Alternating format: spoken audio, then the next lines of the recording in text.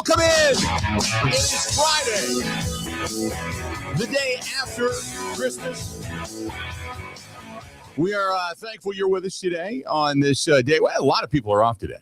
You said, the hell with it. I'm going to make a long weekend. Got a Packers game on Saturday, so technically today feels like a Sunday, or today feels like a Saturday because Packers play tomorrow, which feels like a Sunday. I kind of woke up feeling that way today, to be perfectly honest with you. But hopefully all of you had a very, very Merry Christmas. There were no family feuds. There were no fights, no food throwing or anything like that. Nothing like that ends up happening. And your day was filled with fun and frivolity and everything that goes along with it. And rest and relaxation, for lack of a better term. And whatever, joy you spread, you didn't expect anything in return because that's kind of what the day is all about. So hopefully you had a wonderful, wonderful day. So good for you to be here. The Packers are in, and we're going to talk a lot about that, but they have unfinished business. Even on Christmas, if you follow me on Instagram and Facebook, you know what I did last night. And even on Christmas, sitting in the waiting room, in the lobby, waiting for my food, and even on Christmas, conversations began to heat up, and it was great. It was great to talk some sports and talk about unfinished business regarding the Green Bay Packers and the postseason. So we got that to look forward to. Mike Clemens is going to join us coming up a little bit later on today. So I would assume, I haven't touched base with Mike. I hope Mike had a great Christmas. The group with the staff has a little gift for Mike. We're going to give him tomorrow night. So looking forward to that. But other than that, maybe I'm just waking you up. Hello. Hey, out there. Maybe I'm just waking you up today. Maybe that's what's happening. But nevertheless, glad to have you on board. 877-867-1670, 877-867-1670. If you want to find us, please feel free. Go ahead and do so. Again, 877-867-1670.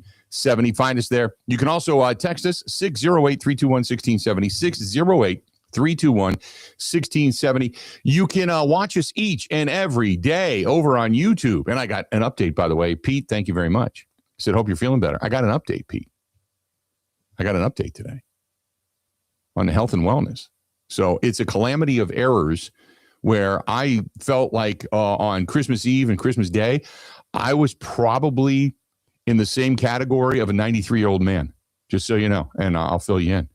If you want to watch us each and every day over on YouTube, go to youtube.com/Bill Michaels Show. YouTube.com/Bill Michaels Show. You can subscribe. Please do. It's absolutely free.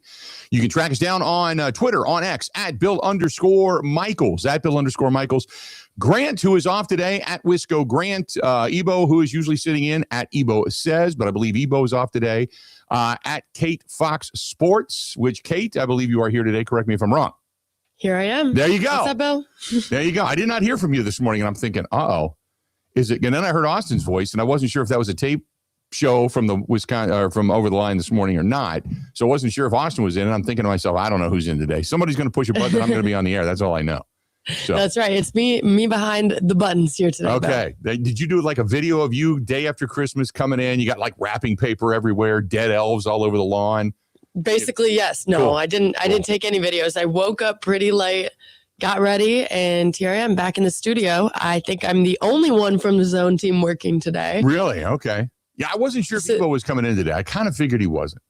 Yeah. Well, it's a Friday, like you were talking about. Tomorrow feels like a Sunday. So we have a 3-day weekend. I'm looking forward to it. But a lot of things to talk about here, Packers. Yeah, there is a lot to get to.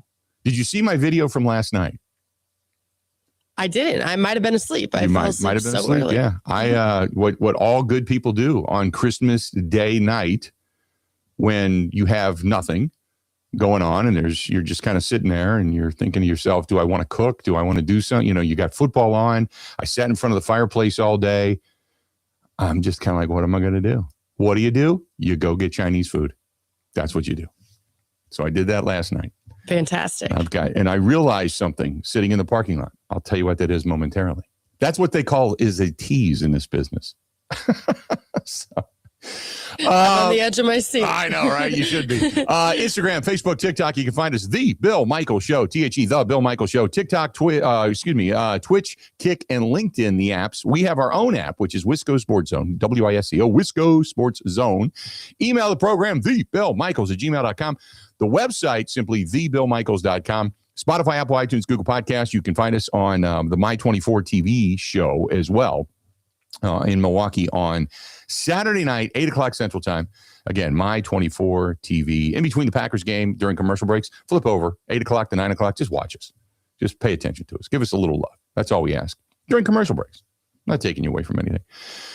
So anyway, there you have it. That is the rundown for what all we have.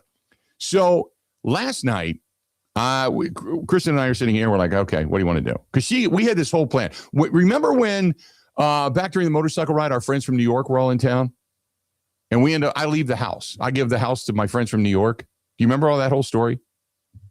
By any chance? I don't remember at all. So there's a whole bunch of friends that live in New York, and they're all associated with Tim Duffy and a charity, which is One Soldier, One Dog, One Team.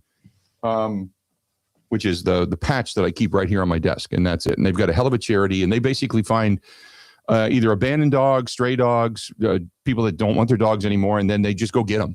And they don't really train them. They just give them to, as long as they're not, aggressive, they give them to veterans that just need companionship.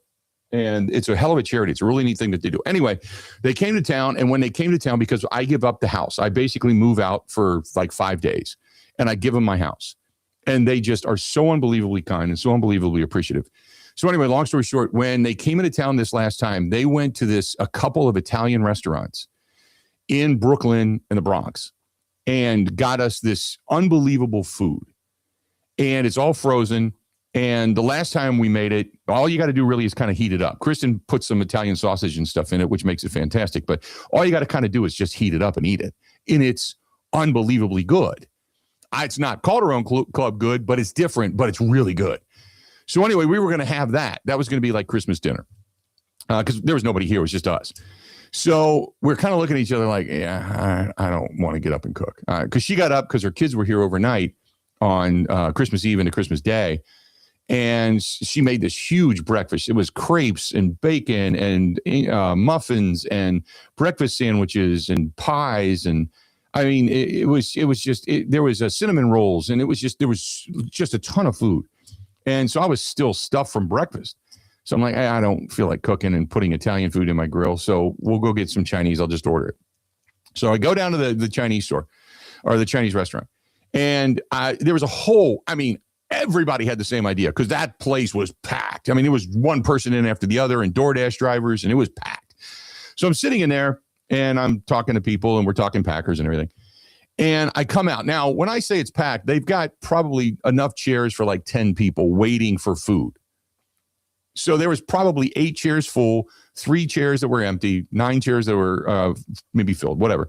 And then some DoorDash drivers waiting. Well, I go to the parking lot, and there's got to be 30 cars in the parking lot. And I'm like, where are all these cars coming from? Because, it's crazy. There's so many cars. And then as I pull out, I went out the opposite way that I came in, and I turned the corner. You know where everybody's at? The vape shop. The vape shop is where they sell the gummies. Oh, my God. People are in there buying gummies and whatever, because I don't even know if you can vape anymore. I don't even know what's legal and not legal. But there's like Little Caesars, one person. Nobody there. There's no other stores open. The whole street is empty. It's dark. It's getting foggy because the rain's coming in. And I'm like, where are all these cars? So you basically got Chinese restaurants and a gummy store. So my figure is that people have had it with their family. They're out buying the gummies. They're taking the gummies, and they're like, oh, dude, man, now I got the munchies. And then they're going next door to the Chinese store, to the Chinese restaurant, and they're loading up on Chinese food and fortune cookies and all that stuff. What a business plan. Oh, my God. It was fantastic. They should be sharing revenue. It was fantastic. I'm cracking up driving home, so I'm like, I got to do a video. So I mounted my phone in the truck, and I just sat there and I just hit play or hit record, and off I went. It was like, yeah, the Packers are in the postseason. This is gonna be great. But oh, by the way, I was down at the Chinese restaurant, and right next door, people are over there buying gummies like they're going out of style. I mean, it was teenagers with South Park shirts on, and adults that were well dressed, well groomed. That if you would see them, you'd swear to God, like they're pulling in their white SUV Audis, and they're in there. It's like the whole group of people like, you know what, family? I love you. I really do. I'm glad you enjoyed what I got you. Thank you for getting me another pair of socks that I will never wear, but I'm going to get me a gummy. I'm going to sit in the parking lot. I'm going to munch on a gummy. I'm going next door. I'm going to get me some egg rolls. I'm going to get me some chow mein. I'm going to get me some of those crunchy noodles, whatever the hell they are. I'm just going to eat them right out of the bag, like popcorn. And then I'll just kind of hang here because you people are on my last nerve.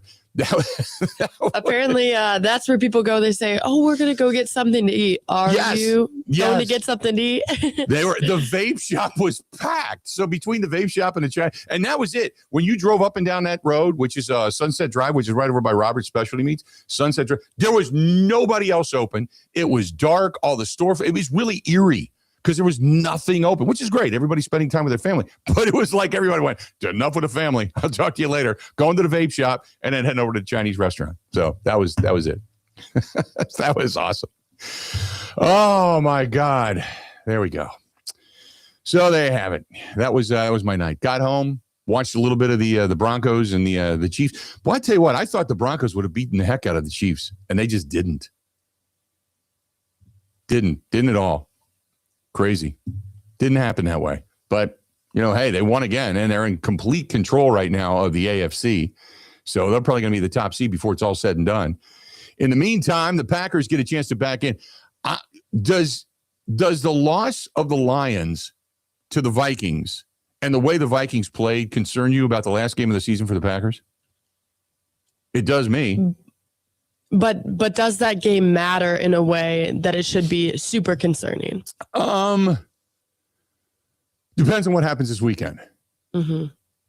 Because if the Packers win Saturday night and then in San Francisco the Bears lose, then yes, that becomes concerning because the Lions are going to go into Chicago on a week and a half, week and a few days rest, while the Packers are then going to go into Minnesota. And if the Packers win and the Bears lose, the Packers win the division. Yeah. So if the division's on the right, so if the division's on the line, I mean, the Packers, they're the 7th seed right now. The only thing they can do is watch the Bears lose 2 games, if indeed that happens, and then you go into Minnesota, and you absolutely have to win the division because maybe the Lions beat the Bears because Dan Campbell was dejected. I mean, he was like fired up last night at the podium talking about how they're going to regroup and end on a high note. So in other words, they're loaded trying to come in and knock off the Bears and ruin their season by making them the 7th seed, which would put them at Lambeau Field in the divisional or the wild card weekend of the playoffs. So anyway, that game becomes vital.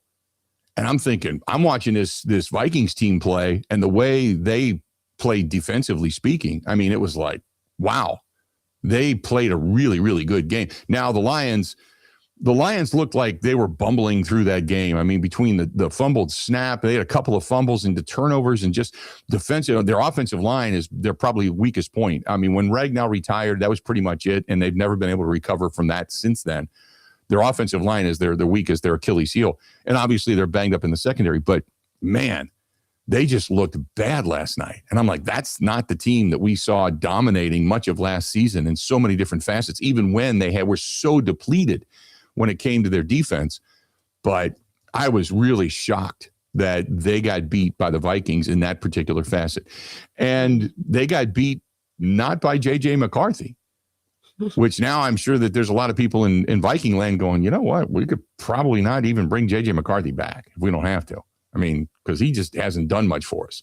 So there's a lot to be kind of gathered by what happened last night. And not that I want to look too far ahead, because you still got to knock off the Baltimore Ravens, who, by the way, announced yesterday that Lamar Jackson is doubtful for this game coming into the game Saturday night because he's been banged up. And then did you read the article out of the Baltimore, I don't know if it's the Sun or what it is, the Baltimore newspaper, where the reporter and the columnist who follows the Ravens wrote this big piece that John Harbaugh had to come out and basically defend and said, no, our relationship between him and Lamar Jackson is really, really good, where Lamar Jackson is apparently staying up all night, playing video games, falling asleep in team meetings. They have to practice later in the day because Lamar said it's too early for him to get up.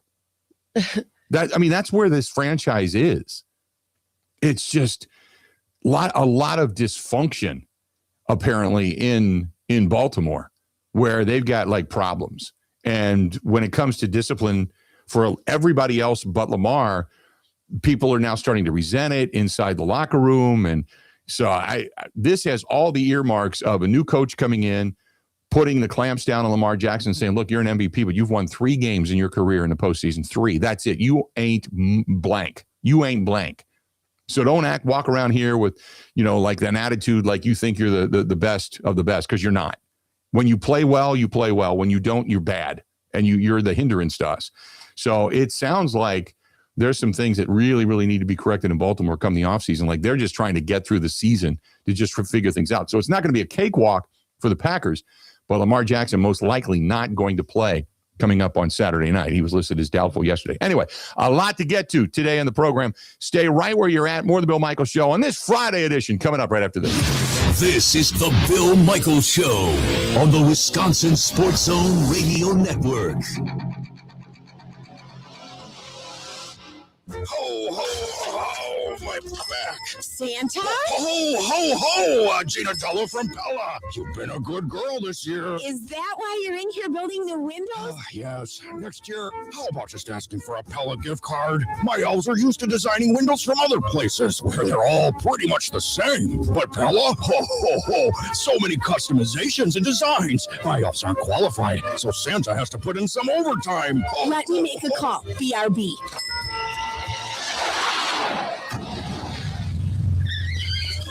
Frighteningly fast pellet team at your service. Let us take it from here, Mr. Claus. And Gina, next time. Yeah, I know. Santa already lectured me. Ask for a Pella gift card. What if you need new windows or doors, but you're on the naughty list? Then this will definitely help. Right now, at Pella Windows and Doors of Wisconsin, get 0% interest for 24 months. Ho, ho, ho. Visit the Pella site and to all a good night. PellaWI.com. Restrictions apply. Install 31/20/25. Truck drivers, wherever you want to take your driving career in 2026, Schneider has an opportunity for you. Our huge selection of driving jobs means you can get the home time that suits your schedule. Choose from daily, weekly, monthly, or sometime in between. Plus, Schneider drivers can choose from dedicated, intermodal, drive-in, and tanker options. Don't wait to upgrade your career before the new year. Search jobs and apply now at SchneiderJobs.com. That's SchneiderJobs.com.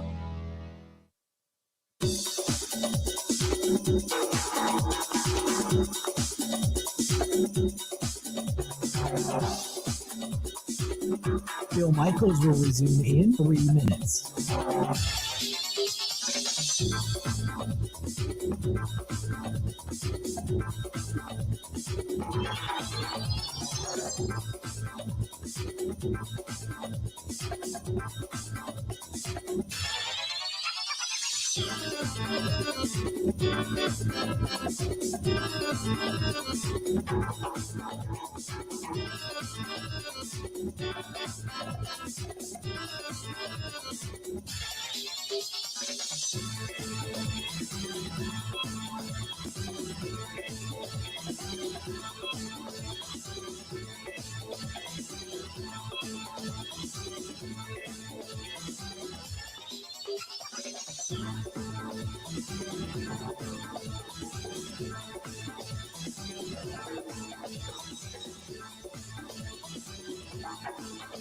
Bill Michaels will resume in 2 minutes.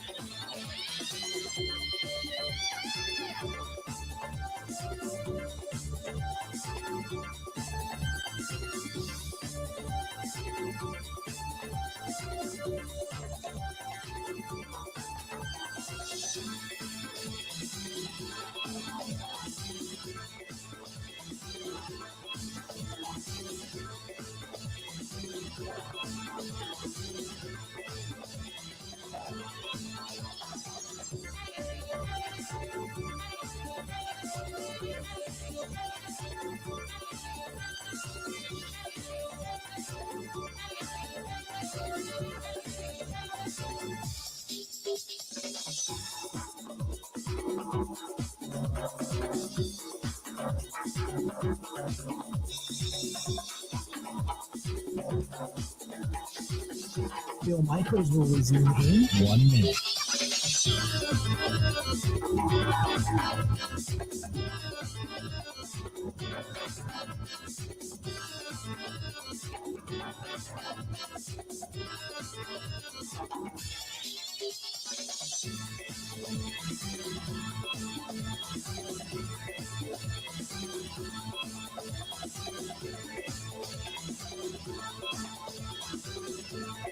Bill Michaels will resume in 30 seconds.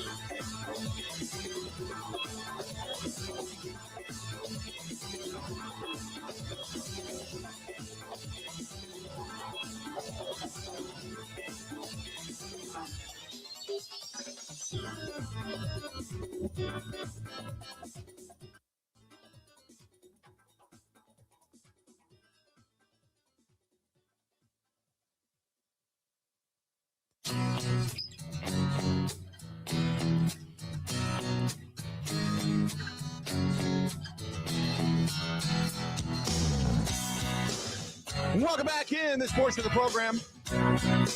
Brought to you by our good friends over there at the Schneider Big Orange Hotline. And all of our guests each and every day appear on the Schneider Big Orange Hotline. Schneider hiring right now, and going into the new year, maybe you want a new career, new job, whatever it happens to be. Join the new team, which is Schneider, SCHNEIDER.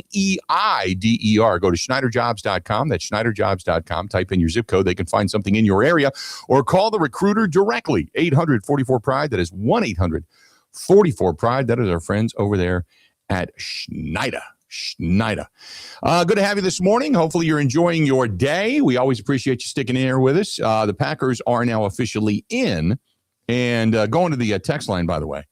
This is out of the 920. Said, not sure why people keep saying that the Packers are going back into the playoffs. They're going to back into the playoffs. The Packers won their way into the playoffs. It's not their fault. The Detroit Lions suck and just lost a game that the opponent had 3 net passing yards. Love it how they win from 15 and 2 and winning the division the last couple of seasons to last place in the division. Their window has closed, and even their coach has said it. The Packers can sit their players in the next 2 weeks and still make the playoffs. That is not considered backing into the playoffs. Well, no.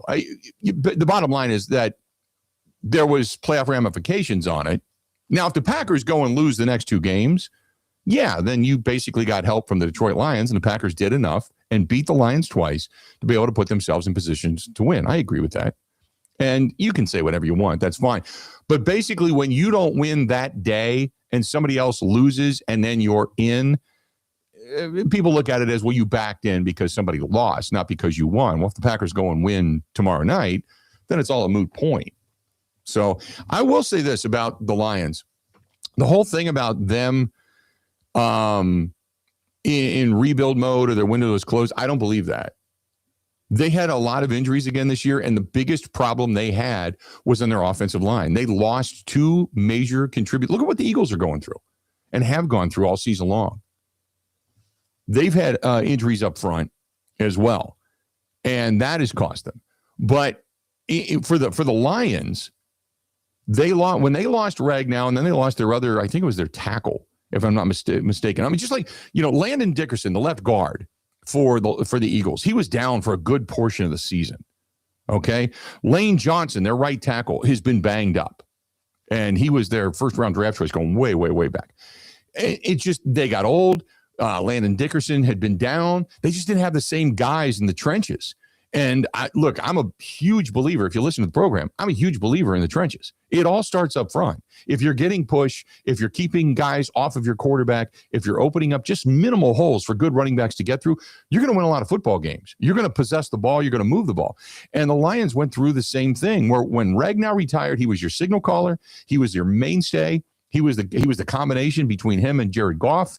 It just, there's any quarterback will tell you that one of the biggest relationships you have is with your center. It just is. And if your center is good, he's good off the ball, he's fast with the football. There's so many different things the center can do, and he knows all of the blocking schemes. There's so many things a good center can do. Excuse me. So, no, I think part of it is they just need to regroup offensive line-wise. They still have Jahmyr Gibbs is fantastic. followed by David Montgomery. They've got good wide receivers, a good quarterback. Their tight end's been banged up. So they've had some injuries and lost some guys along the way. Defensively speaking, now, in their secondary, they got banged up. One of the biggest moves this offseason was when they brought in Branch. I thought that was huge for them. And it just didn't pan out because of injuries. I mean, like I said, they got so many guys that have been banged up. And they brought in DJ Reed from the Jets. And then, like I said, Branch was banged up. Amik Robinson just has not been that good, to be perfectly honest with you. Thomas Harper's okay. But they had better corners, but they just didn't get a lot of pressure. Aiden Hutchinson was a one-man, kind of on an island. He was just kind of on an island. Marcus Davenport is good, but he's nowhere on that same level. I don't even know if Marcus Davenport is better than Rashawn Gary. And that might be saying something. So with DJ Reader in the middle, DJ Reader's solid. You don't have to worry about that. Aleem McNeil, they really never were. Talik Williams over there, their first-round draft choice this year, who they picked up to kind of bolster their defensive front. He was in and out of the starting lineup this year, but they had some issues. So I just think if they get the trenches fixed, their window is not closed by any stretch of the imagination. Just throwing it out there. 877-867-1670, 877-867-1670. If you want to give us a shout, please feel free to go ahead and do so. And, the other thing to consider is, Ben Johnson's gone. And that was huge when it came to the play calling last night. And I had tweeted this out. The play calling last night for the Lions, at one point I'm like, what are you doing? They are stuffing the box and stuffing the middle, and you're still trying to run into it, and you're not having any success. The play calling was atrocious. And I know that Dan Campbell had to take the play calling over in the middle of the season, and the play calling was atrocious. So it's like, no, there's a lot of things that weren't right with that team this year. And so I get it. So I just kind of figured it would be a little bit of a drop off for them. So I'm not completely condemning everything it is that Dan Campbell, because remember, their offensive coordinator became John Morton this year. And John Morton, let's be honest, he just wasn't that good. He wasn't that good. And when Aaron Glenn left, defensively speaking, Aaron Glenn was really good defensively speaking as well. He was able to dial some things up and mix and match guys. And, it just, I don't know, it just never really got going. Never really got going, to be perfectly honest with you. Let's go to the phone calls. Let's go to Kevin listening to us in Green Bay. Kevin, how you doing, man? What's going on? Well, hi. I'm doing quite well. Hopefully you had a wonderful Christmas. Just wanted to talk a little bit about actually the Lions, because I found last night's game fascinating. Yeah, go ahead. Absolutely. Yeah, so I sometimes will actually go online and watch an opposition's post game, as well as some of their content creators, just to get a pulse of how they're feeling. And I did that with the Lions, and it was quite interesting that there are a lot of unhappy Lions fans with their general manager, Brad Holmes. And, you talk about their window, maybe is it open or closed? I actually see it more towards the closed than open. And a lot of their fan base has taken their GM to task for not addressing the offensive line or really making many aggressive moves in the offseason, because they even played clips of his press conference in the offseason where he essentially scoffed up, we're good. Well, this year, they kind of got exposed. They had a lot of injuries, right? But what it exposed is really the Lions don't have a lot of depth. And they've got some contracts coming up. That really good draft class that has Gibbs, Jack Campbell, et cetera, Brian Branch. They're going to have to make some decisions on their cats. But watching, Dan Campbell's press conference, that looks like a defeated coach. Yes. And if we as Packer fans are going to count on the Lions going in and knocking off the Bears, two things to look for. Is the team still buying into Dan Campbell, and are they going to play their starters? Because you have more to lose by playing guys like Amon-Ra, who are beat up, Jahmyr Gibbs, et cetera, than you do to go in and try to play spoilers. So it will be fascinating to watch what their approach is. But, man, if you're counting on the Lions to go in and beat Chicago, I'm not seeing it, but I can be totally wrong. I remember when they got knocked out of the postseason. They had nothing to play for, and they came in loaded, knocked off Aaron Rodgers' last game as a Green Bay Packer, and they beat him because he talked them into pride. That's a great point. That's kind of what I think they're going to come into this Bears game. However, I think that's because they were still trying to establish themselves, and that was still in the biting ankles and knees and all that stuff that, quite frankly, is starting to wear off. Because at the end of the day, I think that team's starting to maybe not buy so much into the game. Because here's the deal: he's the one that wanted to take over the play calling, right? Right. Well, who hired the coordinator? Who made those decisions in the offseason? Right. No, I mean, I agree with you. John Morton and Kelvin Shepard, both of those guys were groomed for years to possibly be the coordinators, and just John Morton didn't get it done. Kelvin Shepard hasn't done a bad job, but John Morton just didn't get it done as a play caller. There was no rhythm to his play calling. Yeah. And honestly, just one more thing. I'll let you go because, you got stuff to do, but had the Vikings had 44-year-old Phil Rivers slinging the ball, they might have won that game 40-3 yesterday. Yeah. Yeah, no, I couldn't argue with that. They didn't throw for it. I mean, just the accuracy. I mean, they just don't have a quarterback. They probably, I get what they wanted to do and appreciate the phone call. What they wanted to do was not put any pressure on J.J. McCarthy, like not keep Daniel Jones like as a backup, because they didn't want a veteran looking over the kid's shoulder. They didn't want any controversy. They just basically gave him, here you go. Max Brosmer, was it John Wolford is there he's the guy, I think Brett Ripien, I think that's his name. I can't remember. But it's J.J. McCarthy and Max Brosmer. They didn't want anybody looking over J.J. McCarthy's shoulders because they believed he was the guy. And he just never really developed into the guy. He had flashes. He had moments this season. Now, maybe you build upon that with your first season under center, but he just never really became the guy. And much to the chagrin of, guys like Justin Jefferson and Jordan Addison, that's for sure. Jalen Naylor, all those guys wanted more numbers, bigger numbers, and there was some frustration there. So we'll see what happens in the offseason. But their defense was okay. It just wasn't great. But I agree with you. I look at if they would have had anybody more capable under center, they could have beaten the Lions pretty handily last night. And don't forget, going back to the Lions, and I wanted to kind of touch on this for a second. When you look at the Lions, I said Brian Branch, don't forget Kirby Joseph is on the IR. Sam Laporta is on the IR. Their other tight end, Brock Wright, is on the IR. I mean, they lost their secondary was decimated. Both guys going down for the season, and then they lose their best tight end and Sam Laporta, and then their backup tight end and Brock Wright. All those guys gone. Now, we can't complain because the Packers are going through the same thing.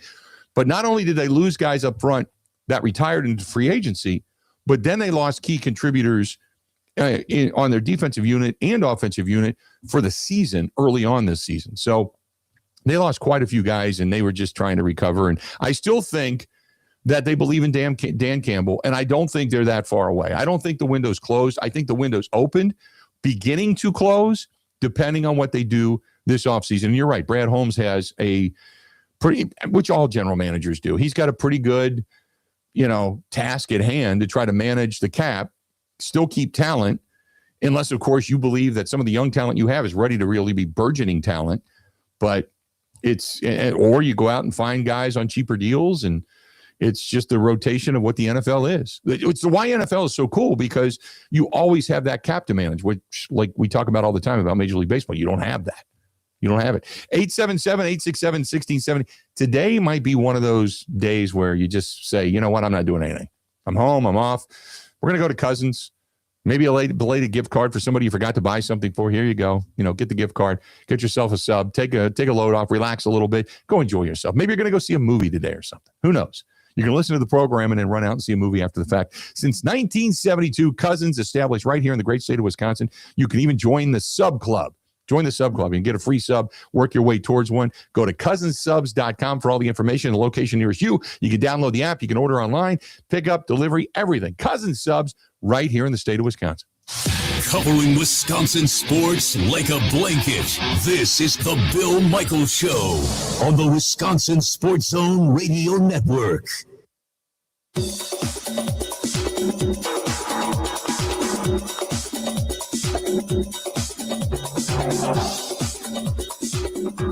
Bill Bill Michaels will resume in 5 minutes.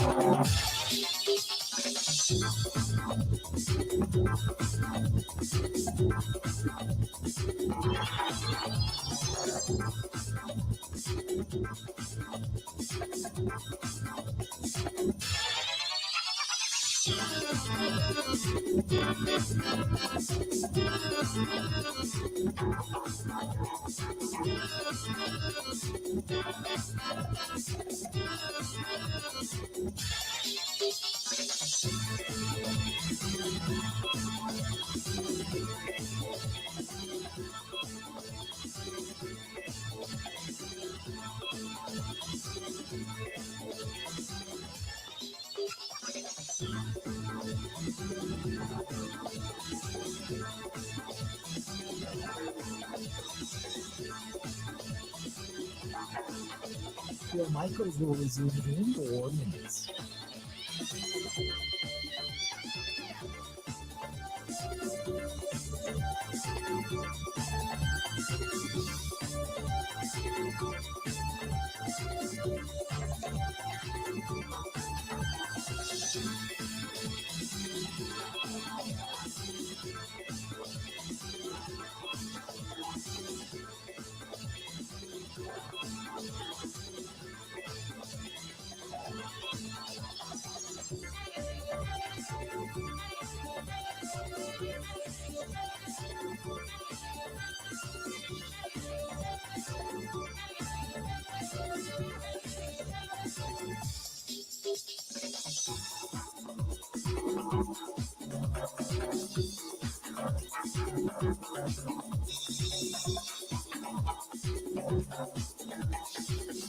Bill Michaels will resume in 3 minutes.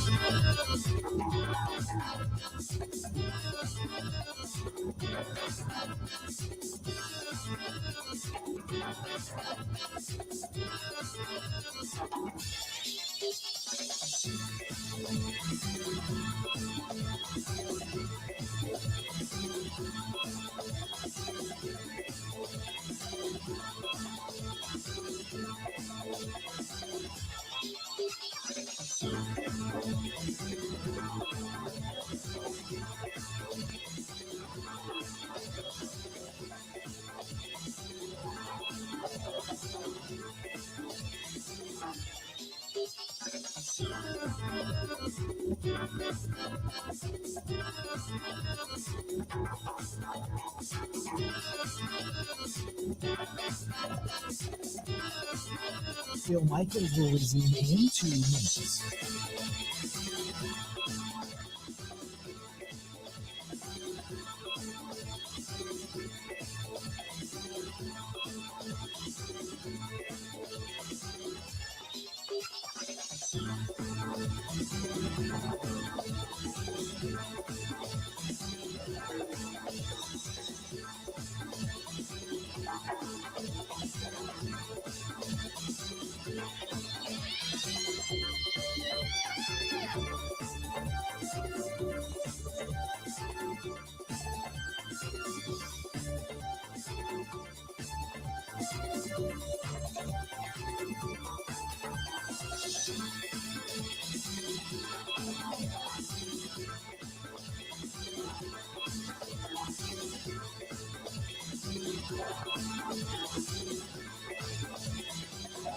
Bill Michaels will resume in 1 minute.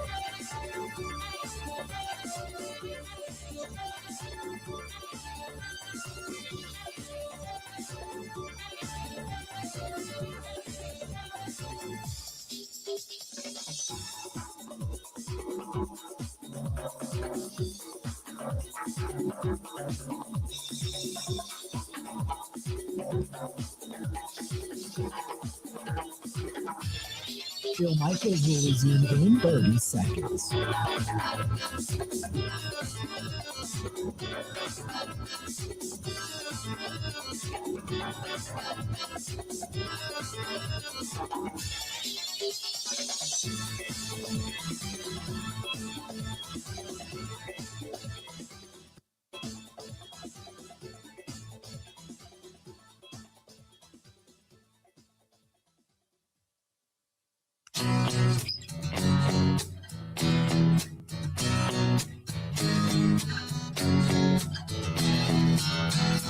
Welcome back. Bill Michaels Show on this Friday edition. This portion of it brought to you by our friends, the famous Wheeler Dealer, Suburban Motors, Suburban Harley-Davidson in Thiensville, Wisconsin, right there on Main Street, just in the Mequon area, just south of Cedarburg, as a matter of fact. Family-owned for 50-plus years, and they still have some great deals, some post-Christmas deals, and then now we're into the getting in a new year, and then you start wishing for warmer weather. So now you start thinking about that kind of stuff, going, oh, God, I can't wait for summer to get here. I can't wait to ride. I can't wait for the motor clothes. I can't wait for all the new stuff. That is our friends at Suburban Harley-Davidson. They've got they basically have your dreams right there in their four walls. So stop out to Suburban Harley-Davidson, Suburban Motors, right there on Main Street in Thiensville, Wisconsin. Go to suburbanharley.com. That is suburbanharley.com. You can call them direct for hours in operation.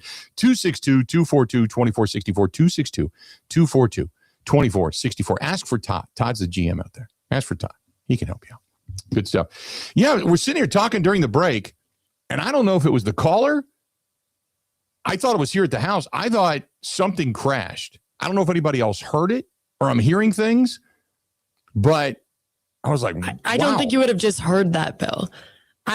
Nothing happened here in the studio. I've been sitting here unbothered. Right. So I could have swore I heard a crash. I'm like, I thought a shelf fell down, or things fell out of the pantry, or somebody threw a brick through my front window. I heard something. It crashed. It was during our phone call with the caller just before. And I'm even like looking around to see if somebody's in the house, like walking up to the studio or something.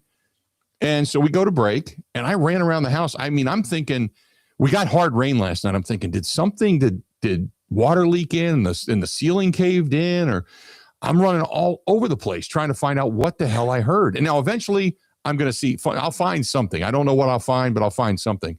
But it sounded like it was right outside the door here, and there's nothing. So strange. I checked the bedrooms, nothing. I checked the kitchen, nothing. Checked the pantry, nothing. Well, I don't know what Wisconsin family says. That was the lions hitting the ground. I love it. Yeah, I don't know, man. It's crazy. I heard that, but I can't find anything. Well, if you are bothered all of a sudden during the segment, I'll go to break and I'll make sure I call 911. Right. Okay, if I go down, then yeah, something happened. But I don't know what it was. I don't know what that was at all. I got all the weaponry put away, so I'm like, I can't even grab anything and go check the house. But I would have known it because the alarms would have gone off. But yeah, it was just weird because I heard something crash, and it just sounded like maybe, you know how like you set something too close to an edge, or the shelf is leaning a little bit and you put too much weight on it and it crashes. I mean, we've all done that, but I can't find anything.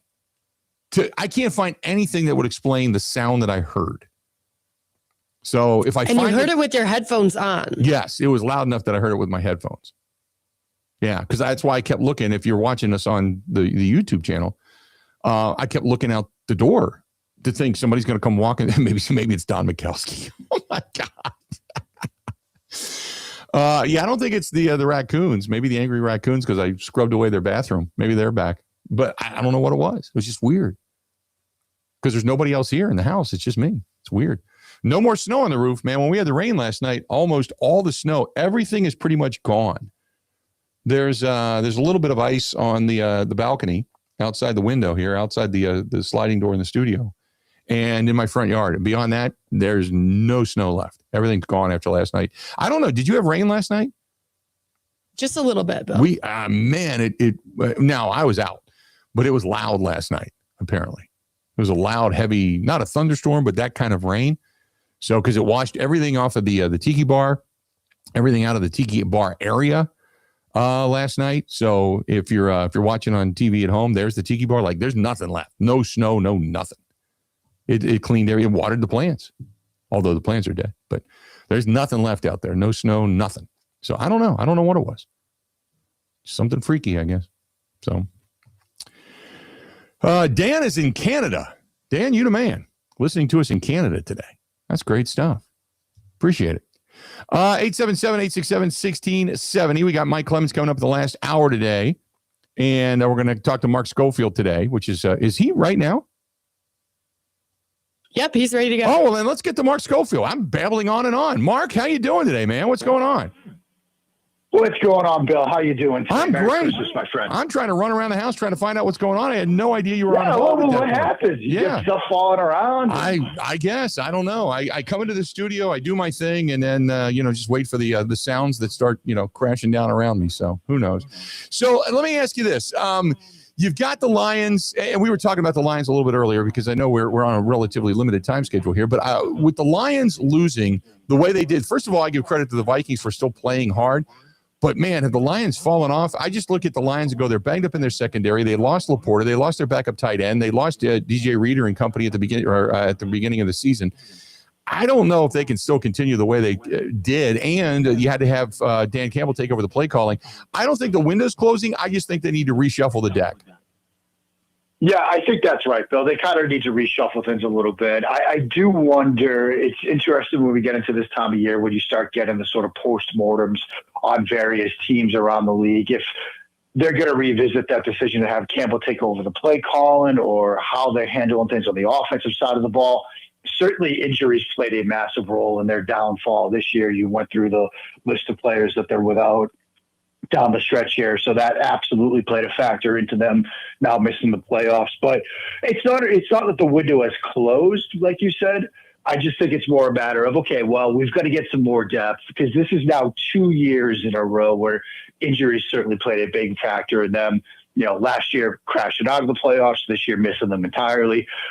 They've certainly got the talent at the top level of the roster to make a deep playoff run, but it's more when you have injuries, as you do in the National Football League, you've got to have players that can step up, and that's kind of what they're missing right now. I think they'll have to be active, in free agency active, day 2, day 3 of the draft, find talented players to fill out the back half of the roster, and then make another run next year. So let me ask you about, because where the Packers are right now, they got the Ravens coming up. Baltimore, the big article came out about how there's dysfunction, and Harbaugh then had to back it down and say, no, everything's completely peachy here. Packers getting ready to take on a Baltimore team, looks like it's going to be without Lamar Jackson. Is that season for the Baltimore Ravens pretty much a wash because Jackson hasn't been capable of really playing to his fullest potential? There seems to be some infighting now, even though they're trying to cover it up. What's going on, in your opinion, with Baltimore? I don't know what's going on, Bill. And, like I said, it's interesting this time of year when you get the postmortems on teams after they've missed out on the playoffs or when they lose in the playoffs. In Baltimore, we're getting it before they're even officially eliminated. That tells you that, like you said, there is some dysfunction in that locker room. And it's not just Jackson. He's obviously dealt with the injuries this year. And, there are rumblings about him needing to grow up, needing to mature, things like that. That Patriots game, I thought it was fascinating that after they score the touchdown with Derrick Henry to go up 11, he doesn't see the field again. Yeah. And they're saying, oh, it's because of the rotation. Look, you need a win. You've got to keep pace with Pittsburgh. You've got to salt this game away. Why don't you have your battering ram of a running back on the field for one of those last 2 possessions? That certainly seemed off. So, is there an offensive staff coaching change that has to be made? I don't know what the issue is in Baltimore, but it doesn't seem right. And when you're getting these stories start to leak before you've even been officially eliminated from playoff contention, that's a serious situation to me. Does Harbaugh, is his job, do you really think that it's in jeopardy?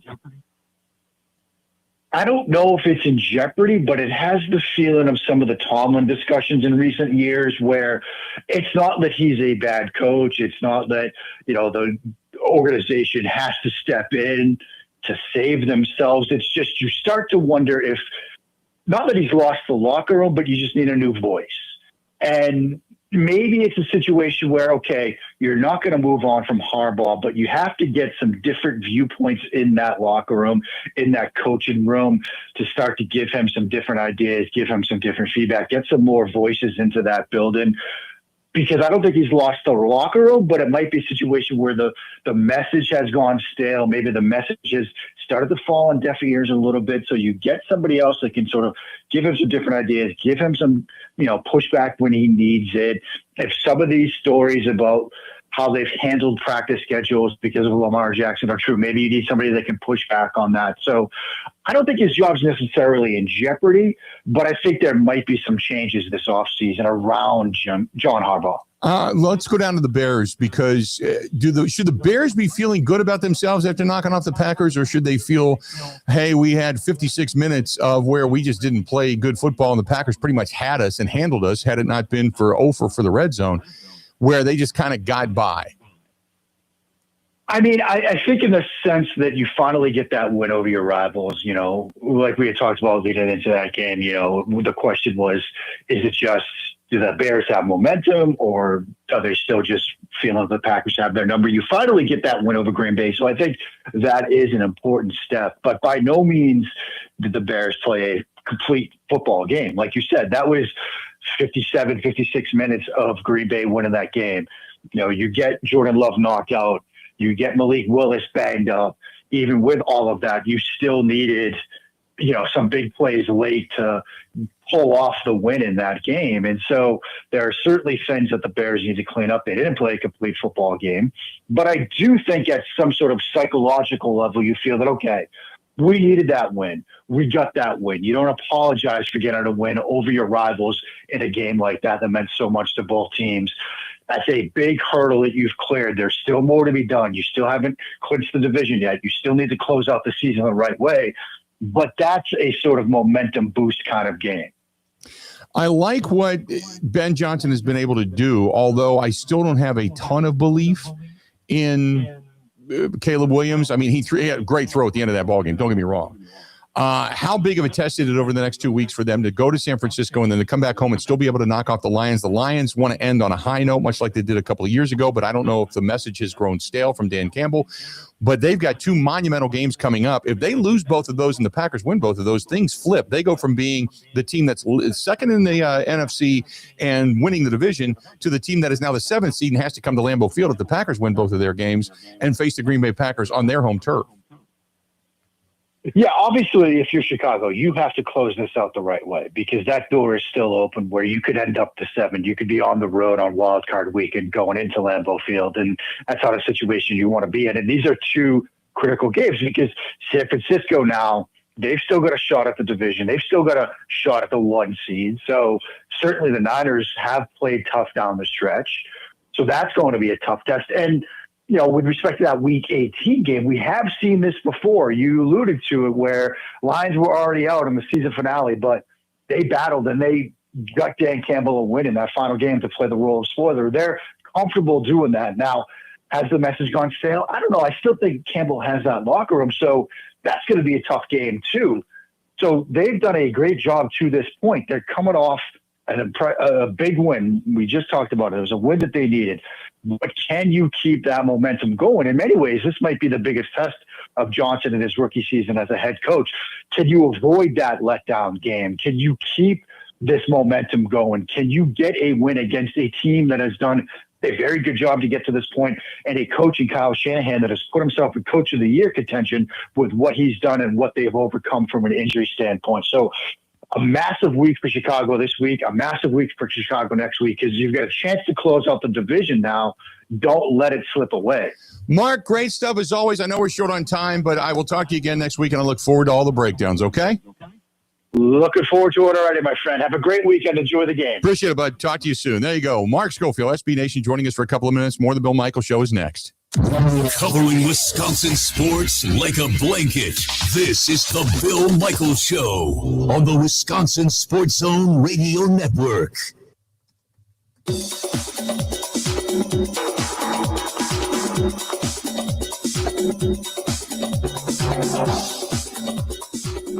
Bill Michaels will resume in 3 minutes.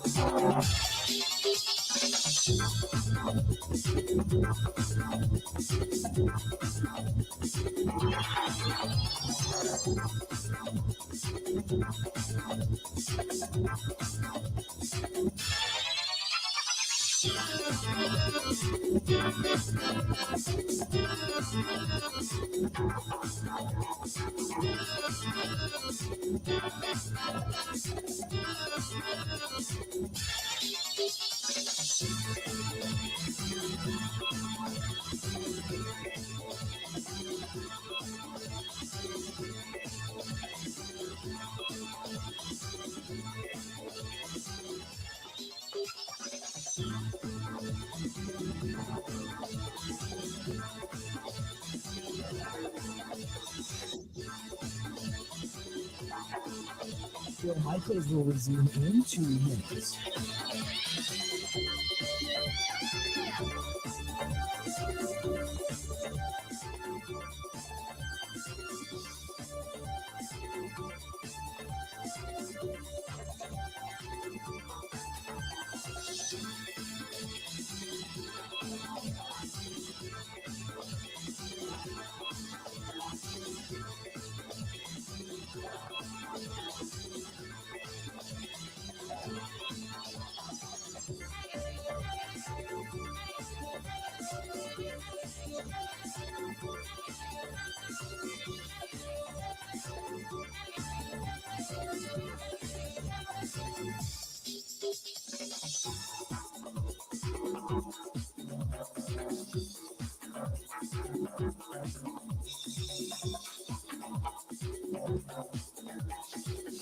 Bill Michaels will resume in 1 minute.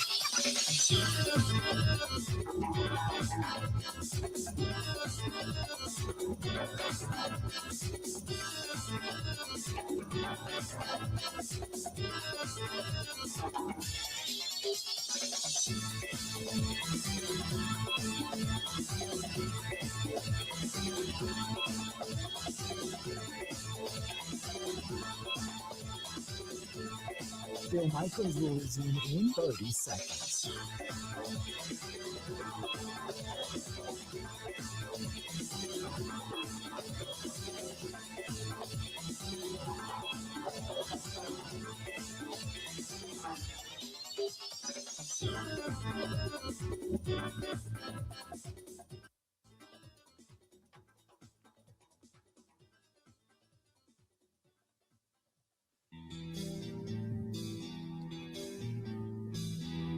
Welcome back. Just like that. An hour down. We got 3 more yet to go. Don't go anywhere. Mike Clemens is going to join us in the last hour of the program. We have got a lot more on this Friday edition, the day after Christmas. Hopefully you're enjoying your day off. If indeed you're off. If you're working, well, kudos to you. Kudos to you. You didn't waste the vacation day. There you go. Stay tuned. We got a lot more of the Bill Michaels Show coming up right after this.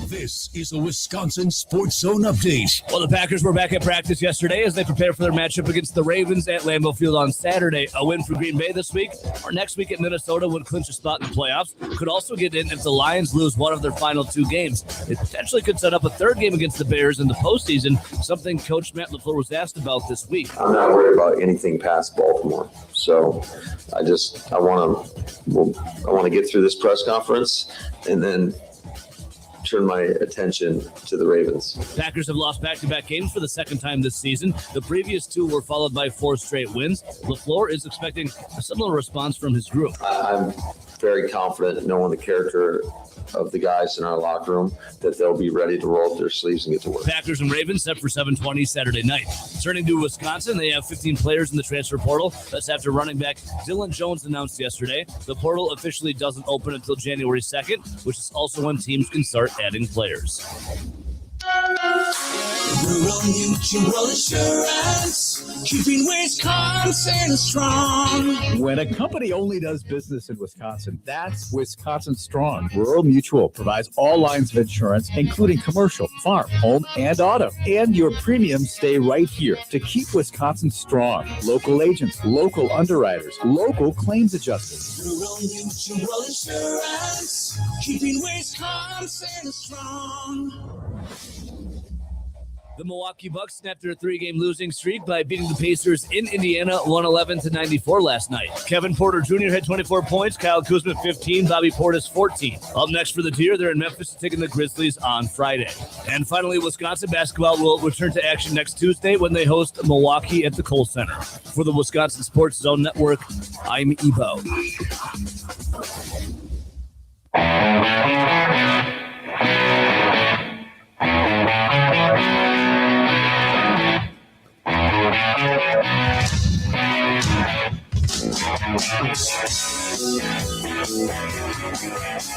Welcome in and good to have you.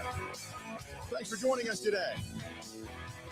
Bill Michaels Show, the day after Christmas. Hopefully you enjoyed your days, Christmas Eve, Christmas Day. Obviously looking forward to New Year's Eve, New Year's Day as well. I enjoyed the football last night and yesterday, pretty much all day yesterday. By the way, the NBA is mad. Charles Barkley's mad.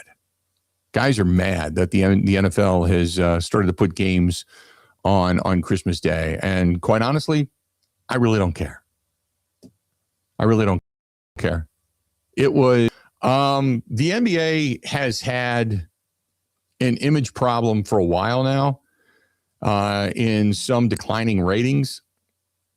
And the effort that some of these guys put out, it's not the sport that they think they are. They think they're bigger than everybody else because of their contract with ESPN and NBC now. And I don't know how to put it. I like watching NBA basketball. I like watching the Bucks and such. But to me, the NFL is destinational viewing, where the NBA becomes, to me, at times, background noise. And, obviously the Bucks aren't having a great season anyway, but it kind of has become background noise. And the NFL put their games on Netflix and Amazon Prime. And they still were drawing big numbers. And the NBA was just a yawner. I was flipping around last night. I'm just like, no, I'm not going to do this. Not going to do this. Not going to happen. I still enjoyed the games. The early game with Dallas, kind of nothing to play for between those two teams, but I still enjoyed it. And then obviously with a rooting interest yesterday afternoon between the Lions and the Vikings, still had a rooting interest there. I did find myself at times, though, wanting to see the Vikings go down, but I knew it would be in the best interest of the Packers if the Lions won. I thought it would be good if the Lions won and had something to play for in the last game against the Bears, because then it would have been an end-all be-all fight.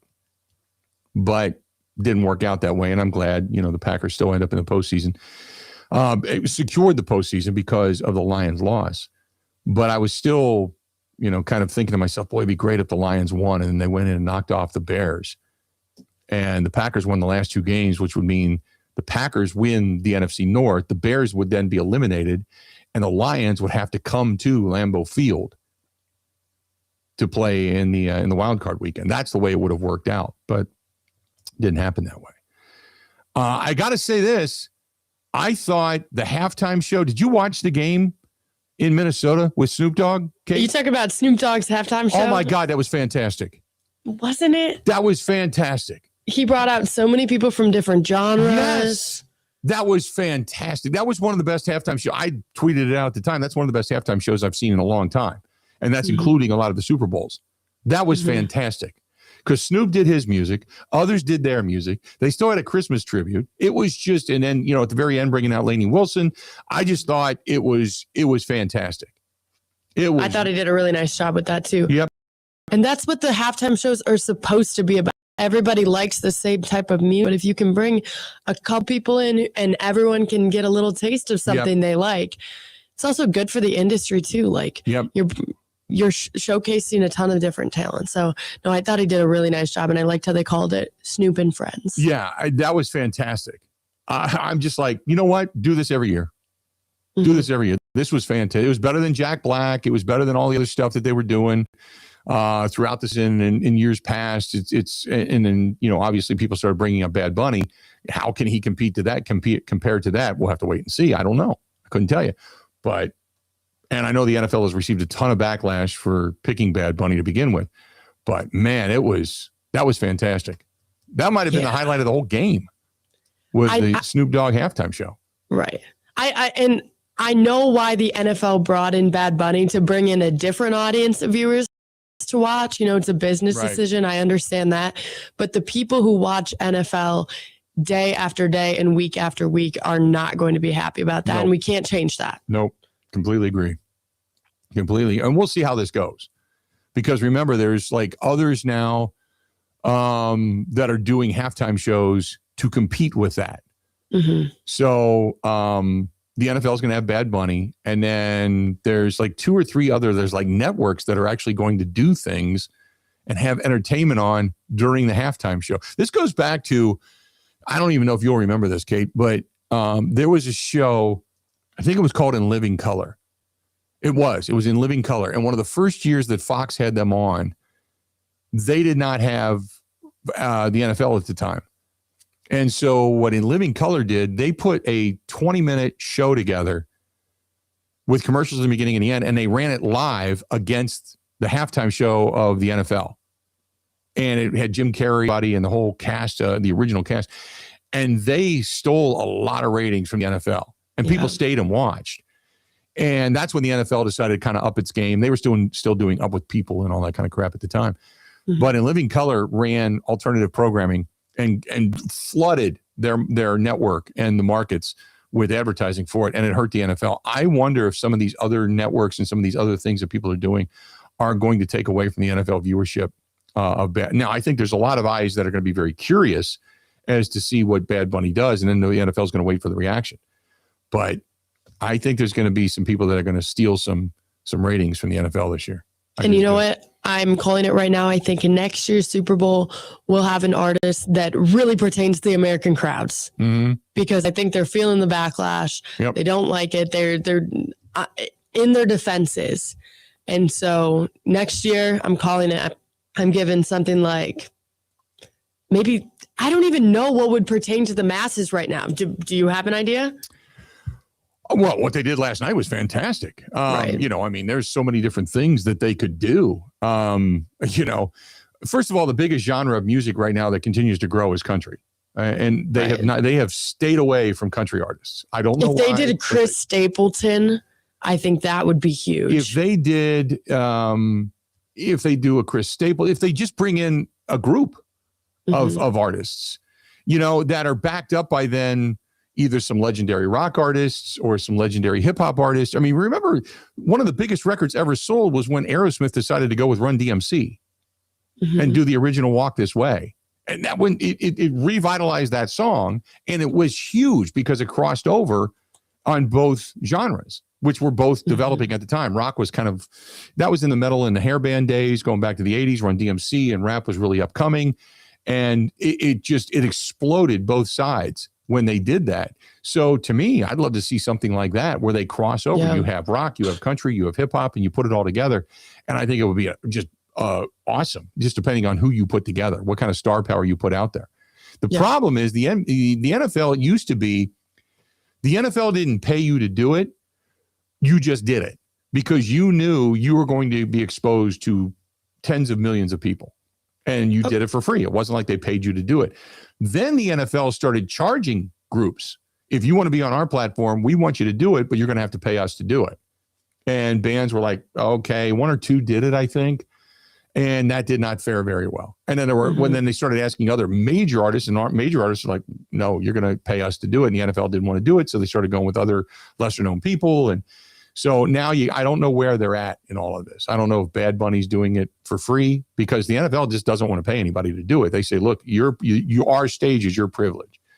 So I don't know what they're going to do. But if you put just Chris Stapleton, Aldean, Luke Bryan, Lainey Wilson, then you bring in some of the maybe the former, like a Snoop Dogg type of rap artists, hip hop artists. Then you bring in, I don't know, 1 or 2 major guitar players that are from rock bands or something like that. It'd be fantastic if you kind of meld the music together. But I thought what Snoop Dogg did yesterday was fantastic. I enjoyed that. That was fun. At the end of it, I found myself going, wow. So there you go. 877-867-1670, 877-867-1670. Give us a shout. Please feel free. Go ahead and do so. Again, 877-867-1670. What else do we have here? Let's see here. This is from Mark. Mark says, hey guys, I still think the Packers can beat the Bears even if you have to go down there, which, you know what? And when the Bears beat because I think actually, correct me if I'm wrong, I think when the Bears beat the Packers, I think the Bears clinched, if I'm not mistaken. I think they clinched the postseason. I can't remember correctly. I think they did actually, but because I didn't think, let me go back and check because I know now they have. The Bears have clinched, the Packers have clinched, and the Lions were eliminated.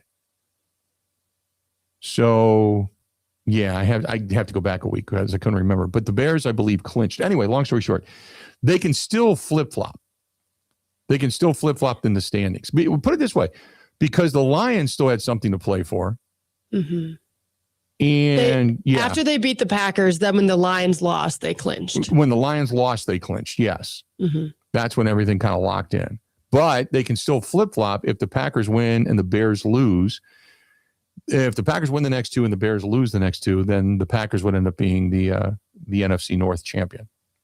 Because then the Packers would have 11 wins, they'd be 11-5-1, and the Bears would be 11-6, which would mean that half game, that tie, would give the Packers the advantage. Therefore, they would end up winning the division. And I remember when we were talking about that at the postgame show, when that happened, we said this could be big for playoff standings. Right. The tie in general. I mean, obviously we would have wanted to win, but to walk away with the tie honestly felt like a little bit of a win at the time. Right. With how bad they played there. Yep. It just, you go back in the season, and this is why I say this every year. There's games that you lose, you have no business losing. I know they just happen. I understand that. But when you look at teams that you should beat and you have no business losing to those teams, they just rise up for whatever reason that particular day. But you always look back at it and go, oh my God, I can't. That game, Cleveland, I think, sticks in more people's craw than anything because Cleveland is just not a good football team. And I think that's the game that most people look at and go, okay, this should have never have happened. Never have happened. To lose to Philadelphia at home the way you did in back-to-back losses between Carolina and Philadelphia, both of those teams, Philadelphia is still a 10-5 team. I know the Bears beat them. They're still a 10-5 team. Carolina right now, 8-7. Although what's really weird about the NFC South is Carolina leads the division at 8-7. And they have, short of the Falcons, they have the worst point differential. They've got a -50. There's nobody in the NFC South that has a positive point differential. They're -50. -50. The Saints are -83. The Falcons are -53. And the Buccaneers are -30. They're -50 in point differential. So I can't imagine that Carolina is going to be any kind of a long-standing, postseason juggernaut by any stretch of the imagination. But the Bears are plus 33. The Packers are plus 61. The Eagles are plus 60. But it's the Seahawks and the Rams who are really kind of head and shoulders above everybody else. The Seahawks are plus 164 at 12-3. They're a good football team. They've won 5 in a row. The Rams, who just lost, by the way, they're 11-4, tied with San Francisco, but they're plus 158. San Francisco plus 72. But San Francisco has been getting it done with just really stellar coaching on both sides of the football. With all the losses and guys that have gone on IR, by the way, all 3 of those teams have clinched out of the NFC West. So really, it's just a position of kind of jockeying right now. Everything is pretty much set. The only thing you're waiting on is to see what happens in the NFC South. The 2 teams that are waiting because they've still got things to play for is Carolina and Tampa Bay. Whoever wins the division is going to go to the postseason. Whoever doesn't is going to be eliminated because everybody else in the NFC is either clinched or eliminated. Those are the only 2 teams that still have something to play for when it comes to the top spot in the NFC South division. So things are kind of shaping up, we'll say. 877-867-1670, 877-867-1670. Yeah, you've got the Minnesota Vikings, who are they're eliminated. The Packers have now clinched. And the only 2 things you're waiting to find out right now is Carolina and Tampa Bay. Tampa Bay technically is in the 11th spot. So if Tampa Bay loses another game and Carolina wins, then it's over. then Carolina clinches their division. They automatically would host a home playoff game. That would eliminate Tampa Bay. But if Tampa Bay wins the next two and say Carolina loses the next two, then obviously Tampa Bay ends up winning the division in their end. They go from 11 to number 4 as far as the seeding goes. So, and San Francisco, by the way, wins the tiebreaker over the Rams based upon the best win percentage in division games. So San Francisco in their division was 4-1, where the Rams were 3-2. So therefore, that's the reason that right now San Francisco is listed as the 5 seed, and the Rams at 11-4 are listed as the 6 seed. The Packers 9-5-1, they're listed as the 7 seed, and they have locked a playoff spot, but they can still end up winning the division. All right, all of that done. There you go. Let's do this. We'll step out. We'll take a quick break. We'll come back. Stay tuned. We got more coming up right after this. Ready? This is the Bill Michaels Show on the Wisconsin Sports Zone Radio Network. Ho, ho, ho, my back. Santa? Ho, ho, ho, Gina Della from Pella. You've been a good girl this year. Is that why you're in here building the windows? Yes. Next year, how about just asking for a Pella gift card? My elves are used to designing windows from other places where they're all pretty much the same. But Pella? Ho, ho, ho. So many customizations and designs. My elves aren't qualified, so Santa has to put in some overtime. Ho, Let me make a call. BRB.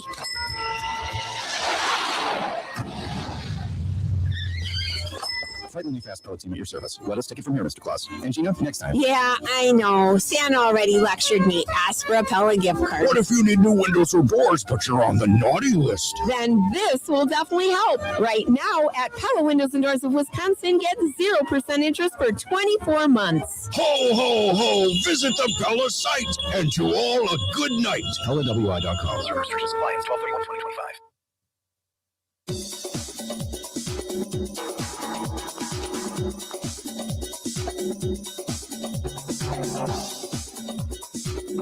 Bill Michaels will resume in 3 minutes.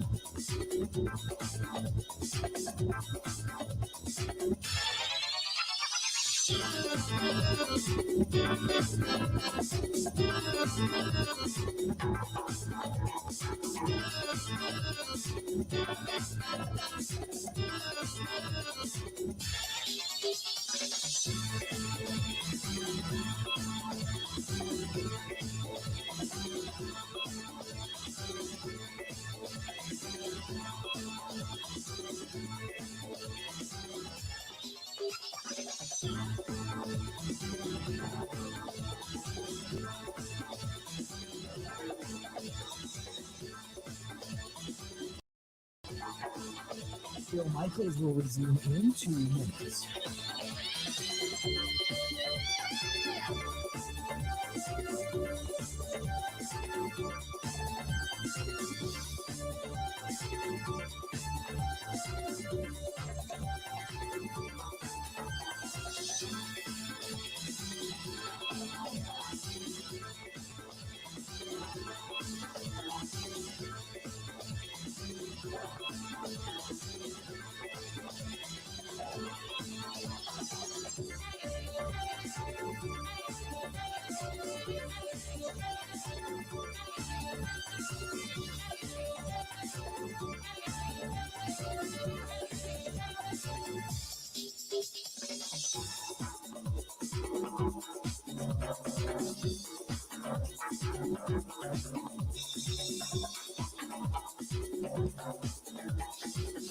Bill Michaels will resume in 1 minute.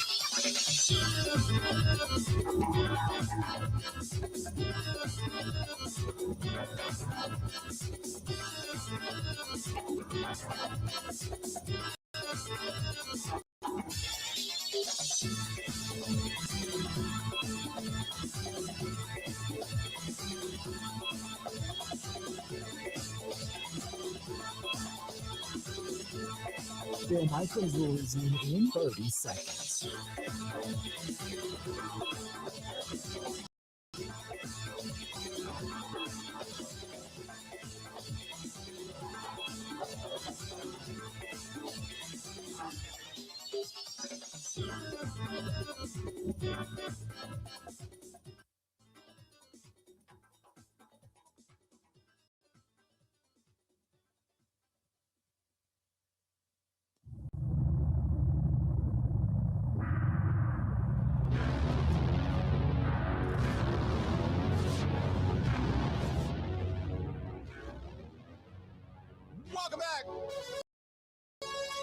Show. So the Bears knocked off the Packers, and then the Lions lost.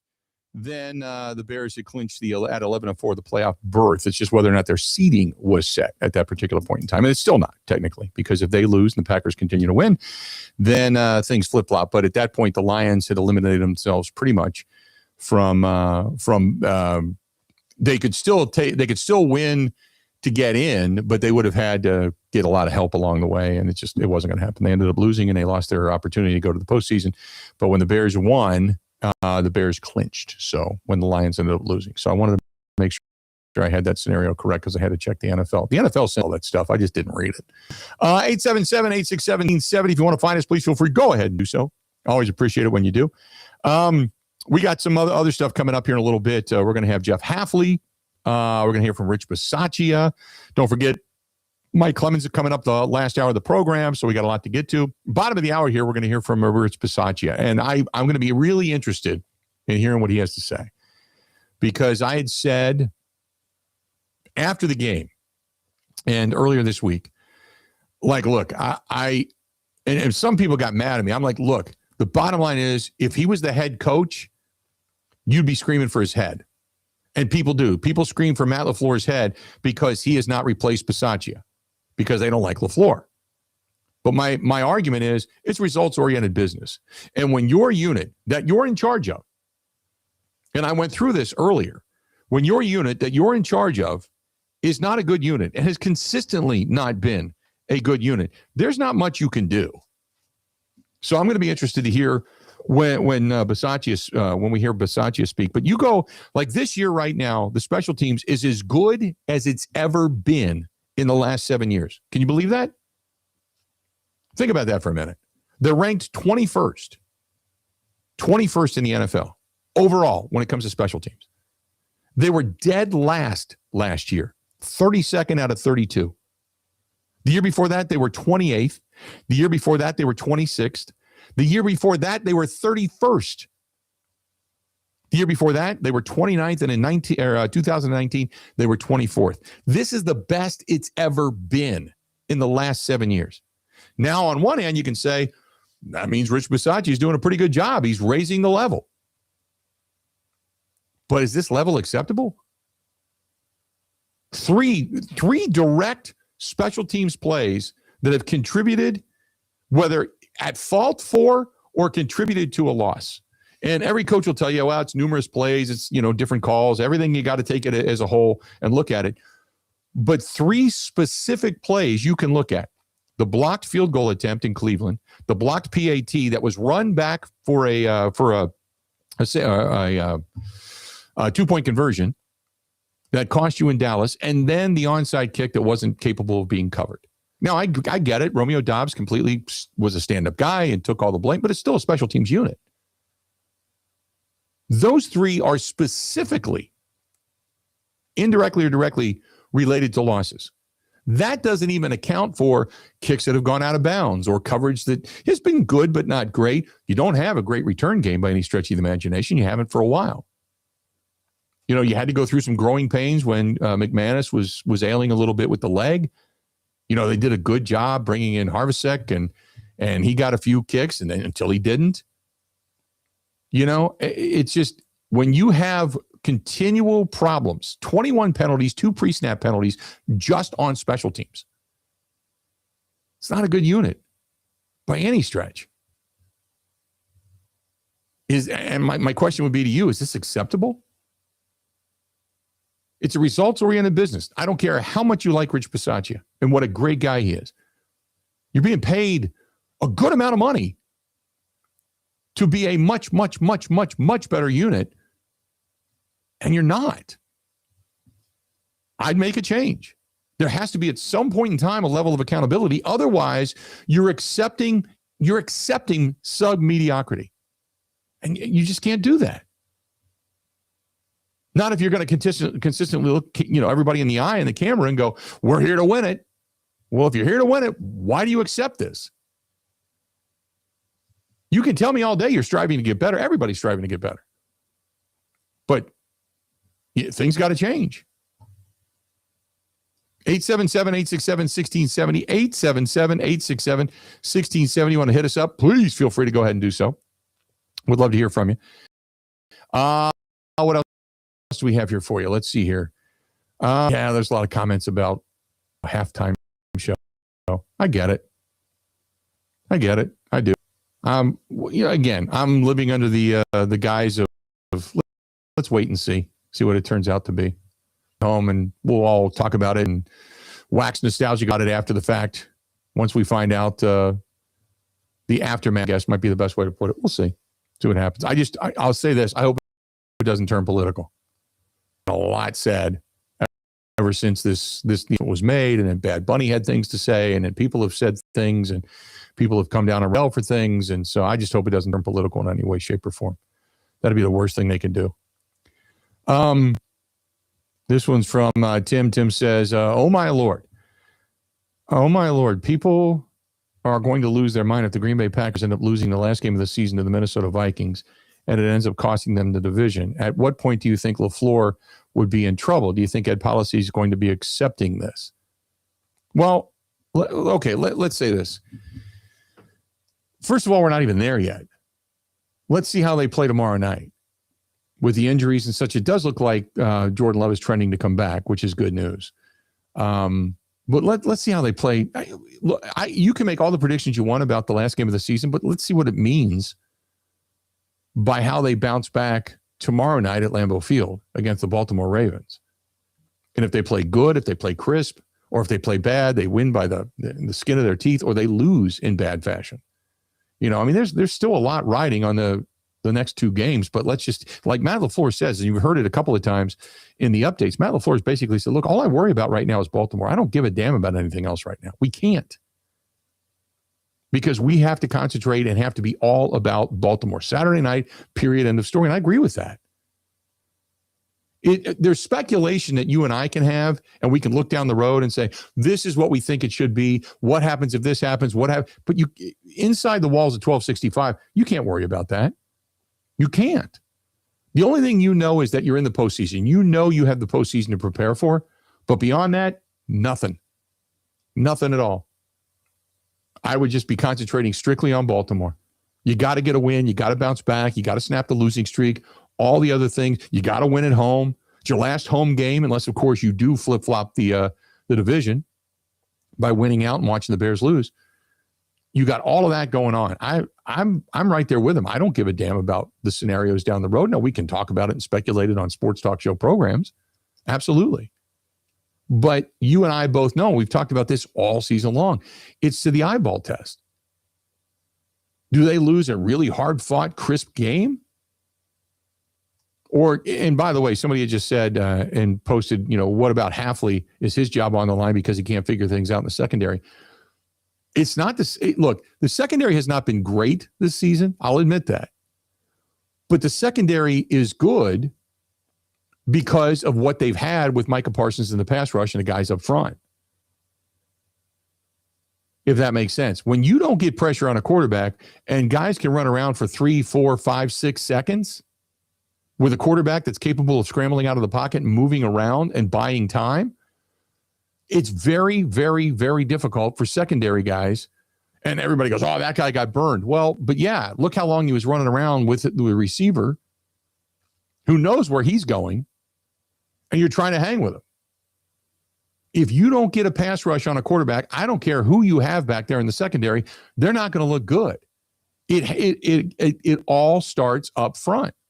If you can put pressure on a quarterback and make him throw the football just a tick quicker than he really wanted to, or he has to guess into the window, you become that much better as a secondary because of the guys up front in the trenches. You lost Micah Parsons. They did a really good job of kind of stymieing the run, flying to the football. That first half, that was gold, man.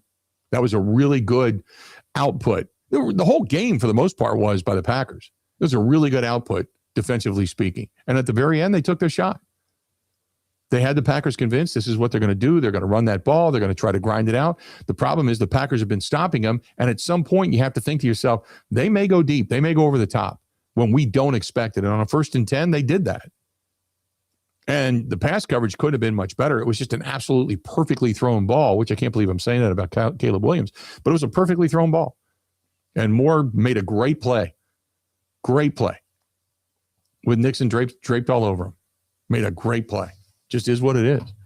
877-867-1670. When we come back, stay tuned. We're going to hear from the special teams coordinator, who is under fire, we'll say. Rich Bisaccia. Don't go anywhere. Got a lot more of the Bill Michaels Show on this Friday, the day after Christmas. Coming up next. This is the Bill Michaels Show on the Wisconsin Sports Zone Radio Network.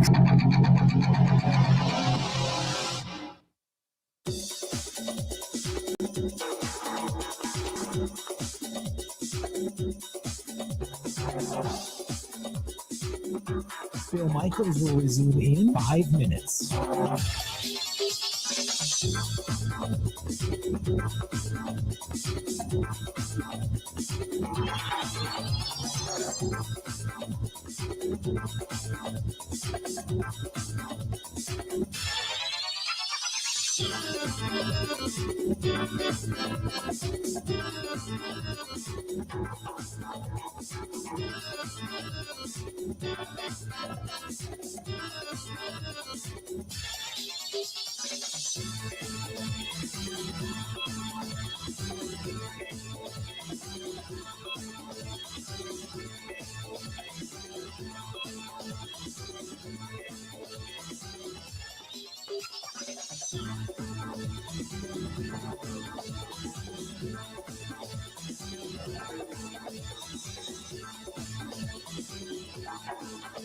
Bill Michaels will resume in 4 minutes.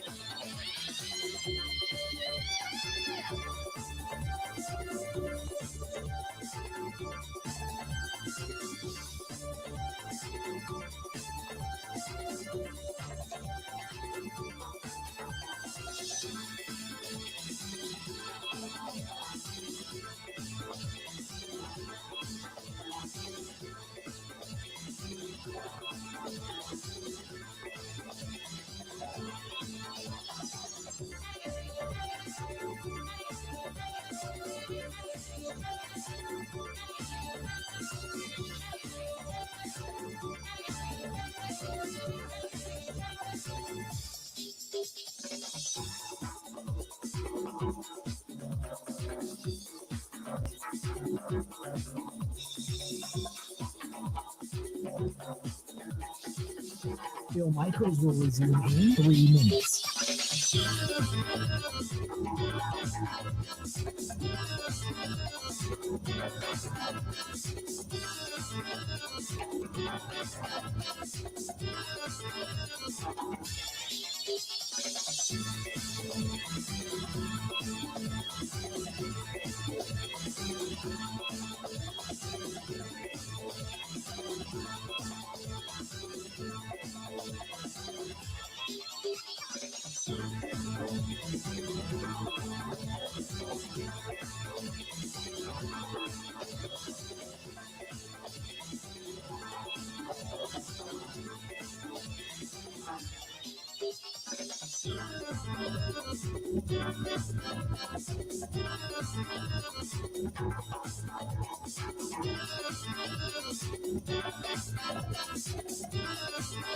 Bill Michaels will resume in 2 minutes.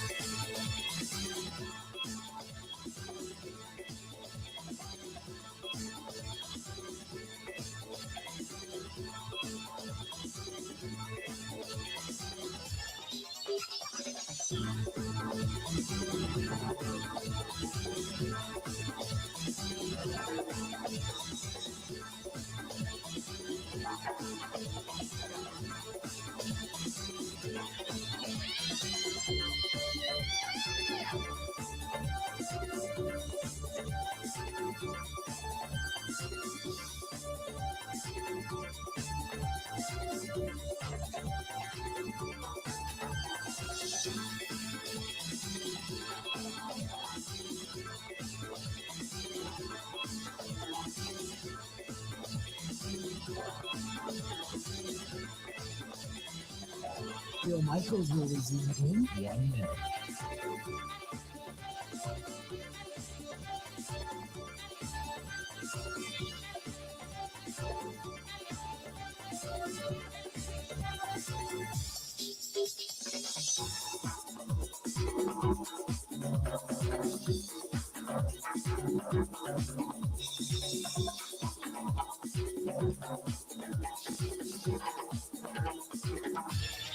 Bill Michaels will resume in 30 seconds.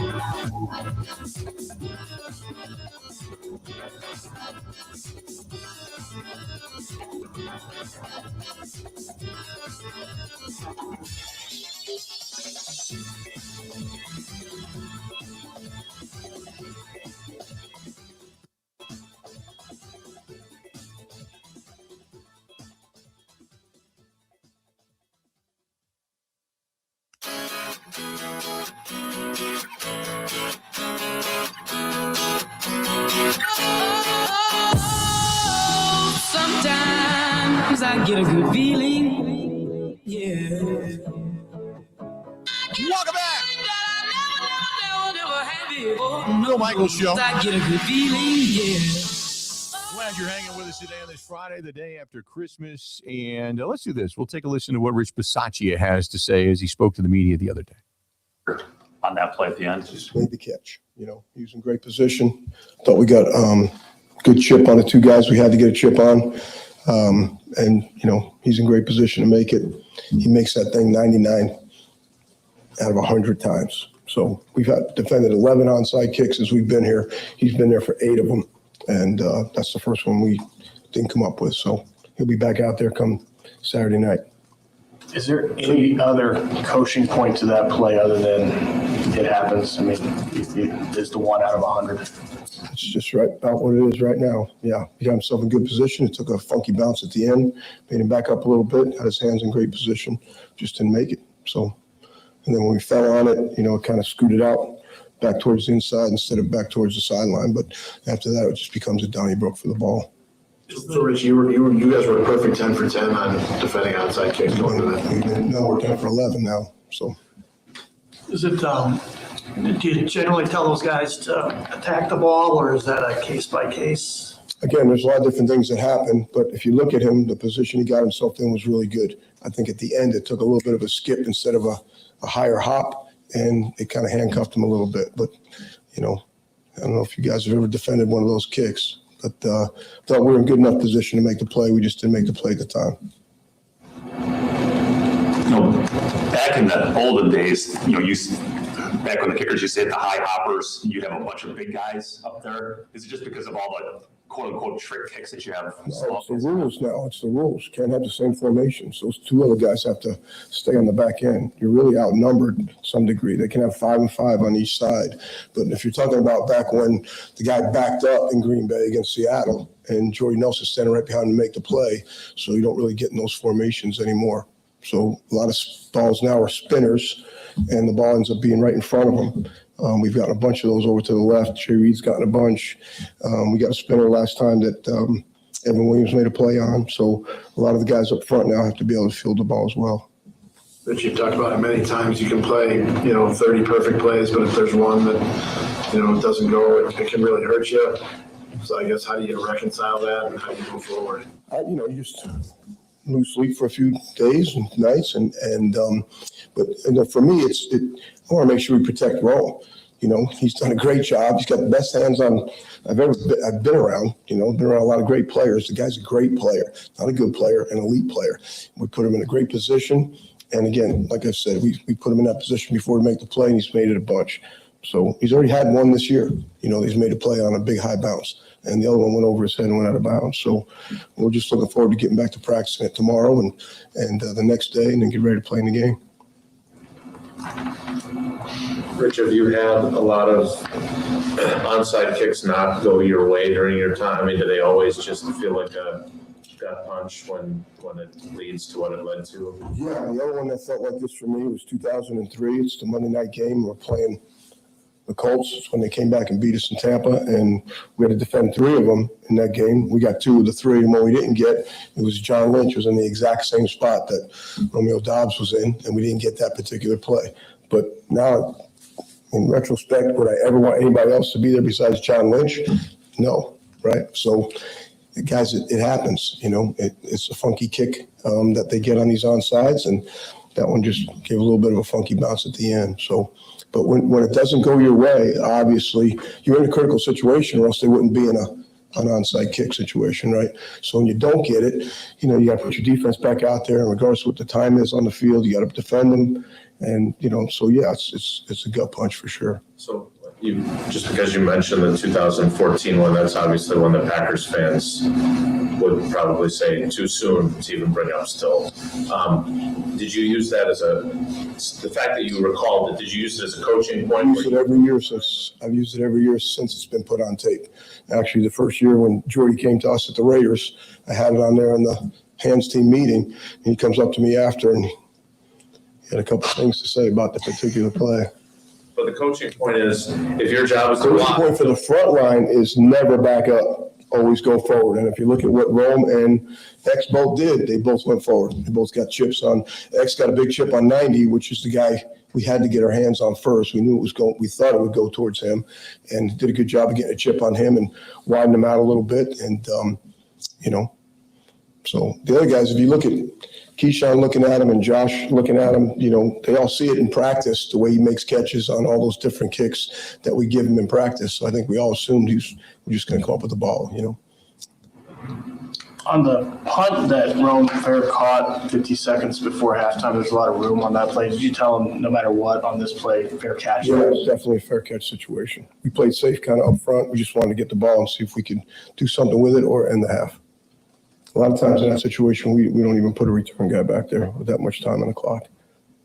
What's the challenge with the Baltimore, just special teams unit? I know stats are stats, but they seem to rank pretty well across the different phases. Yeah, I think they're playing really well in the kickoff return game. They're playing with their, two of their running backs back there. Ali's a good north-south guy. He breaks a bunch of tackles. They're a big physical group on their punt rush team. They've blocked one already against Cleveland. And the young guy they got back there returning punts is doing a good job. I think he's averaging over 10, which would be a first down. He's a north-south guy. He's got great speed. He's had 2 big returns already this year. So their punter is hitting some, we call them fat balls or banana balls, and they're really hard to catch, especially if you get in a windy situation. So I think they're playing good across the board. Notoriously, they've been a really good group. Their head coach is obviously an ex-teams coach, and they've always been a big physical team. They're built that way, and it's no different in the kicking game. Have you guys kicked any, I don't remember seeing any dirty kicks, the bouncers inside the 20 from you? We've kicked a couple. I think we've kicked 5 so far. I felt like I saw a lot of it early in the season and less of it later. Has something happened, the teams learned something about that? Is it too hard to do? I think situationally it depends on where you are. I think we played Chicago here the first game. They tried one on the very first kick, and it was short of the zone, and we ended up on the 40. So I think where you are in the game, whether you're going to take a shot at it, if you don't think your guy is really that consistent with it, whether you're going to do it or not. I think we had one earlier in the year when Lucas was kicking, I believe, and we've had one. I think we've had 2 with McManus. We've defended a few of them. This guy's kicking some of them, but not all the time. So it just depends on the different kicker. I think as we go in time with this particular kickoff, they'll get much better at it.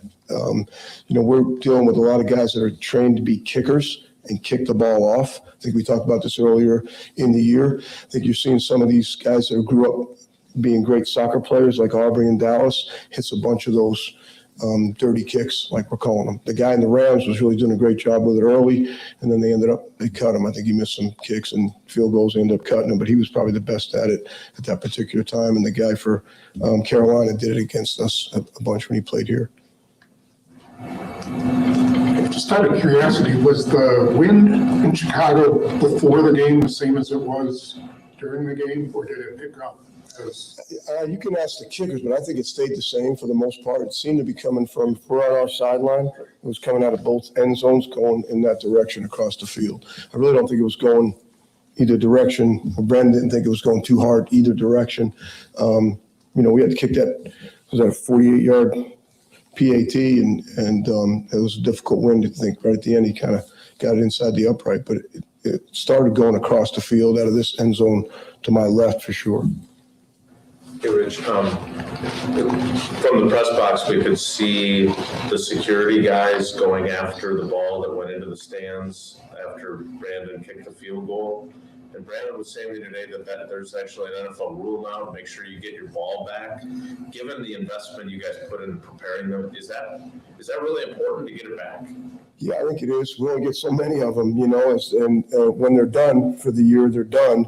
So because of the way they're preparing them, and it's kind of critical, really to have the same ball that you've kind of gotten ready to play with in the game. Like the quarterback balls, we don't think about it much. When the guy scores a touchdown, he takes that quarterback ball and he hauls it up, into the stands. A lot of times those quarterbacks are on the sideline like, with that, wish you wouldn't do that right now. But I think it's critical because we only have so many. We only have so many for the year and so many for each individual game that we'd like to maintain the balls if we possibly can. So.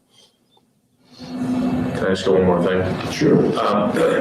We didn't get to talk to Keyshawn today, and obviously the way the game went last Saturday night. I know it's a cliche that corners have to have short memories, but you know him better than probably anybody in the building. How do you expect him to bounce back? Because that's got to be a pretty big burden when you lose a game and things go the way it did for him. Yeah, again, Keyshawn's Keyshawn.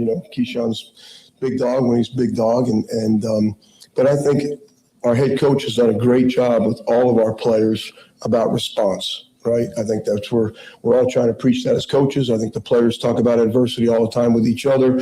And when you do play that position back there, you can go from the penthouse to the outhouse, and you can go from the outhouse to the penthouse really quickly, for both of those. So I think it'll all be about his response. And if in the time I've been around him in particular, his response has always been to come back and compete a little bit harder than he did the day before. So I think that's what we ought to expect, not only from Key, but from, our entire team, from all the guys that went through, the ebbs and flows of a game. We talk about special teams, 28 plays in a game, and there's one that you just can't get over, right? And I think if you're a defensive player, you're an offensive player, and you get done with the game, before you go to look at the film, you start self-reporting to yourself. There's 3 plays that I just can't believe I did. No matter how the game turned out, a win or a loss, you're always dwelling on those particular plays that happened to you. And so I think all of our players, the response should be, can't wait to get to tomorrow so I can get a little bit better, and I think that's what our head coach preaches, and I think that's what our whole team will accept as a response to get better. You good? Thank you. All right, you guys, healthy and happy New Year. There you go. That's Rich Bisaccia talking to the media, and obviously he's got questions, and it's things that he can explain. I don't, deny the explanation where he says, hey, this is what we practice, and we practice to come up on the ball once it hits the small bounce, not to go backwards and not to let it play you. The bottom line is it's kind of like being an infielder. They always say, come in on the ball. The more you back up on a ball, especially on short hops, the ball, that's when they use the terminology, it just ate you up. That's what it did. That and the fact that he took his eyes off of the ball, of catching the football, and started looking upfield to see who was about to hit him. He backed up. Shouldn't have backed up. Should have been aggressive. Grabbed the ball, put it in your arms, cradled it, went to the ground, fetal position, boom, game over. It's just sometimes I get it. Players make plays. But ultimately, that's the special teams coordinator's responsibility. All right, we got people on hold, so I want to do this. When we come back, we'll get right to you. We got Pete and Brad. Don't go anywhere. I promise I'll get to you first out of the chute. Let us take a quick break. We'll come right back. We got a lot more of the Bill Michaels Show coming up right after this. Covering Wisconsin sports like a blanket. This is the Bill Michaels Show on the Wisconsin Sports Zone Radio Network. Ho, ho, ho, my back. Santa? Ho, ho, ho, Gina Dello from Pella. You've been a good girl this year. Is that why you're in here building new windows? Yes. Next year, how about just asking for a Pella gift card? My elves are used to designing windows from other places where they're all pretty much the same. But Pella? Ho, ho, ho. So many customizations and designs. My elves aren't qualified, so Santa has to put in some overtime. Let me make a call. BRB.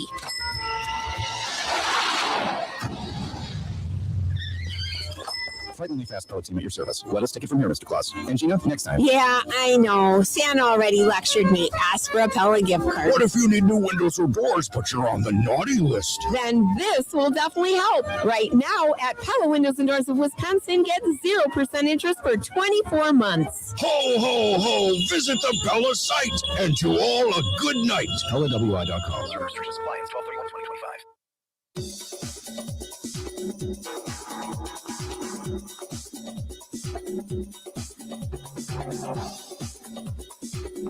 Bill Michaels will resume in 3 minutes.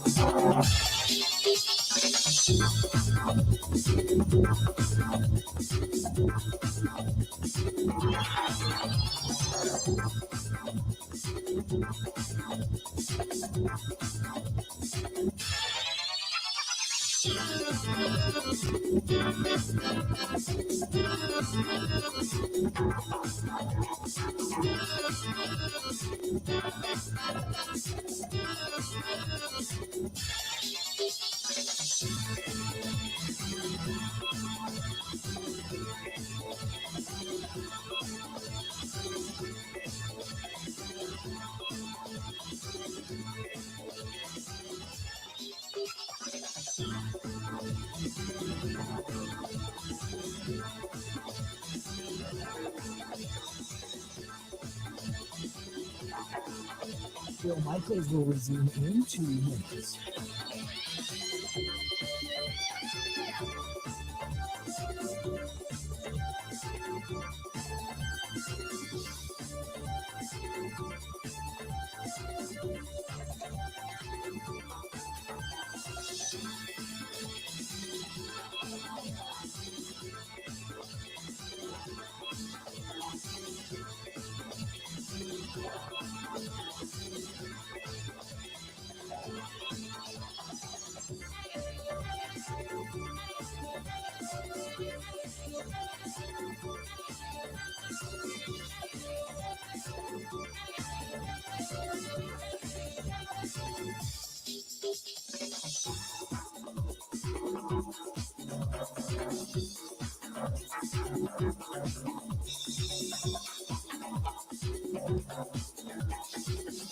Bill Michaels will resume in 1 minute.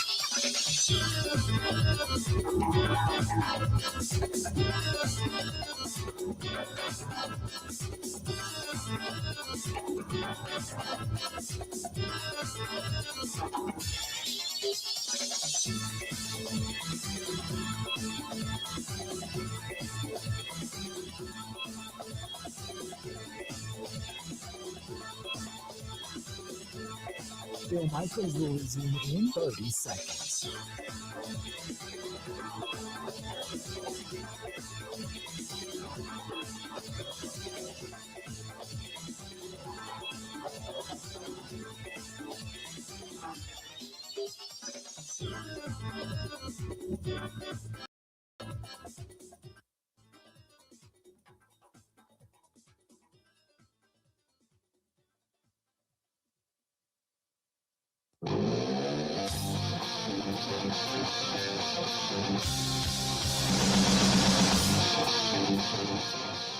Welcome back.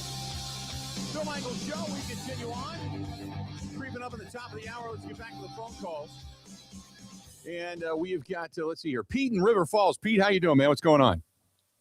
Well, Bill, Merry Christmas. You too. And there isn't much I can say about the Packers hasn't already been said. So let's touch on for a second for another Wisconsin football team. Okay. UW River Falls Falcons. How about a shout out for them going? Yeah, they're they're going to play in the Amos Alonzo Stag Bowl. We gave them a shout out on Tuesday. We shouted them out a little bit too. Congratulations to them. Well, thanks for that, because I only get to hear bits and pieces of your show when I'm in between farming and other stuff. Okay. So. Well, thank you for what you do, sir. That's great. It's really something. A big deal for River Falls, that's for sure. Oh, absolutely. Big time. That is fantastic. They have not been there in a while, so that's great that they put that kind of a season together and been able to get it done. Kind of watch them over the fence, so to speak, but that's been awesome. Anything else? No, that's it for today. Man, thank you for what you do, and keep on farming, man. We appreciate it. Yep. Thank you, Bill. All right, buddy. Talk to you soon. Let's go to Brad listening to us in Appleton. Brad, how you doing? What's up?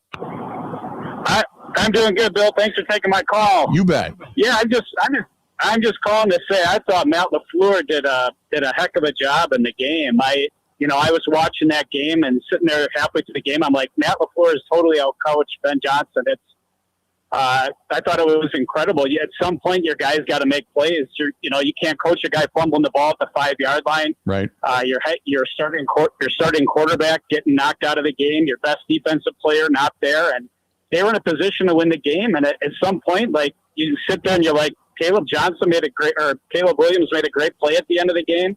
I kind of sat there. I'm like, you got to extend Matt LaFleur. That was an outstanding game to be in control that far. Obviously, the kickoff at the end was bad. But even then getting them down there, they had them stopped. There was a miscommunication on that touchdown, but I just thought it was a pretty outstanding job by Matt LaFleur given the situation. No, I thought he did a really good job. It's, the problem is when you do something, I appreciate the phone call. When you do something like that and you ultimately lose the game, it's tough. It just is. It's where you're like, okay, the close but no cigar thing plays when you're a team that's up and coming, but when you're a team that's looking to, because you're a team that's been picked to possibly represent for a Super Bowl, stuff like that, it's hard. It's a hard pill to swallow. I agree with you, though. Look, Josh Jacobs fumbling the football, Romeo Dobbs not being able to cover an onside kick, things like that. Those are player-related things. But enough player-related things are, when they stack up, get guys fired. Because ultimately, it's the Jimmies and the Joes on the field, not just the X's and the O's. But if you've got the ineptitude of Jimmies and Joes, they'll look at it and say, do we have a talented team? Do we have a talented team that's enough that we believe can get to the postseason and do some damage? And are they making the same mistakes? Penalties have gone down for the most part. They've been much, much better. Some of the consistent problems, pre-snap penalties, things like that, they've gone down.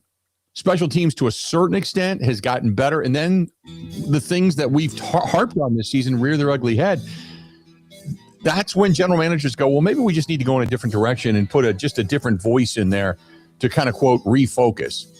Because otherwise, that's what you're looking for. You're just looking for somebody to refocus your team and give you some new identity, give you some new thoughts, some new flavor. Because people say after 7 years, well, your voice begins to grow tiresome. But this is still a relatively young team.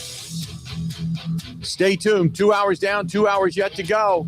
Hang in there. We still got 2 weeks of football left, and the 2 weeks plus the postseason will tell you what you want to know. It'll reveal itself before it's all said and done. Don't go anywhere. More of the Bill Michaels Show on his Friday edition. Coming up right after this.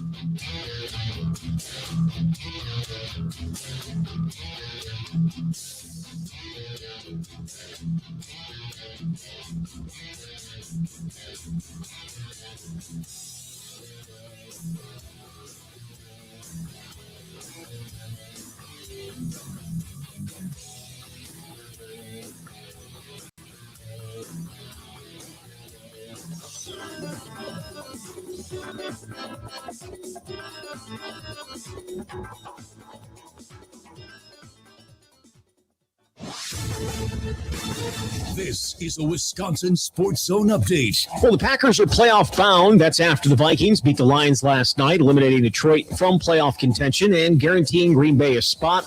What that seed will be remains up in the air. They could still win the NFC North with wins over Baltimore and Minnesota, along with the Bears losing their final 2 games against San Francisco and Detroit. No matter who wins the division, though, a potential matchup between Chicago and Green Bay is looming in the playoffs. Safety Evan Williams would be a fan of seeing the Bears again after the 2 teams split their season series. Yeah, no, absolutely. And I mean, with the trend of things and, how we're looking to finish the season, we know that there's a good shot that we get another shot at those type of guys. And if and when we do, we know the type of game it's going to be. We know what we need to bring to the table. And I'll just leave it at that.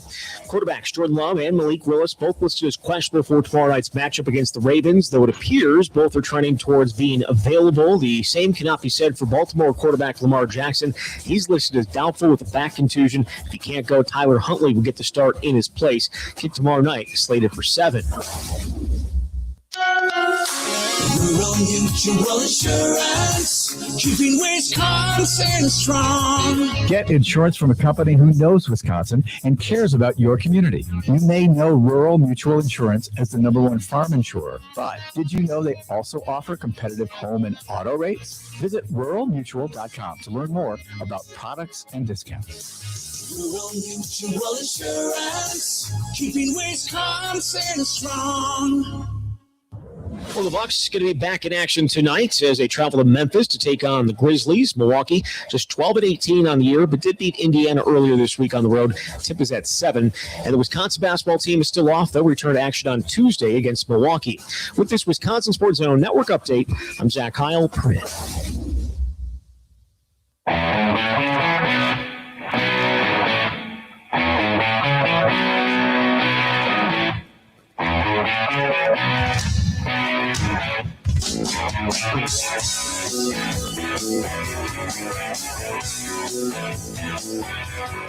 Welcome in. Third hour, Bill Michaels Show. Don't forget, last hour of the program, we are going to be joined by our guy, Mike Clemens, up in Green Bay.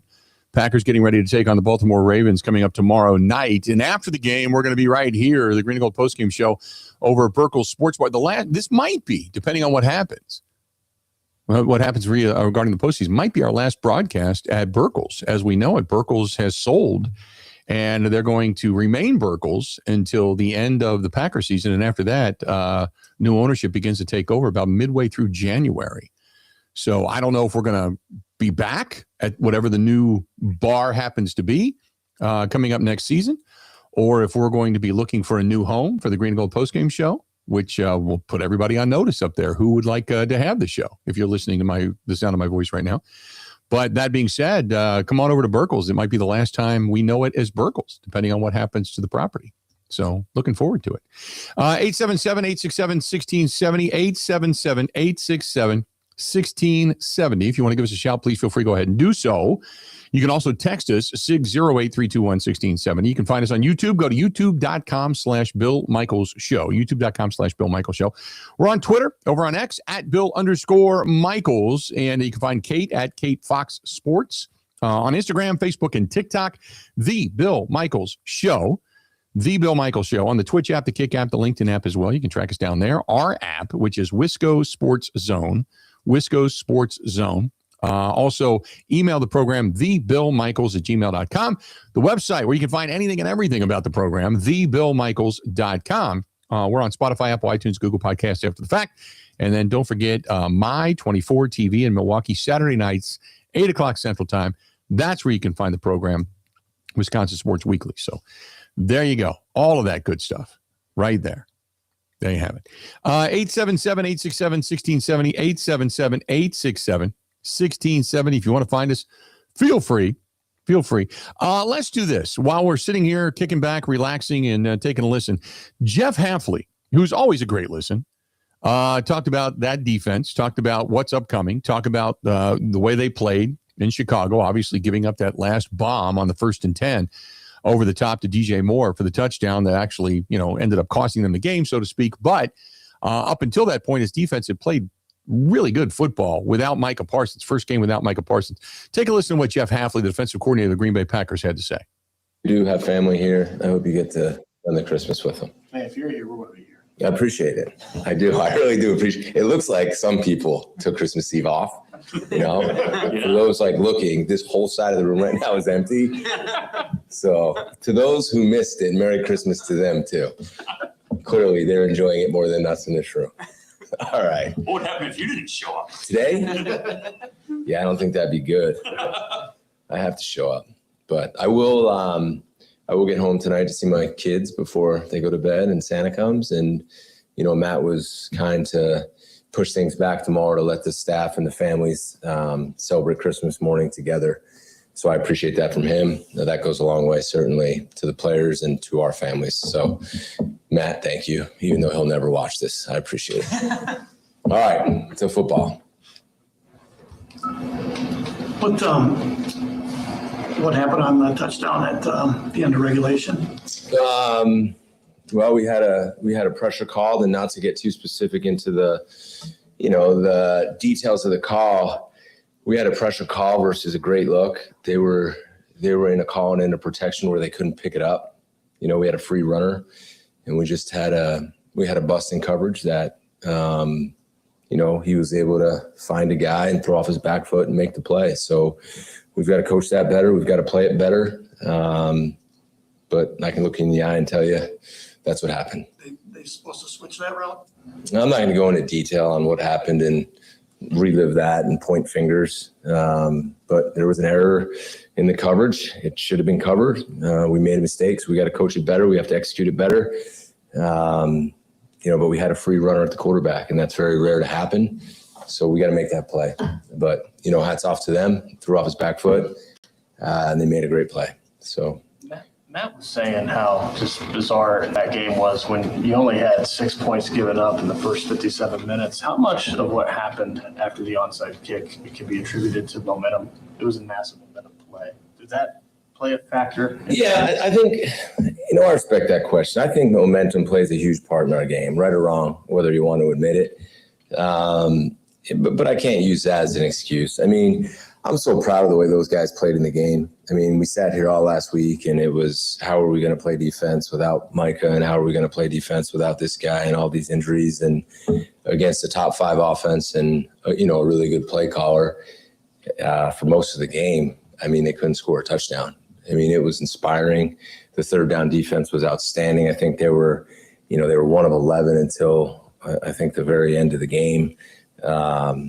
You know, I just was proud of how physical we were, how fast we were. And, you know, we really thought when we were able to bleed the clock and get them to kick that field goal, you know, just under that 2-minute warning or right at the 2-minute warning, it was, you know, we were right there, you know, and, you know, unfortunately what happened, and we have to get back on the field and we have to get a stop. And we had a chance to, and we were right there, you know, right there. And we didn't get it done, so we got to finish. But, you know, the process has always been very important to me and to us, and I thought it was right. And I'm really, really proud of the way those guys stepped up and played. And I mean that. The loss hurts. It's tough. But as always, we learn from it. We move on. And if we can continue to do that, you know, we're going to play really well in these last 2 games and going forward. So confident in the defense as I was, and just proud of those guys. Jeff, I don't know what your numbers or charting said on as far as pressures on Caleb, but our ESPN numbers said you guys pressured him at the highest rate he's been pressured all season. Yeah. Just what did you think? Just your pass rush without Micah? Yeah, no, I mean, your statistics are accurate. You know, the plan was to try to keep him in the pocket. The plan was to be aggressive in the game. You know, we kind of joked, did we have some other stuff that we had to work real hard last week and plan, and we did.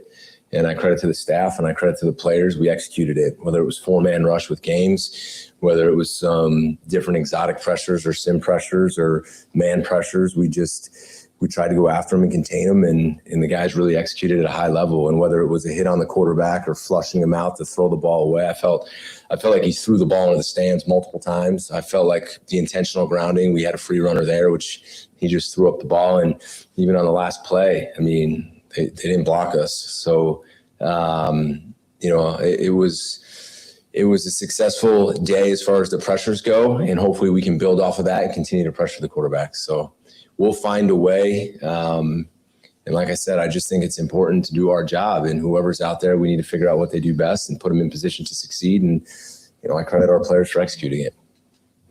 With the questions they got at quarterback, do you have varying game plans depending on, I realize they have kind of the same scheme, but do you have to attack differently, or is it basically the same thing regardless of who's out there? Well, I don't want to take anything away from Lamar, you know, and say it's just going to be the same thing. I have a ton of respect for him and what he's done in this league and how dynamic he is. I mean, I went back and, you know, just the times that whether we practiced against him or played against him or I've watched him play, I mean, he's dynamic. So I don't want to say, no, it's just the same thing no matter who plays quarterback, because I think that's unfair to give credit to Lamar and what he's done in this league and how dynamic he is. As far as scheme, I don't think the scheme will change very much.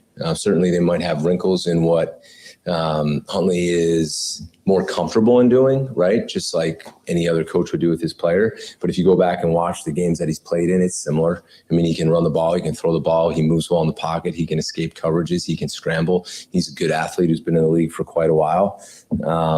but they got a good team. I mean, they got a bunch of stars on that team, and the running back. I mean, you guys all have seen how big and strong and dangerous he can be. I think the O-line is playing really well. I think they're well coached. I think the scheme and Coach Monk can do a really good job within the run game, the play pass game. They got multiple tight ends, and then Zay. I mean, Zay, I had the opportunity to coach for multiple years. Now I get to coach against him. He's a dynamic wideout who can stop and start. I mean, he's got over 70 catches this year. I think the next most at receiver for them is in the 18s or 20s. So you know how they're going to get him the ball. They're going to hand him the ball, quick throws him the ball, take shots down the field to him. And his catch and run is as good as there is in this league. He has a crazy way of seeing things and spatial awareness. And, as a guy that coached him for 3 years, it makes me extremely proud to see. But now we're going to do everything we can to stop him. What I'm most proud of when I watch, though, is the way he blocks down the field. The guy's been relentless. He's blocking, he's catching the balls. And that's always one thing that, I think back to talking to him about was, anybody can go out and catch the ball. It's just those guys who block down the field shows you how much you care about your teammates and how much you love football. And it's actually really cool for me to see him continue to do that. I'm very fond of the guy, and now it's everything we can do to stop him and get him on the ground and limit him. So they're an explosive offense. I got a ton of respect for him. The one knock on their running back is that he has fumbled this season. They've been pretty critical. Do you identify that on film? And when you do have a trend for a guy, do you look at that as an opportunity? Yeah, for sure. I mean, I don't think there's many knocks on him because I think he's big and fast and he's hard to bring down. And I think he has over 230 carries on the year. So it's more carries, more chances for him to fumble the ball, more chances to attack the ball. So we'll do everything we can to take the ball from him. I mean, I think takeaways are going to be huge in this game. If you look at both teams right now, the ball is, one team hasn't lost if they win the ball. Our team hasn't lost if we win the ball. So we've got to certainly do a better job than we did last week attacking the ball. Hey, Jeff, I understand why you don't want to get into the game-tying touchdown, but if it was involving Key, and then obviously you get beat for the game winner. I was asking Rich about this. I understand the cliche is that you have to have a short memory at that position, but how do you think he bounces back from something like that? Because that's a pretty big burden to lose a game like that. Yeah, you can look at this game. You can look at every single game that a team loses, and if it's a close game, the last guy, whoever it might be on the team, that guy who gets beat or that guy who misses a tackle or that guy who gets beat in coverage or that guy who busts something, it's easy to point fingers at that guy, right? And I don't think that's fair to do. I mean, there's 60, 65, 70 other plays in the game, and the game's never going to come down to one play, and I mean that. And that's how they have to approach the game. And you can't just put the burden on yourself, one play. Well, what about the other plays where they led down the field and we had a missed coverage or a missed tackle where a guy caught a ball and someone that led to 3 points or the other 3 points they had or the other 3 points that they had? We had some critical mistakes in the game. We had a critical penalty in the game on 3rd and 20.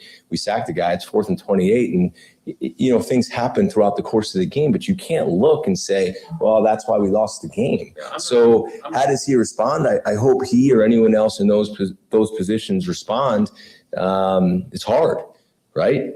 And you have to press on and you have to move forward. And you know what else you need? You need coaches and players around him who are going to pick him up. And I think that's my job. And I think that's the other players on our team when a guy's down to help pick him up. And he needs to respond. He has to. And so do all the other guys who made mistakes in that game. Yeah. The reason I ask is I talked to X about it. He said that there are times when Key carries his failures too long. Mm-hmm. And I can identify with that type of personality. So I'm just curious. I'm not trying to pin it on him. I'm just saying, how does the guy that everyone's paying attention to, how does he handle it? And that was. Yeah, I think it's hard. And I think each individual is probably going to handle it different. But I think that's where we come in. I mean, I called him met him right outside the bus after the game because I wanted to see him and I gave him a big hug. I mean, He needs all of us right now, but he's also got to get over it because we got another game to play. And you can never let one game beat you twice. And that one catch or two catches, whatever it may be, can't lead to more catches in the next game. And that's life in this league. And that's life in general, right? If you're going to get knocked down, get up. And you know what's easy, how it's easier to get up? When you got good teammates and when you got coaches who care about you that are going to have your back, right? And aren't going to point fingers and blame somebody because it ain't his fault. We got to coach it better too, right? So that's my mentality with all those guys. Key's had a really good year for us, a really good year. And I expect he'll have a good 2 games, and going forward, he'll continue to help us out. But that's all part of this. Jeff, conversely, maybe one play doesn't lose a game, but one play can win a game, like down the stretch, you'd get those plays from Micah Parsons. He's always a threat to get those plays. How do you get them out of others? How do you coax that out of some others? Is that what you're missing? No, I think we got them. We got pressure at a higher rate than we had, looking at your numbers, than we had in the last however many weeks. I don't think one, for sure. And we had other chances to do those things. So I don't look at it like that. I don't think one play can win you a game. And I don't think one play can lose you a game. I think it's the culmination of the consistency throughout the game and what you do. The one play that might win you the game might have been the third down stop in the first quarter. The one play that might have won you the game might have been the sack on 3rd and 9, and now they're out of field goal range, right? But just because it's the last play or the one sack at the end of the game, just don't look at it like that. And I'm not going to look back at who's not here. I'm going to look at who is here, and if we can continue to do what we did in that game going forward.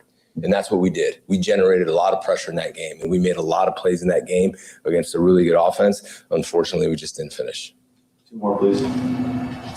Jeff, you get Cox schemed up on that play, and he's flat free. How much can he help you even when he is blocked on occasion? And how much can Colin Oliver help you in that kind of? Yeah, I thought Cox was very disruptive in the game.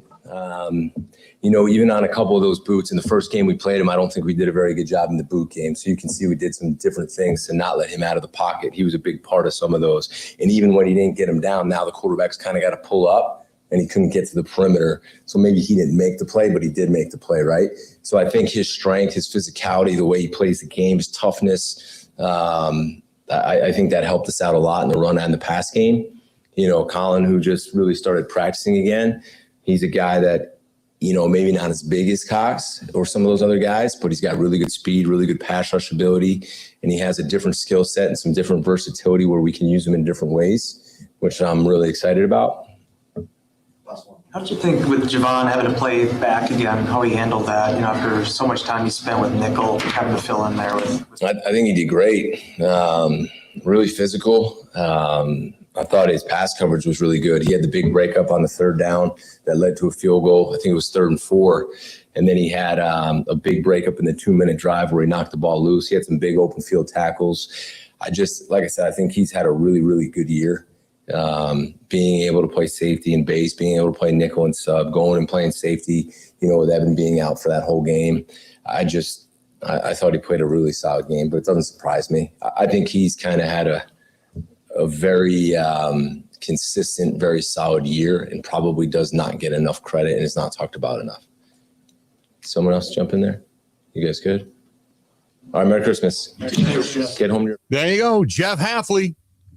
Talking about everything that happened. I mean, obviously, a guy that when you listen to him, now, I mean, he says a lot of right things, but there's a genuineness to him when he talks about the last play, when he talks about guys that, hey, get over the top. He's going to go find that guy after the game and say, hey, look, you did everything you could. I mean, you played it the way you're supposed to play it, and things just happen. I mean, sometimes there's things you just can't beat. He also talked about, getting pressure on Caleb Williams and the most pressures that he had all season. You heard the question from Rob Domofsky there. There was a lot of good the defense did with what I like to call LAM, life after Micah. He just, it was and Keith says, well, he's covering for players who make mistakes. Nobody's held accountable. Who did you want held accountable, Keith? I mean, you're mad. But who did you want to? What are you getting mad at?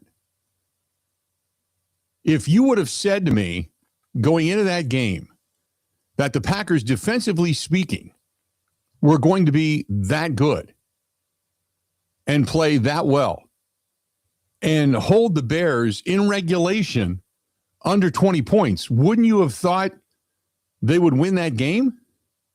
I would have. If you would have held the Bears to 16 points, you would have thought tremendous job. That's fantastic. So I don't know what you're mad at. The 1st and 10, they got over the top. Yeah. I mean, you can't ask for much. I mean, they didn't throw a flag for pass interference. They just let the play out, and DJ Moore came down with it. I mean, it was perfectly placed. So I don't know what specifically you're mad at when you say he sounds too much like LaFleur. He's making excuses. His defense held him to 16 points in regulation.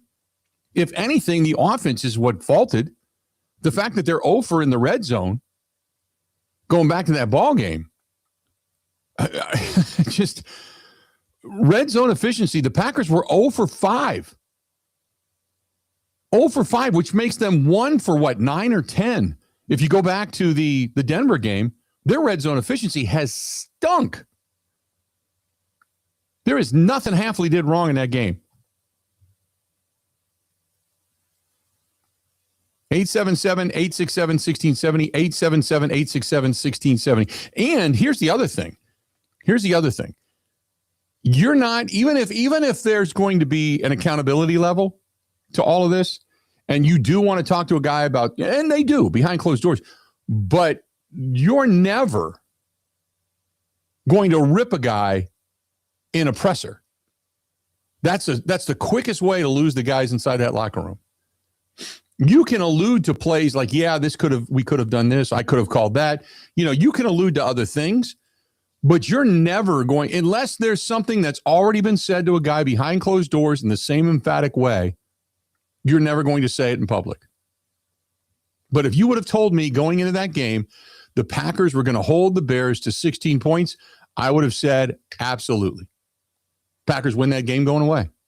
I thought they would have won 27-16, another 27-point game. But they didn't. That wasn't on the defense. That was more on the offense than anything. Now, defensively, they never should have been put in that position. The offense failed them.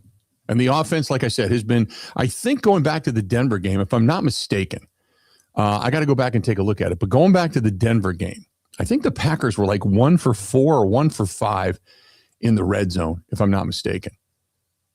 So, again, I'm not going to, let's see here. Red zone efficiency, the Packers were 1-for-4. So the Packers are now 1-for-9 in the last 2 games. 1-for-9 in the last 2 games in red zone efficiency. 1-for-9. That's not going to win you a lot of ball games. You can't, and I tweeted that out at the beginning. You cannot settle for a field. And the Packers in the game at home against the Bears, they were in the red zone once. The rest of the time they scored from outside of the red zone. So they were 1-for-1 in the red zone against the Bears. But you're not going to win a lot of games if you're kicking field goals and they're scoring touchdowns. It isn't going to happen. 877-867-1670, 877-867-1670. If you want to find us, please feel free to go ahead and do so. This portion of the program brought to you by our friends over there at Potawatomi Hotel Casino, and they have the sports book. And some of you, actually, I saw a picture from Potawatomi, both Christmas Eve and Christmas Day, where people were gathered inside the sports book. That was a place people went. If you had the family, or maybe you didn't have family, maybe you're going to celebrate it at a different time or something, and you're looking for a place to go and watch some of the sports that were on the tube. There you go. It's a great place to go. Go to Potawatomi. Go to paysbig.com, both in Milwaukee. And don't forget, they have the one up in Carter as well. That's also another great location. Paysbig.com. That is paysbig.com. Covering Wisconsin sports like a blanket. This is the Bill Michaels Show on the Wisconsin Sports Zone Radio Network.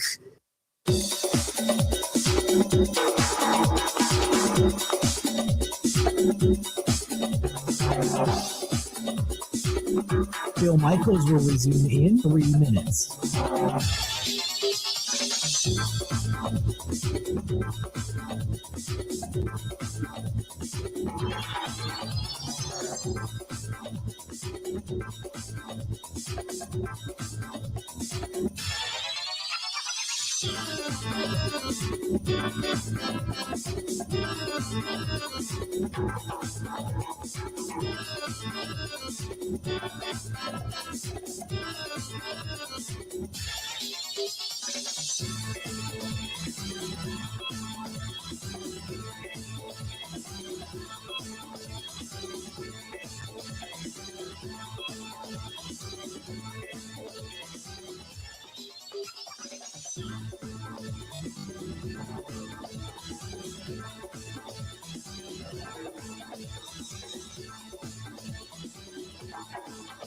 Bill Michaels will resume in 2 minutes.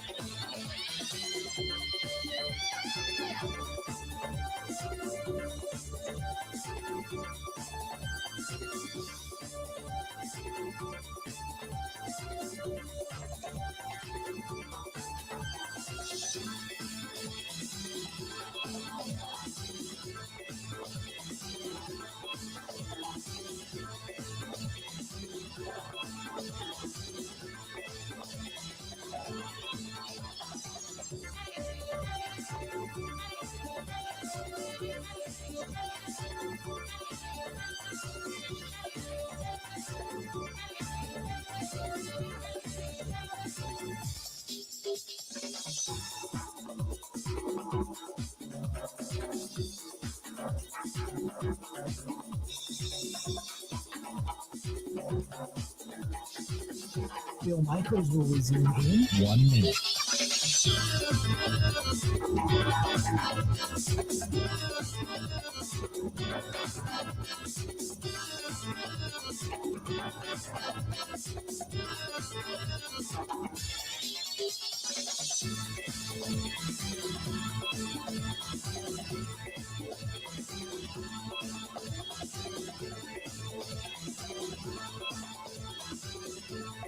Bill Michaels will resume in 30 seconds.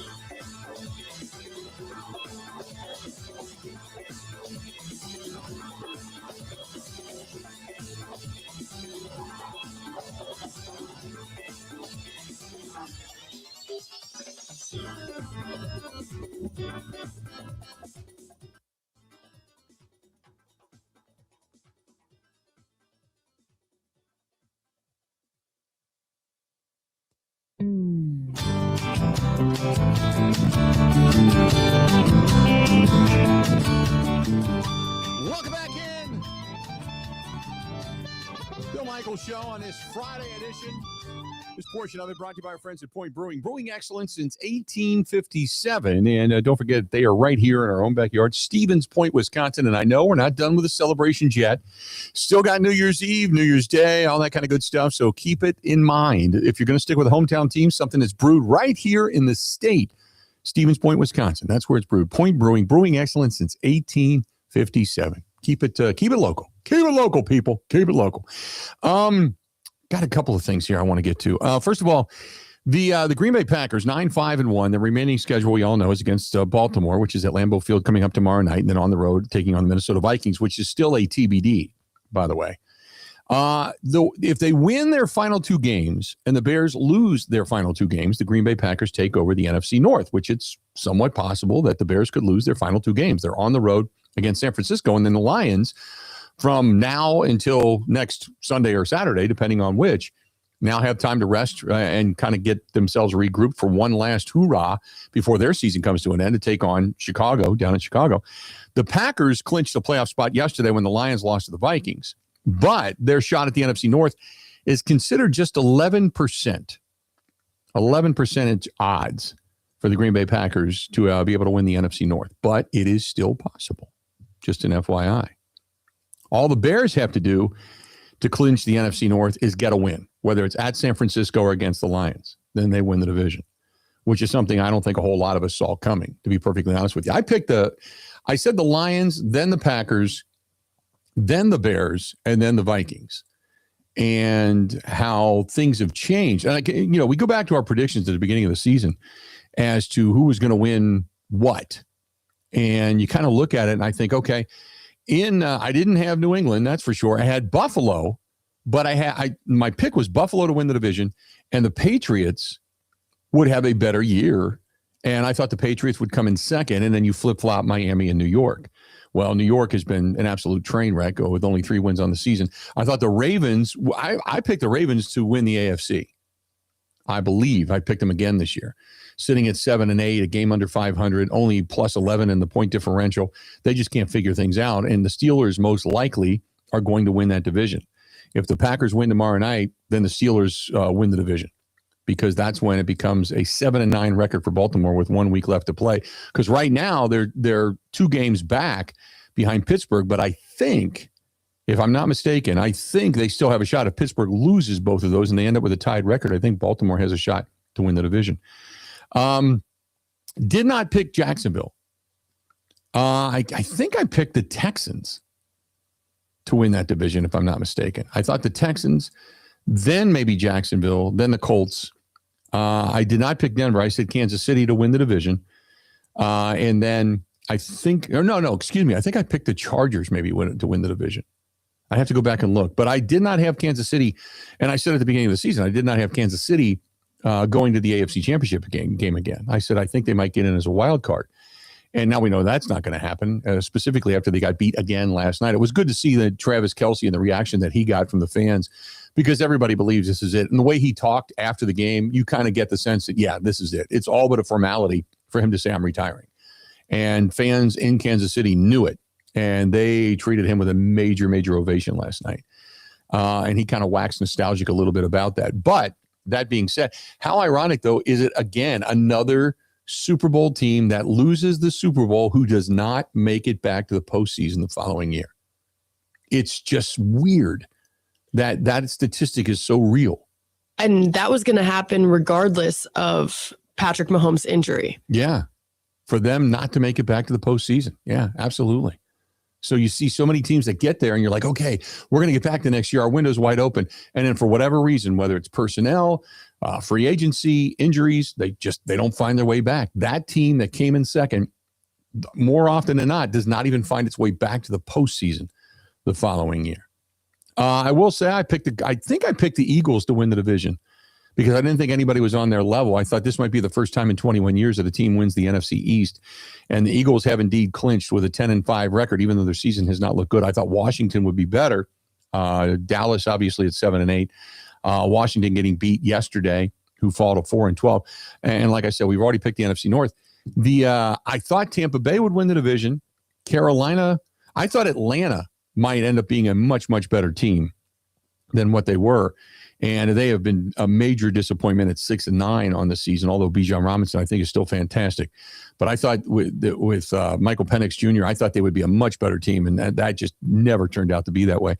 And out in the NFC West, I thought the Rams would win the division, followed by the 49ers, then the Seahawks, and I thought Arizona would still finish last because I just don't have any belief in Arizona, who ends their season right now at 3-12 with 2 games remaining. So we'll see what happens there. And Kyler Murray, for all intents and purposes, is done. They've seen enough of that act. And I don't know where. He'll be a backup somewhere, but I don't know where he's going to go, depending on how much money they're going to owe him and how much it's going to cost to cut him.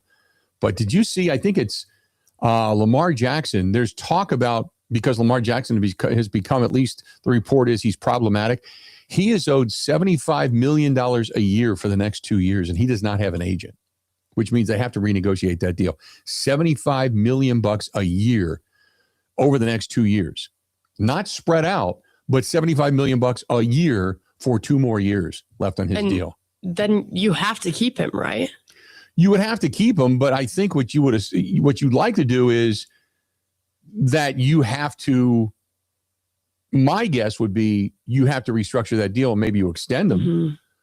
But with all the news that's coming out, why would you extend anything? Exactly. I don't know, man. I don't know what you would do. I don't know what you would do with that.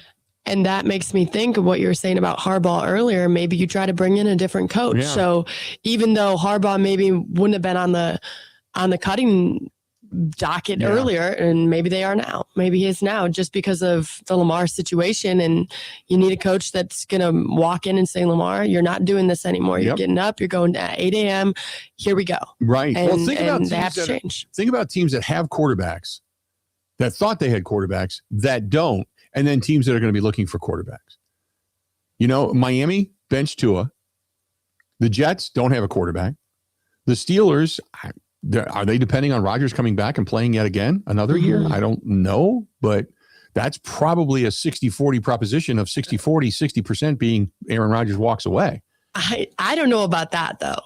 I think Aaron Rodgers is going to go again. Did you see his interview he just did where he says, he's been on this path that's unlike different guys. And when he gets later on in the season, he just feels better. Yeah. I think he's going to play until his body tells him you're done. He looked slower this year. They need some help. There's no doubt about that. They need another wide receiver, and DK Metcalf wasn't totally the answer.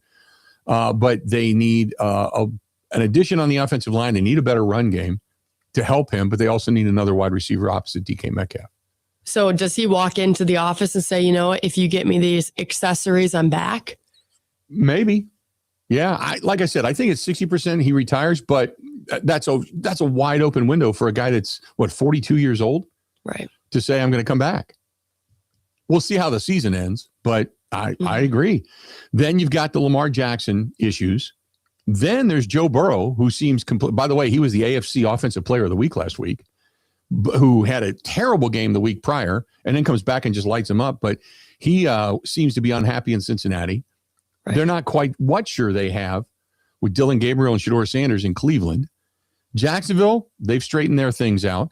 Houston, Indianapolis, because obviously Richardson's not the guy because they don't feel he is.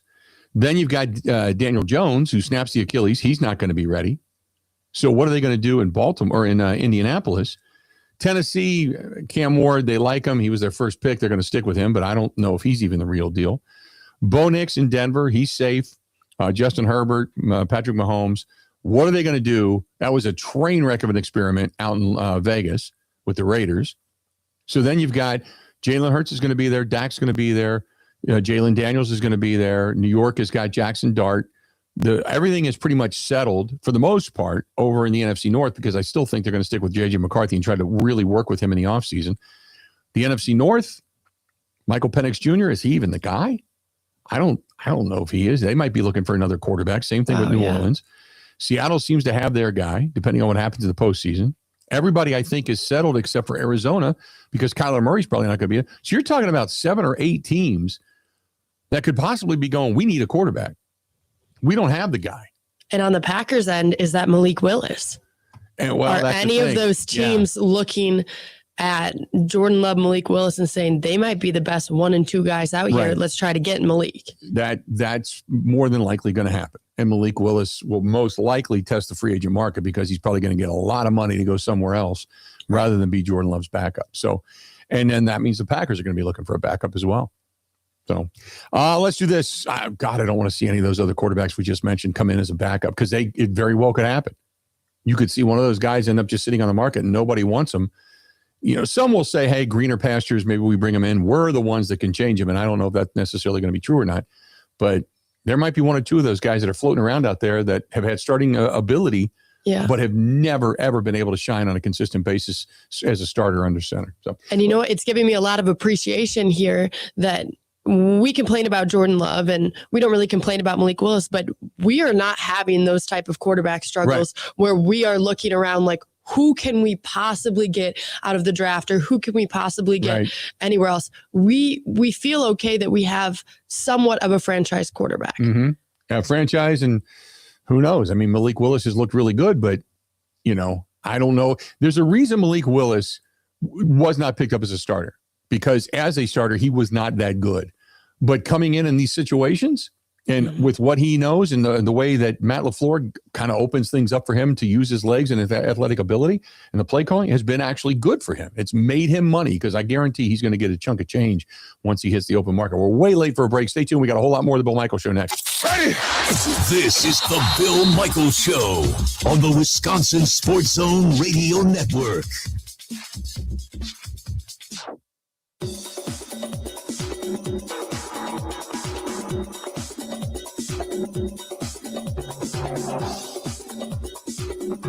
Phil Michaels will resume in 5 minutes.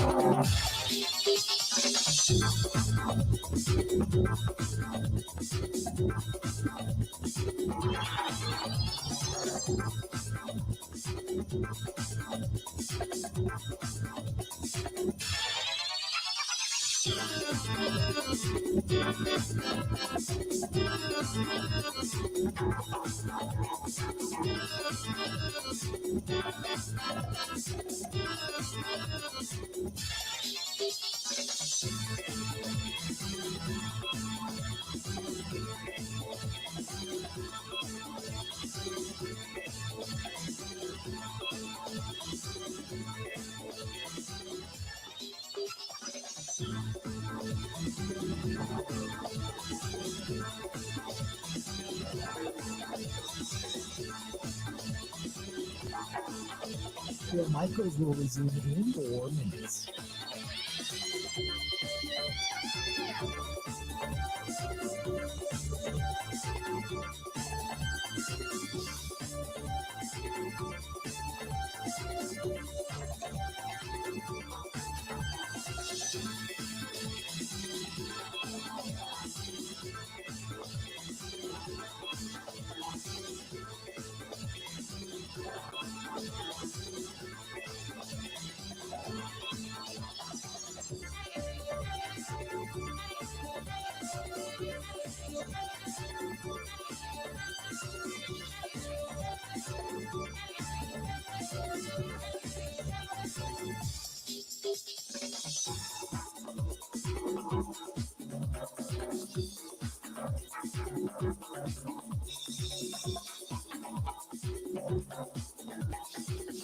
Phil Michaels will resume in 3 minutes.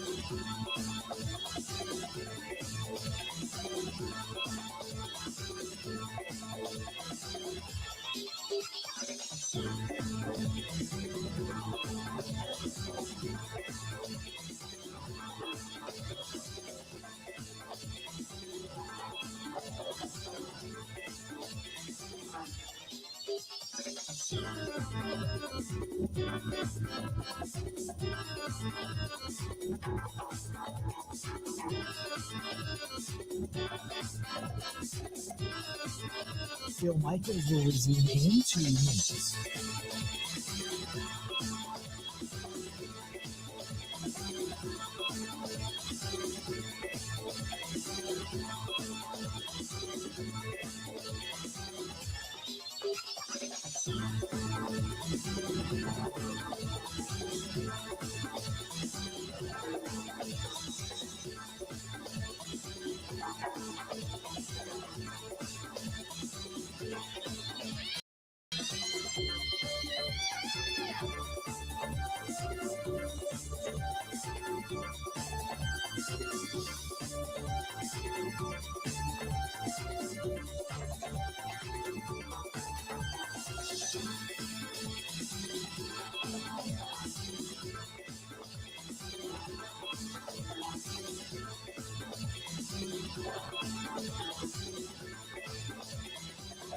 Phil Michaels will resume in 1 minute.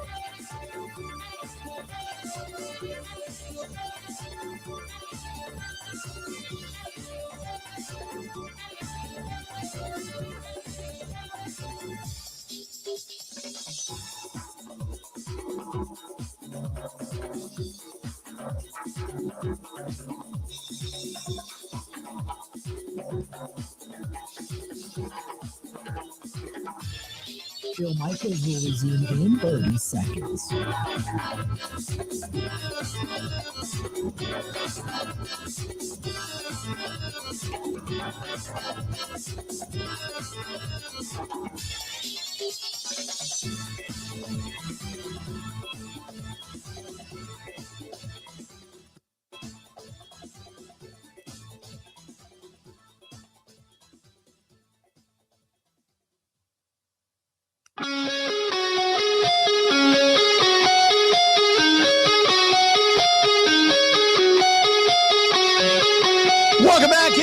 This portion of the program brought to you by our buddy Dwayne at Dwayne's Cover It All.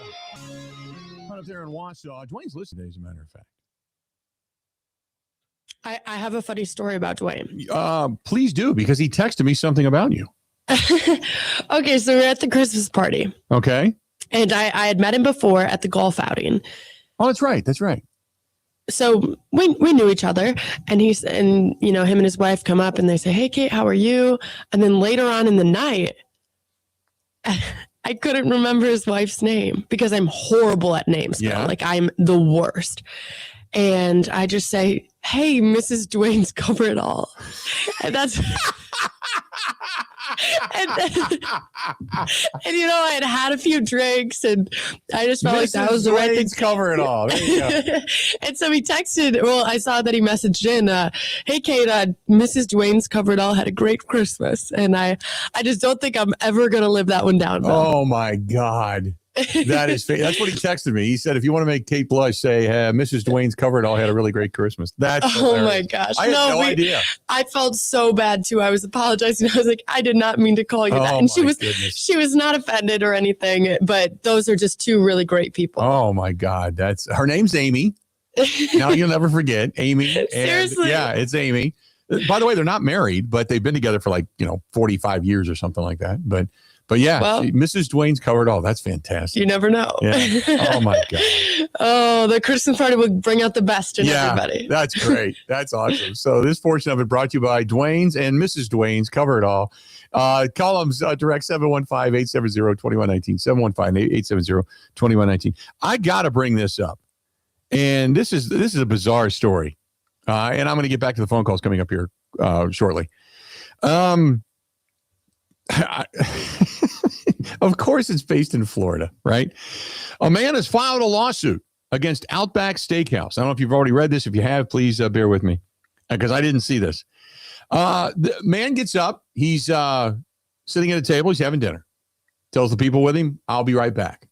Something's rumbling, right? Right? He got some gut things going on. He's got to go to the bathroom. Now, he goes to the handicapped stall. I don't know if he's handicapped or not, but he goes to, quote, as the story tells it, the handicapped stall, where he sits down, unbuckles, right? Here comes that bloomin' onion. And as the bloomin' onion, I guess, begins to let go, so did the toilet. It completely shattered and collapsed beneath him. So,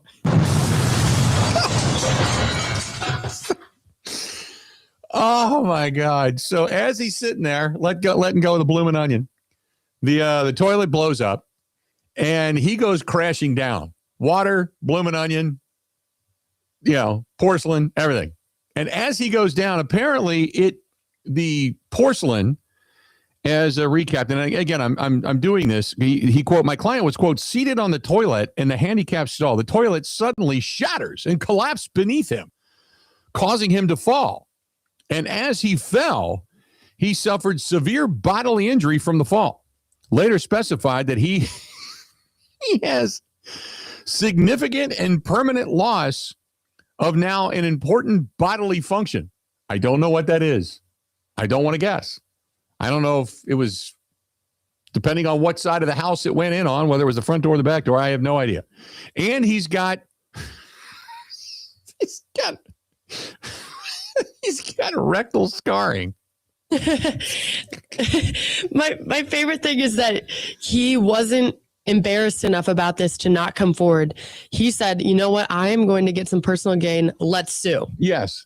Yeah, I now I don't know if this guy was 527 pounds or if this thing just blew out.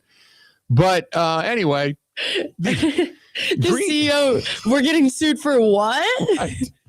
So Green's attorney said Outback Steakhouse, quote, failed to ensure that the toilet was secured to the floor and should have inspected the bathroom before the incident to confirm that it was safe and usable for customers. Now, again, I want to see this guy before I make any judgment. If this is some little skinny guy who went in there and this thing wasn't secure and it was loose and it was rattling and like tipping side to side, okay, I can see it. But if this guy was some kind of futon with feet pushing 450, like a blue M&M away, maybe from 500, then this guy just had a case of big, massive tank ass, and that's the reason. You have no idea. Oh, This thing boy. just busted out from underneath. And we'll be keeping track of the story on the Bill Michaels Show. Make sure you tune in Monday all through Friday, 10 to 2. All I picture is this guy going in there going, oh, you hear the unbuckle, and you're like, and then you hear, oh. And this is like, what was it? The Austin Powers. Who was the other guy that was there? Is that Festard was the guy's name? Oh, God, I have no idea. Going, oh, great. Oh, my. And then the next thing you know, he's kicking his feet, and then boom. So anyway, oh, my God, that's hilarious. Tough Socks. If you don't like it, get the hell out of here. I have no use for you, so you can go away. We got more of the Bill Michaels Show next. Ready? This is the Bill Michaels Show on the Wisconsin Sports Zone Radio Network. Ho, ho, ho, my back. Santa? Ho, ho, ho, Gina Della from Pella. You've been a good girl this year. Is that why you're in here building new windows? Yes. Next year, how about just asking for a Pella gift card? My elves are used to designing windows from other places where they're all pretty much the same. But Pella? Ho, ho, ho. So many customizations and designs. My elves aren't qualified, so Santa has to put in some overtime. Ho, Let me make a call. BRB.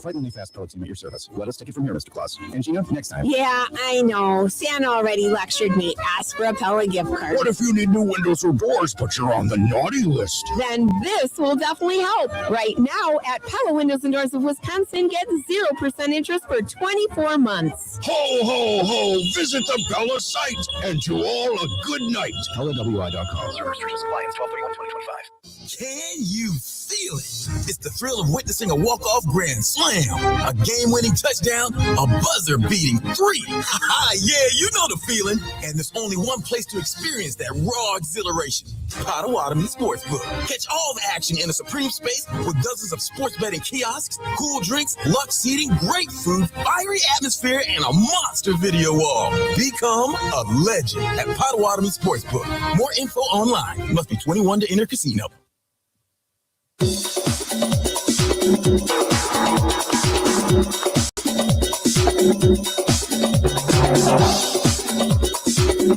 Bill Michaels will resume in 3 minutes.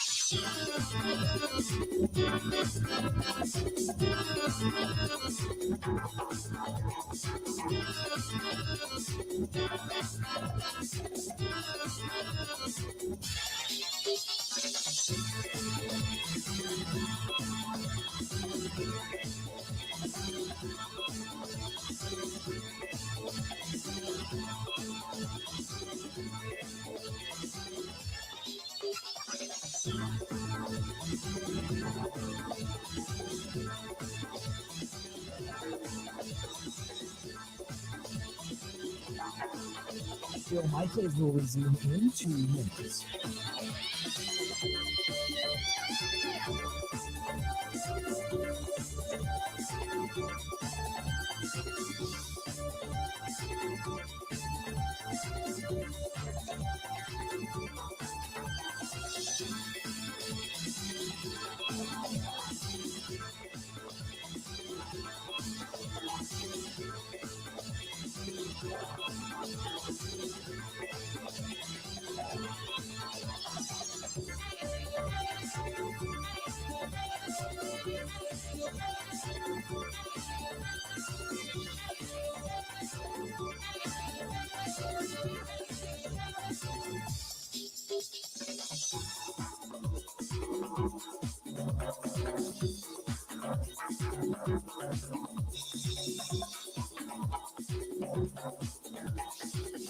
Bill Michaels will resume in 1 minute.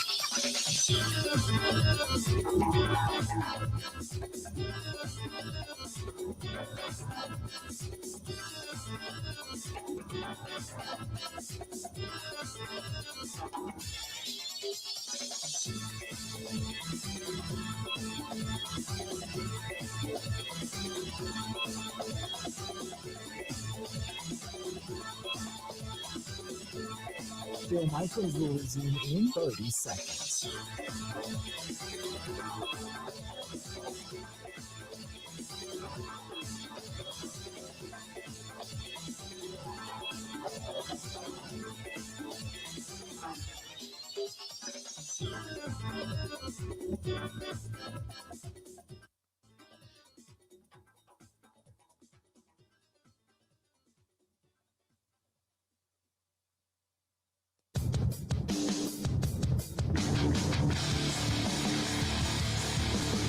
Welcome back.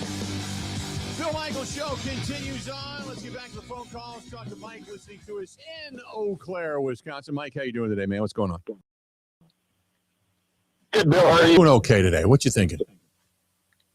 Awesome. Hey, everybody's Monday morning or armchair quarterback. I've been a diehard Packer fan. I try to watch the games rationally and, to see what you see and not, play all one-sided. But the game has changed with the whole tush-push and Dan Campbell and the boys, getting a hard-on going for fourth and short all the time. It seems like that's the way the game's going. So my point is that everybody can go the last 3 seconds and win with a field goal. Mm-hmm. And I said it to my Bears buddies when we went down right away, fourth in the red zone, and we went for it and didn't get it. If we would have kicked the field goal, there wouldn't have been no tied at 16. There would have been no extra overtime, no nothing. Right. And we went 0 for 5. We went 0 for 5, and barring Jacob's fumble, that happens. People are people. That gave us 4 shots at 3 points. Right. So we could have won by 12 more points, and the same side with my Bears buddies. The next time around, they're pissed off because they tried the Wildcat, tried to hike it between the tight end's legs, and it went over his head. Yeah. So if either team would have put their big boy pants on and just played football, either one would have kicked the field goal. It would have been the game. Yeah. When you're on the road, usually you take the points. I mean, that's usually what, the indicators will tell you, whether it's you believe in Vegas or just what, the outcomes of games will rely upon in some of the analytics. Yeah, usually when you're the road team, you take the points. Appreciate the phone call.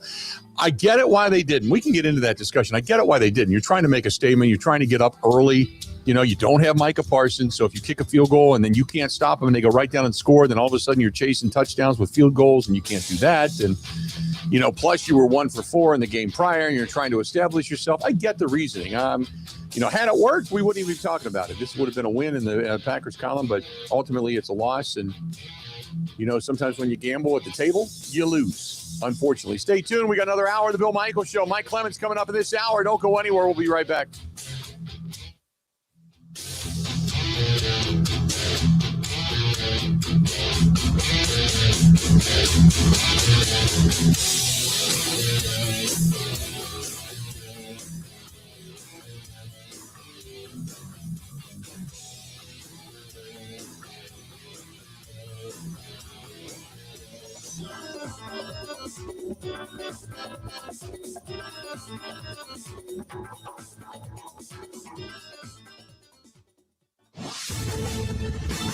This is a Wisconsin Sports Zone update. Well, the Packers are playoff bound. That's after the Vikings beat the Lions last night, eliminating Detroit from playoff contention and guaranteeing Green Bay a spot.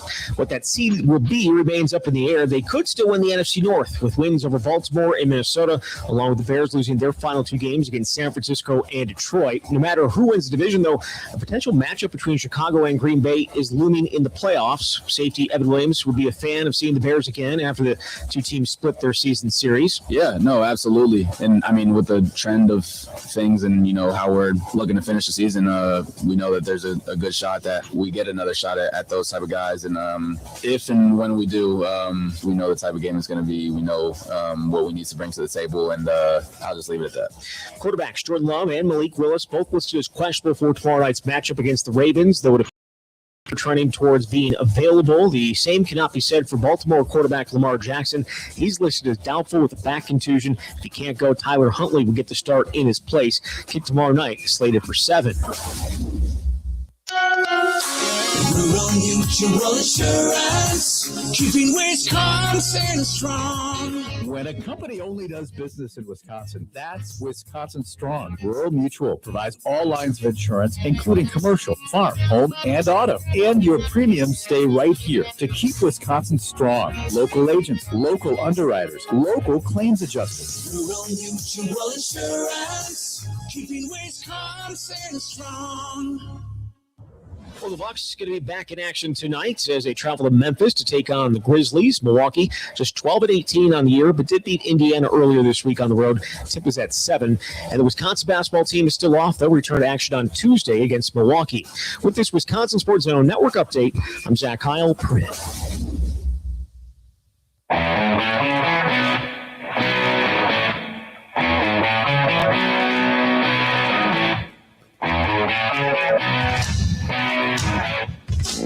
Welcome in. Hour number 4 of the Bill Michaels Show. And I got some emails to get to. I got more text messages to get to, all that kind of good stuff. And I want to get to that before we get Mike Clemens in here, coming up here in about 10 minutes, 15 minutes, so don't go anywhere. This one's from David, who says, I haven't heard any mentions about the Wisconsin Packer fans that are locked out of watching the game. I apologize if you did, and maybe I missed it. With it being on Peacock, unless you are directly in Green Bay or Milwaukee, you have to pay to see it, the $7.99 minimum. While it might not be a lot to some, especially this time of year, can't afford it. Why does the NFL lock out so many local fans? As Dave from La Crosse. Dave, we saw this coming years ago.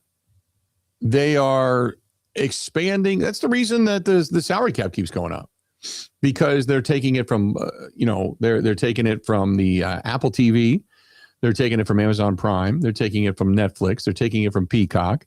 Obviously there's NBC, ABC, which is ESPN, CBS, Fox. They're expanding the ability for these networks and streaming services to carry games and getting paid millions and billions of dollars to do it. And between lining the pockets of the owners and lining the pockets of the players, we're ultimately paying for it. Now, I can say this, and it's going to fall on completely deaf ears. We are a society now that the national pastime has switched from baseball to football. And football years ago took over and absolutely positively reigned supreme. We cannot consume enough football, and the ratings will tell you that.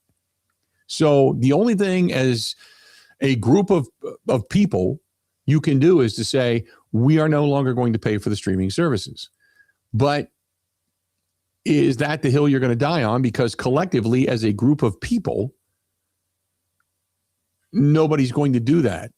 If you boycott it, that's fine. That's your right. That's your choice. There's certain things I do not pay for. There's certain things I do pay for because I have to. It's my job. And obviously it goes to the company, it goes to the business, it goes to taxes. But it sucks. It's just like when I've said a while ago, I do not agree with the NFL taking games overseas for areas that do not have franchises. If it's preseason games, go for it. But even still, the communities that you take those games from, now the teams still get paid, but they're not walking around handing money out to businesses. They're not walking around handing money out to gas stations, out to restaurants. They're not handing money out to bars. They're not handing money out to the butcher shop that supplies the meats for the tailgates for all the fans that decide to go to that game. They're not walking around paying those companies what they've lost, but yet they want taxpayers to foot the bill for stadiums and surrounding areas. I'm not in favor of that either. You know, the NFL will take and take and take and take and take and doesn't give two damns about you until you stop watching. You know what? You know, actually, when they gave two damns about you, and this is the truth, it's when Colin Kaepernick started taking a knee, and that became a thing, and players were taking the knees, and fans were tuning out, and the NFL noticed it. The ratings started to dip. The complaints went way up. it began to polarize the fan base. That's when they said, okay, we're going to stick with you, meaning the players, for this year. But after that, it's over. It affected the brand of the Dallas Cowboys, and Jerry Jones put out the mandate to his team and said, you are on my company time. You're not going to kneel. And if you do, you're not going to have a job. We'll put you at the end of the bench and make sure that you never have the capability to earn more money down the road. And then guys started to take a notice. That's when they took a stand. And their compromise is to keep the little slogans on the back of helmets and in the end zones and whatever. Like they think they're doing something, but they're not. But that's when it started to affect them, is when people started tuning out. And they started to divide their own fan base. But until then, pay as you go. It's the only thing I can tell you. Unless you find a bar or a restaurant in your area that's going to carry the game, you go there and watch it. Maybe that helps that business. Local money, keeping, to local businesses, that's always a good thing. But you're probably going to spend more money going there, having a couple of beers in protest than you are in just spending the $7 or $8 or $10 or whatever it is at home to get Netflix for a month or two, or Peacock or whatever the hell it's on. Peacock, I think. But that's the shame of it. So, when you kind of average it out, because some people say, oh, I'll listen to it on the radio, and do that. Listen to it on the radio or follow me on Twitter. And I usually almost give you somewhat play-by-play. I analyze a lot of stuff, and you can find me there. But there's a lot of different ways in which you can follow the game. But that's the way I do it. 877-867-1670. Mike says, hey, Bill, when is the last time a defensive lineman batted down a pass? Johnny Jolly? It seems like it's very rare for the Green Bay Packers. That's a great question. They've done it a couple of times this year. They've had a few of those batted down passes, not as consistently as we saw over the week or over the last couple of days or over yesterday, where you saw balls being batted down. Jared Goff they were getting smacked down in his face. Let's see here. What else do we have? Darren in Green Bay says, hey, Bill, happy anniversary of the Lambeau Leap. On this day in 1993, Leroy Butler took the Reggie White toss to the end zone and jumped into the stands. We need more Lambeau Leaps. Yeah, you don't see a lot of them anymore. It's kind of, I don't want to say it's faded away, but there's some guys that don't want to risk it going up into the stands. Some are wired for sound, and they don't want to jump into the stands because fans tend to rip at jerseys and grab crotches and everything else. So I don't know. I don't know when's the next time we're going to see a Lambeau Leap. That's a great question. Talking about the crash that I heard earlier out of the 920 might be the return of the alien from last summer. Could be. I have not found it yet. The 612 says, what do you think of the DK Metcalf suspension? I read where it could void the $45 million in guaranteed money. It can. And by the way, it was upheld.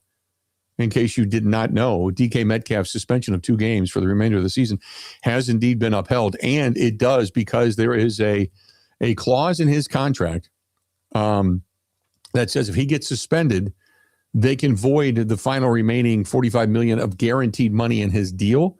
And that's exactly what it did. It voided that money. Now, they can keep him under contract and still pay him that money. And the Steelers organization may very well do that. Or they could say, we don't have to pay you all of this. We can pay you this. Or we're willing to do this. Hey, if you want to get that money back, we don't want to have any more incidents over the next couple of years. Who knows? Whatever it is they decide to do, they can do. But that clause in his contract is true, and it does void that money. So they don't have to pay it. They can if they want to. And maybe they write in something else to say, which I think is stupid, because some people say, well, give him a second chance. Well, this was his second chance. He's had other incidents before. Personal conduct policies. That's the reason they wrote it in there. I mean, he knows the minute he does that, he's voided that deal. He's just lost $45 million. He just threw it away. And what's the stupidest part about this, and I know Aaron Rodgers went off on a podcast talking about people and the things that they hear and people yelling at them and everything, thinking that a ticket buys you, the right to be able to, belittle somebody and their family and their mother and their wives and kids. And I think that's garbage. I completely agree with Aaron Rodgers on that. But the one thing anybody will tell you is you cannot get into it with a fan. Not at a game, you can't. Now, if you're out in the bar and somebody's harassing you and one thing leads to another, you're going to get blamed regardless. But that's a whole different scenario. because then they're invading your space. But when you're on the field, security's between you and them, and you still walk over and grab somebody and attempt to punch them. Yeah, you can't do that. You can't do it. Doug from Onalaska says, in here, in talking about the Lions' injuries in their roster, I have one question and one comment. I seem to remember that Ford Field has the type of turf that causes the most injuries. I could be wrong, but is that what you remember? Yes, it was, and I don't think they've changed it. I think they were going to, or they're due to. But Ford Field and MetLife both have the turf that has been widely criticized, but I don't know if they've replaced that yet or not. I know they were talking about it. Let's not forget the Lions picked at the top of the draft for 2 years. Then Goff-Stafford trade happened and other draft day trades happened, netted them several additional day 1 and day 2 picks. Any GM can build a good roster if he gets enough bites at the apple. Happy holidays. Well, that's just being a smart GM, though, isn't it? Correct me if I'm wrong. And then making additional deals outside of that. Let's not forget about that. When you look at the Lions roster, because, and again, I go back to, they brought in guys. They have a Kirby Joseph. They got a Brian Branch. Then don't forget, in addition to that, they've got a DJ Reed, who they picked up from New York, from the Jets. So they went outside to get guys to fill that as well.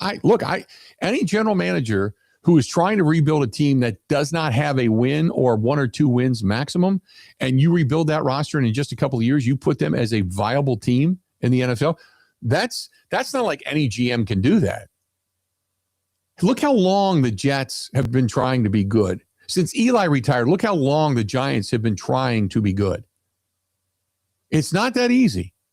Otherwise, everybody would do it, and you would just see what everybody considers to be the rotation of good teams in the National Football League. You'd see a team that's on top, and then 2 years later, they'd be on the bottom, and then the other teams that were bad would begin to ascend, and it just isn't like that. Cleveland has sucked for years. Houston had 1 or 2 good years with, 2 or 3 good years with J.J. Watt, and then they went back down, and now they're back again. Indianapolis has been bad for quite some time until, you had some decent quarterbacks that rolled through there after Peyton Manning, but they still have not been a consistent winner. Tennessee, go back to the Music City Miracle. And after that, they were good for a while with Derrick Henry and company, but they have not been that great. It's not been that easy to rebuild. The Raiders have not been good consistently for a long time. It's not easy just to say, hey, we're going to rebuild the team because we got more bites at the apple. You got to make sure those bites count. Every general manager in the National Football League gets bites at the apple. And every general manager would tell you, first-round picks, second-round picks, which is what everybody judges a GM on. If your first-round pick doesn't hit and they're an all-pro, you suck. The general consensus is you suck. So I'm not going to say that because it's not that easy. Right? Joe Muskego said, hey, Bill, for the noise in your house, did you actually go and check the bathroom? Maybe somebody just broke in, fell off, and broke the toilet. It's true. Who knows, man? Who knows? What else do we have? Unit, do you think Dan Campbell will be extra motivated to beat Ben Johnson? That's Randy from Nacita.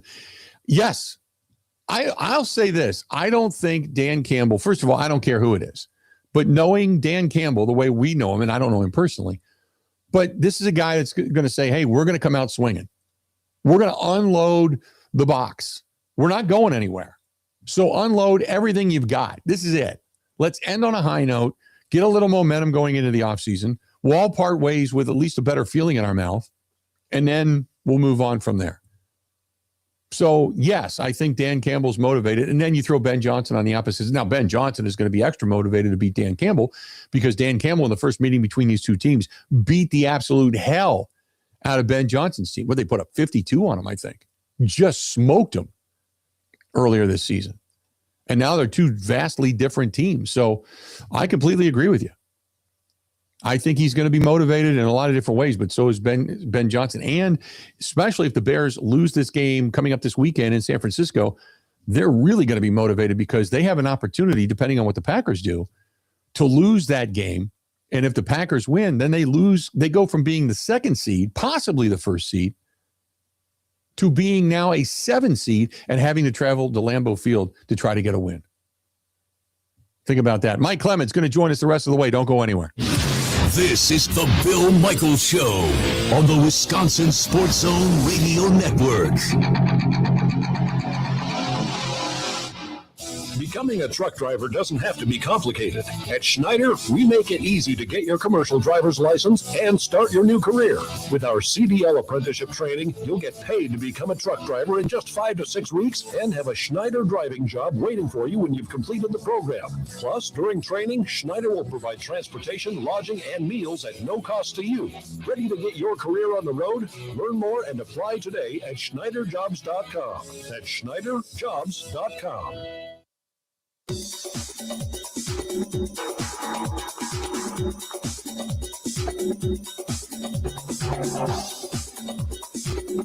Bill Michaels will resume in 3 minutes.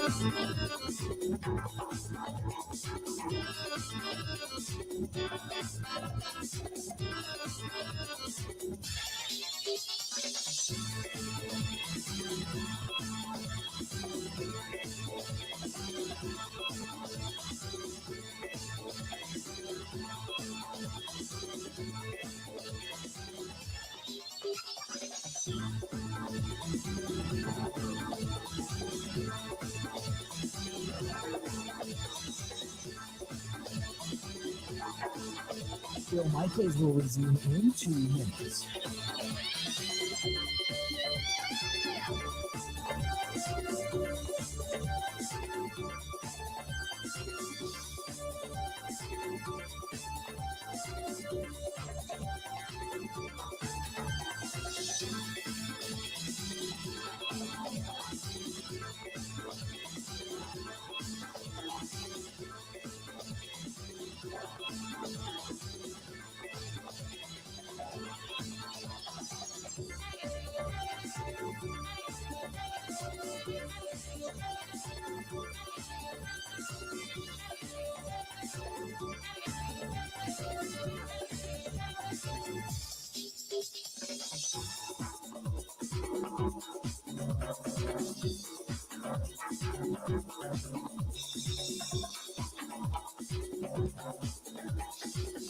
Bill Michaels will resume in 1 minute.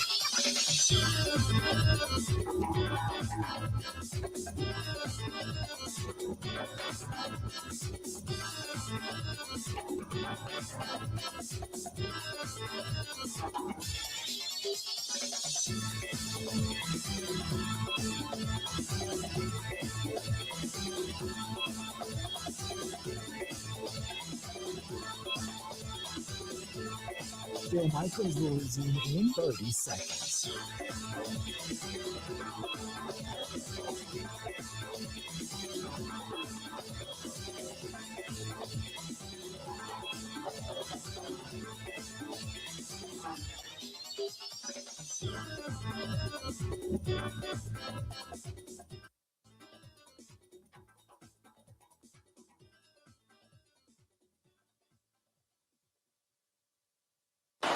See what Goff and company can do here. Not much. Goff gets walloped. Ball comes out. Minnesota's right there. This Vikings defense is relentless. Van Ginkel and Turner short it loose. About a month ago, I brought up an idea of just going 1-0 for the rest of the season. You're now 4 for 4 since I asked you about that proposition. Congratulations, fellas. That was a defensive, special teams, grinded out, and we made the play we needed to win. That was a total team effort right there. Give it up for yourselves.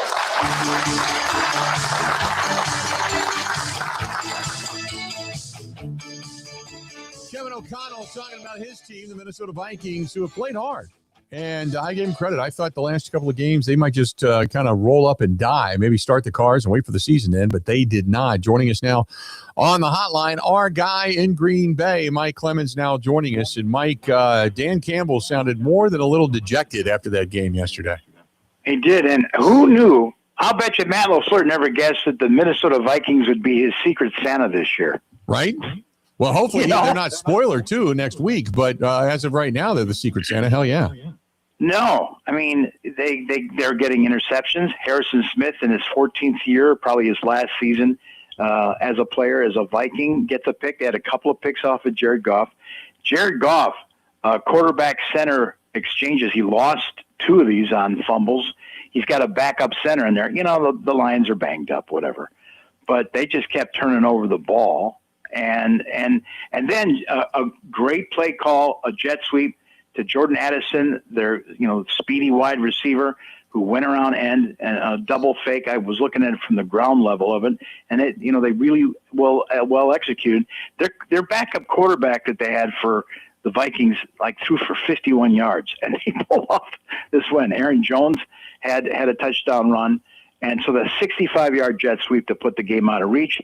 And then afterwards, you go to the visitors' locker room, and Dan Campbell about losing 23-10 to the Vikings, and Detroit eliminated from the playoffs. The story of that game was 6 turnovers. Can't turn the ball over 6 times and win in this league. Defense did some really good things, getting stop after stop. Offensively, I thought we played hard. We just could not. You turn the ball over that many times, it's going to hurt. So that's what got us. You guys knew it was on the line as far as the playoffs. That's especially disappointing, the performance. Losing is very disappointing. Losing. I hate losing. They hate losing. We do. But look, some of these things that come up, the effort's there. It's just, boy, we are not, we're just a little off here, and it's costing us significantly, and we just, there again, too many turnovers. That's what really got us, man. Just couldn't overcome it.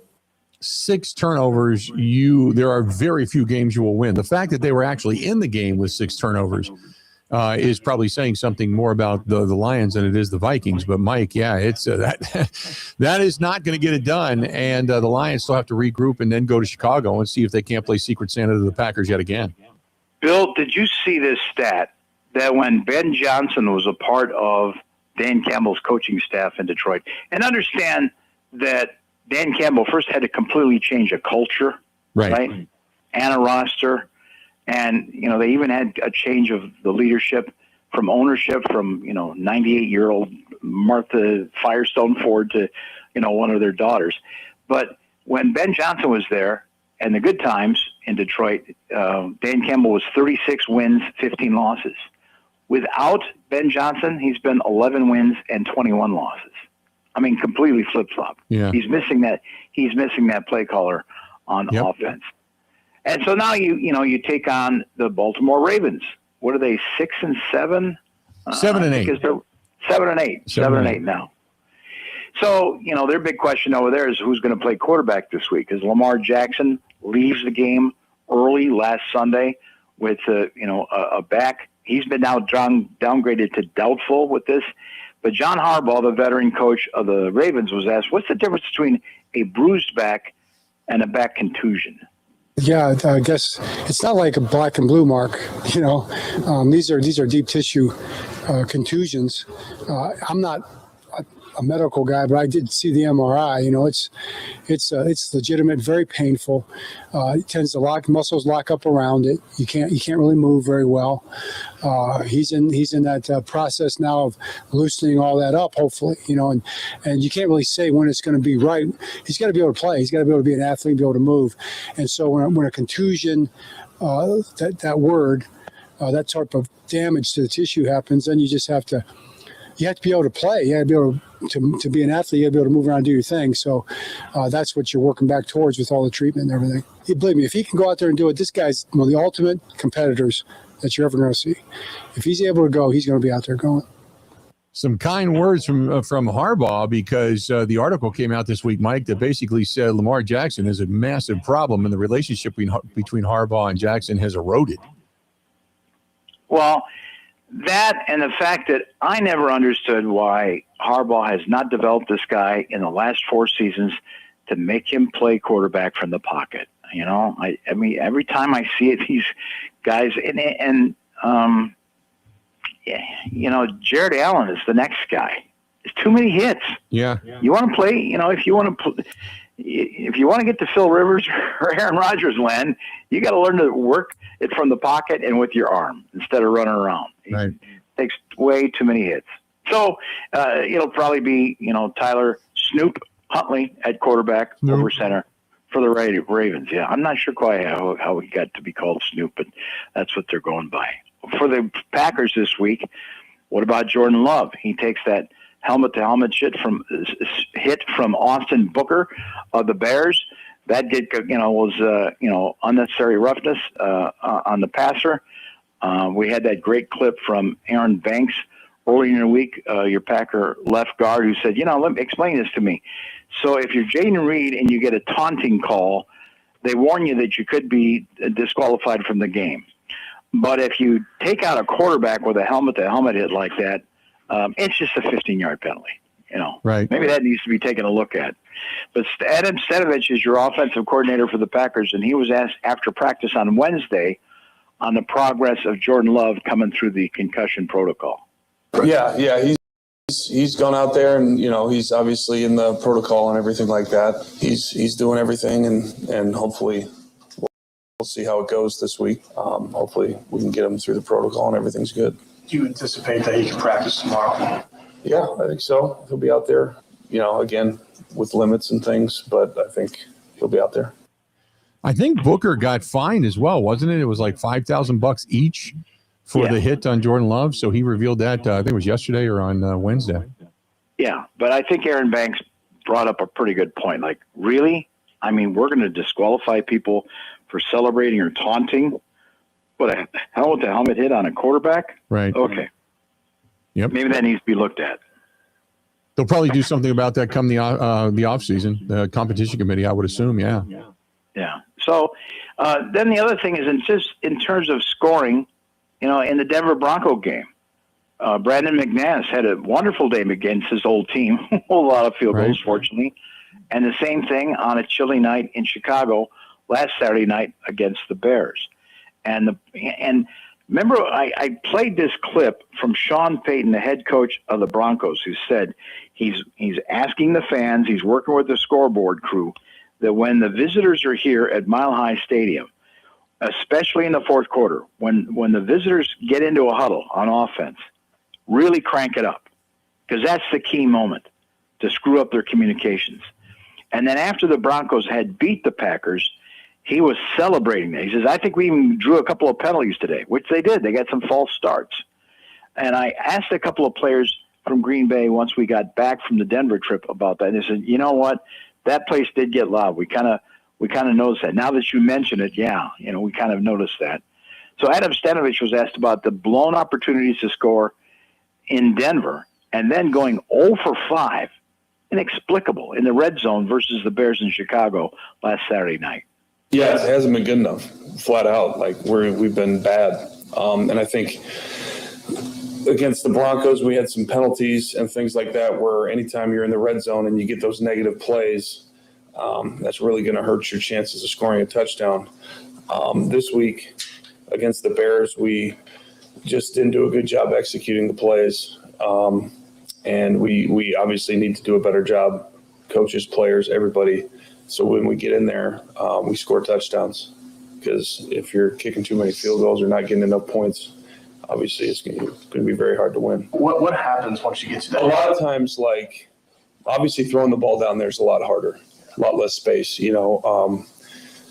and anytime you have those negative plays or just plays where you don't gain yards and put yourself behind the sticks a little bit, it just makes it that much harder the passing game that much harder. You know what I mean? So I think one thing that's always important is just having a really good run game down there. For the most part this year, we've done that, but other times, we've struggled. I think that's some things where we have to do a better job. So it's a holistic thing, though. It's just about executing and then not having those negative plays that put you behind the sticks and make it hard to throw. Let's do this. We'll step out. We'll take a quick break. We got Mike Clemens on board with us, taking us the rest of the way up in Green Bay. Packers taking on the Ravens coming up tomorrow night. We'll hear more from Mike. That is up next. Don't go anywhere. We'll be right back. Covering Wisconsin sports like a blanket. This is the Bill Michaels Show on the Wisconsin Sports Zone Radio Network.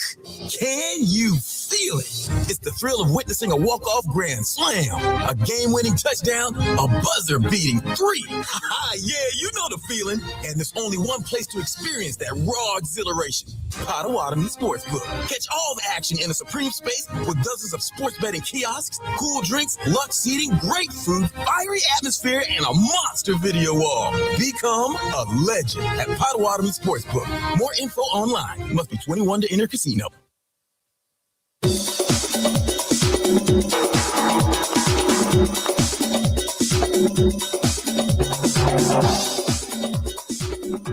Bill Michaels will resume in 5 minutes.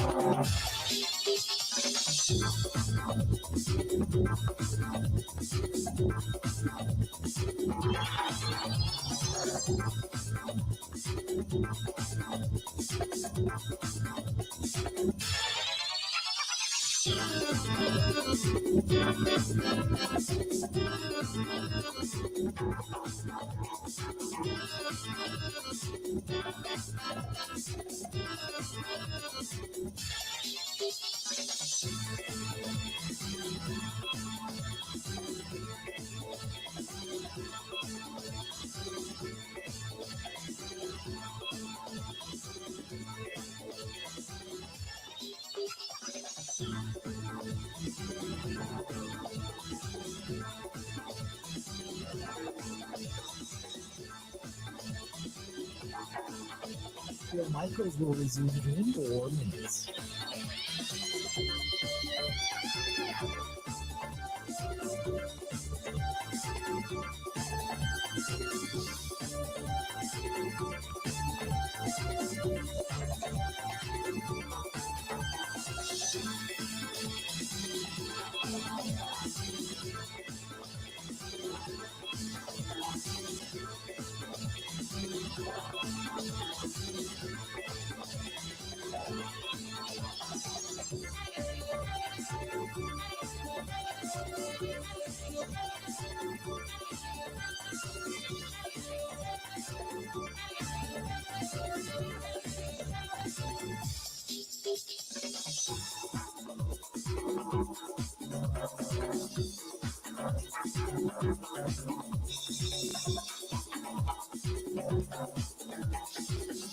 Bill Michaels will resume in 3 minutes.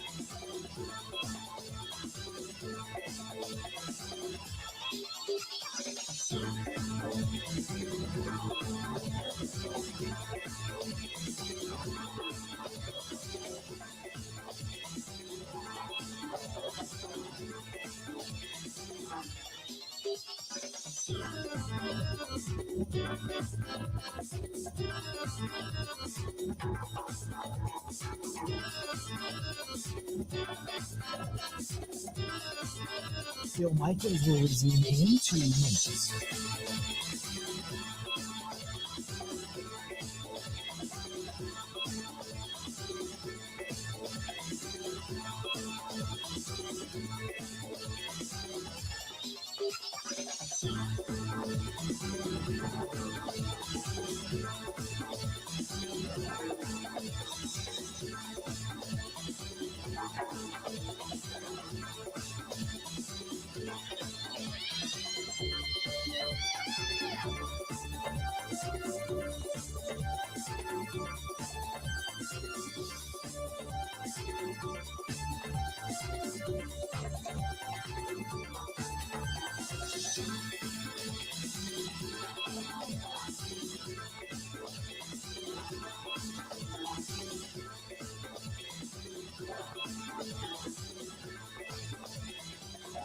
Bill Michaels will resume in 1 minute.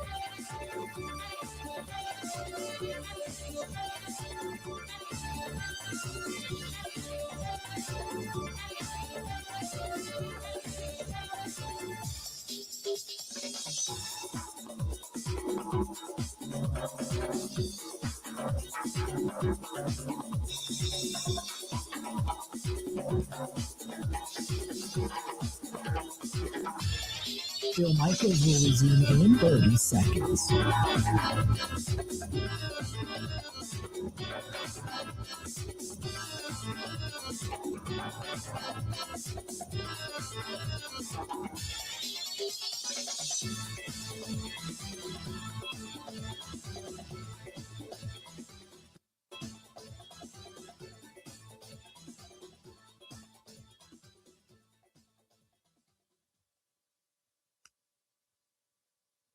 I'm sure we'll be getting up early in my house and opening presents, and about the minute we're done doing that, we'll be back at the office. I don't think my wife thought I was a good boy this year, so I don't think she got me anything. I was on the naughty list.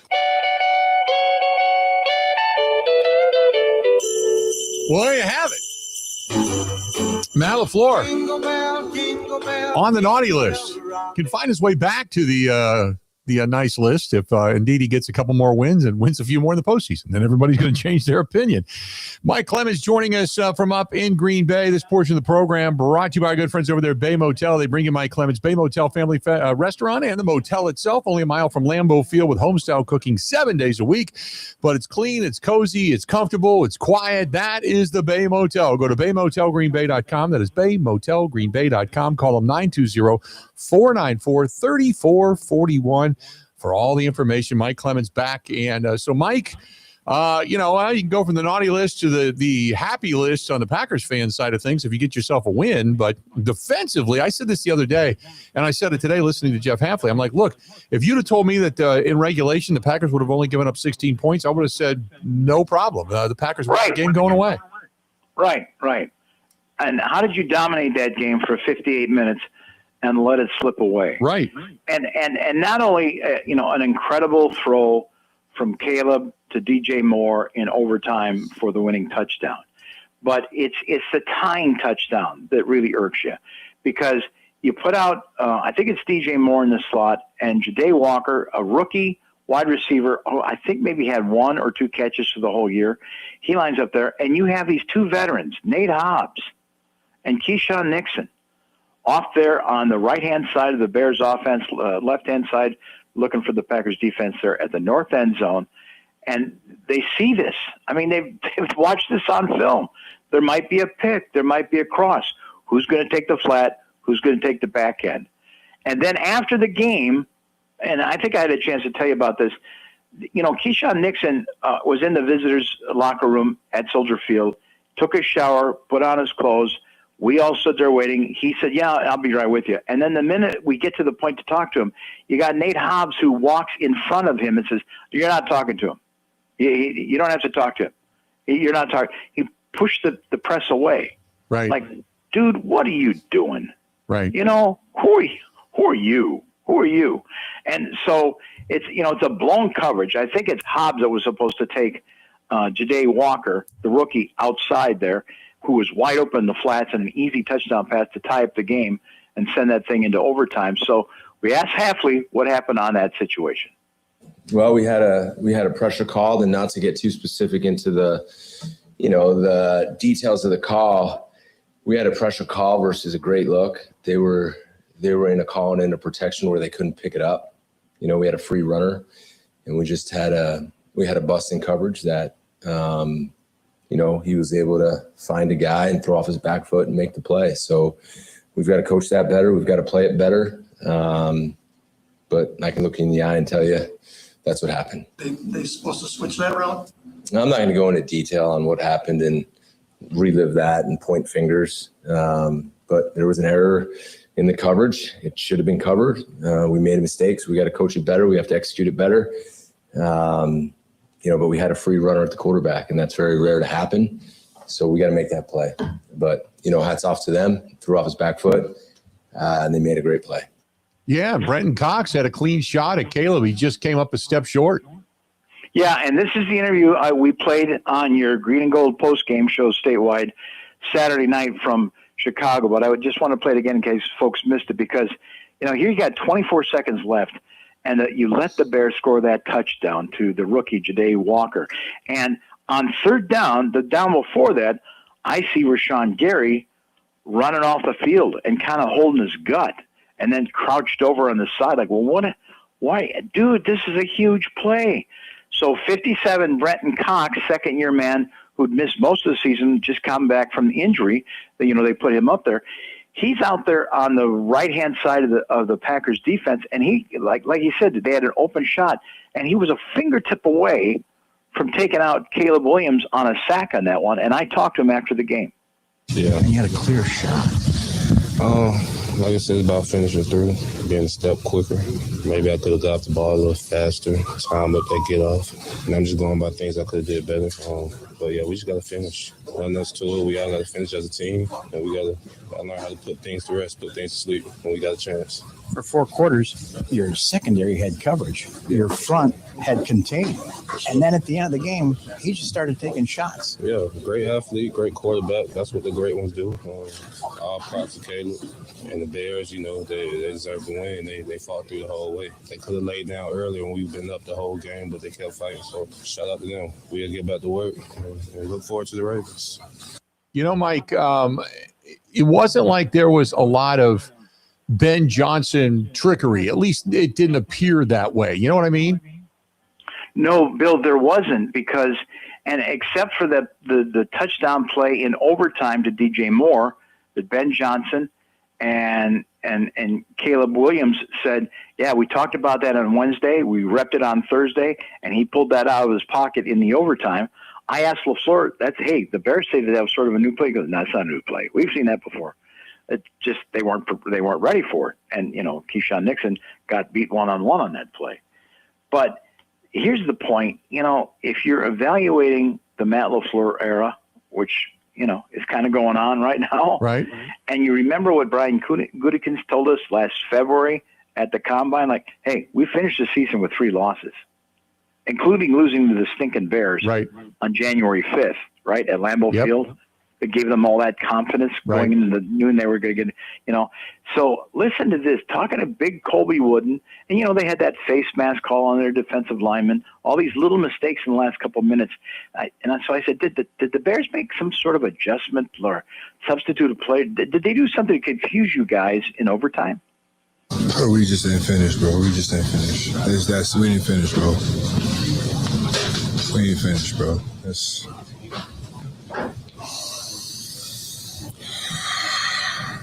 We just ain't finished, man. That's it. We just ain't finished.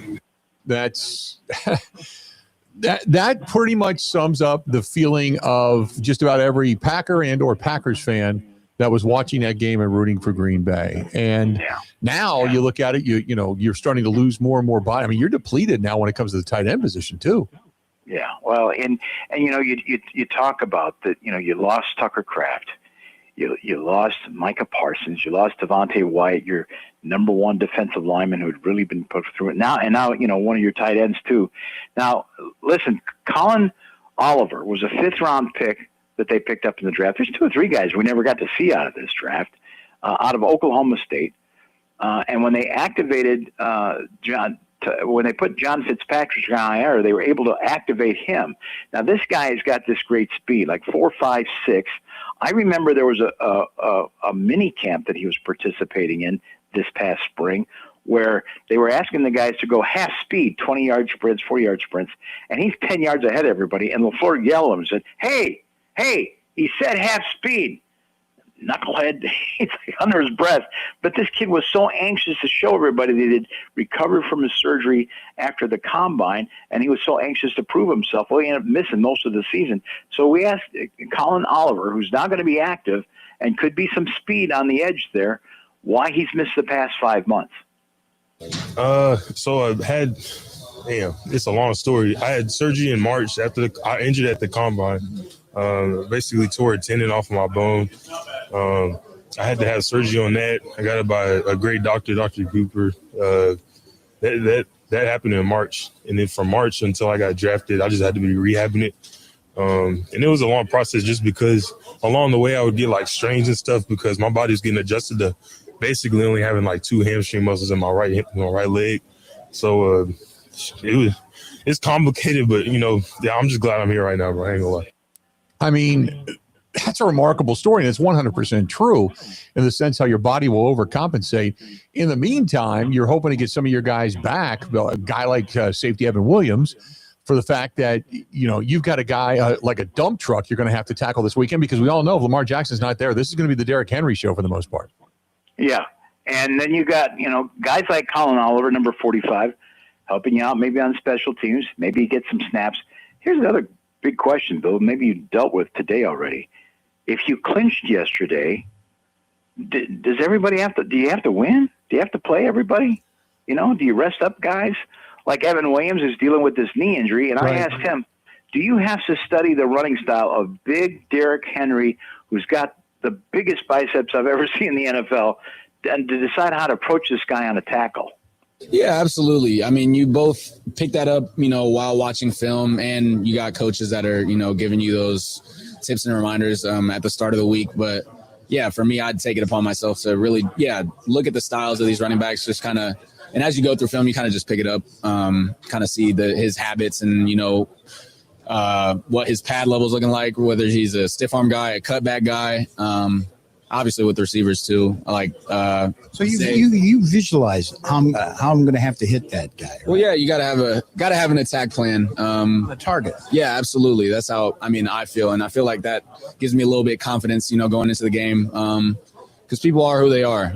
They've developed those habits over years of playing their game, and they're not going to change it just for one game. And so yeah, I like to have an attack plan of sorts. When I'm coming up to, tackle somebody or fit up on a running back, or, you got a receiver in space, understanding what his tendencies are, what he's put on tape a lot, definitely put me in the best position to, make that play. The other thing to remember, Mike, is if the Packers win tomorrow, they're still in the hunt for the to win the NFC North, because if the Bears go into the 49ers and lose on Sunday Night Football, and then the following week, because you normally would rest people, but the following week, the Packers still have to face a decent Vikings team.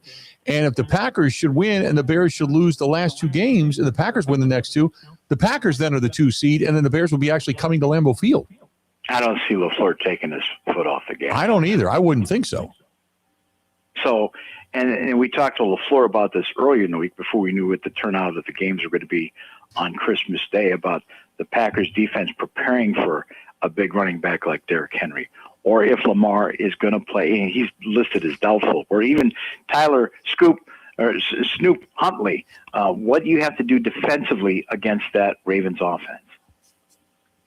Both those guys are extremely athletic. The one thing that's unique, I would say, about them versus maybe some other teams is they're gonna run their offense because both of those guys are capable of, they're beating with your arm or they can beat you with their legs. So there's a lot of similarities. I would say there's more similarities than not.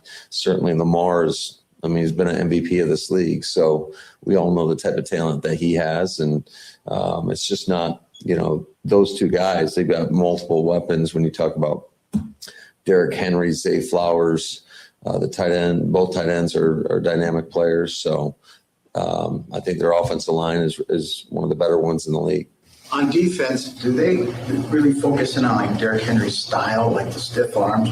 Yeah, absolutely. I think you always, when you're going against, really, it's every team, you have a tackling plan. And certainly some guys with as dynamic as he is with that stiff arm, you better have a plan on how you're going to take this guy down. And for the most part, for most teams that are playing against these guys, it comes down to having population at the ball. You got to have a lot of hats at the ball, because once he gets going, he's really tough to take down. Let's do this. We'll step out. We'll take a quick break. We're coming back. We'll wrap things up. Mike Clemens joining us live up in Green Bay. Coming up next on the Bill Michaels Show. Covering Wisconsin sports like a blanket. This is the Bill Michaels Show on the Wisconsin Sports Zone Radio Network.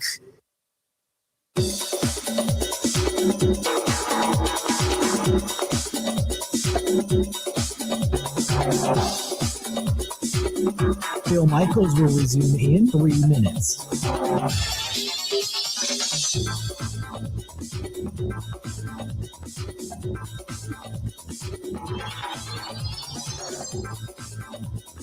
Bill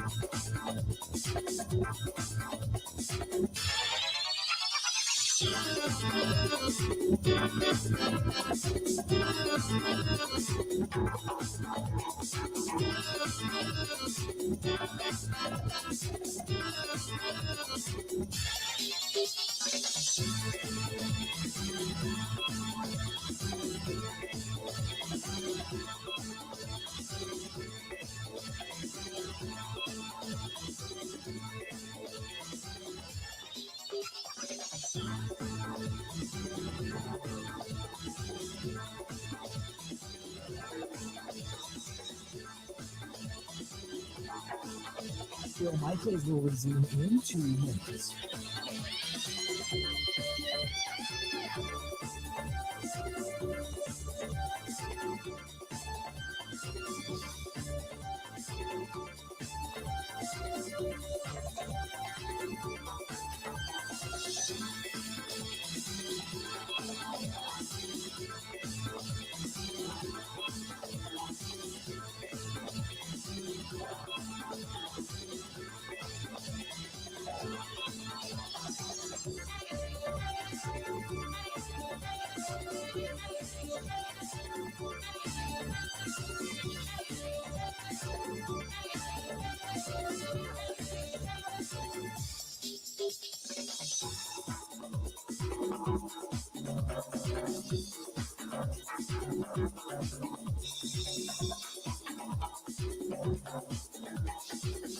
Bill Michaels will resume in 1 minute.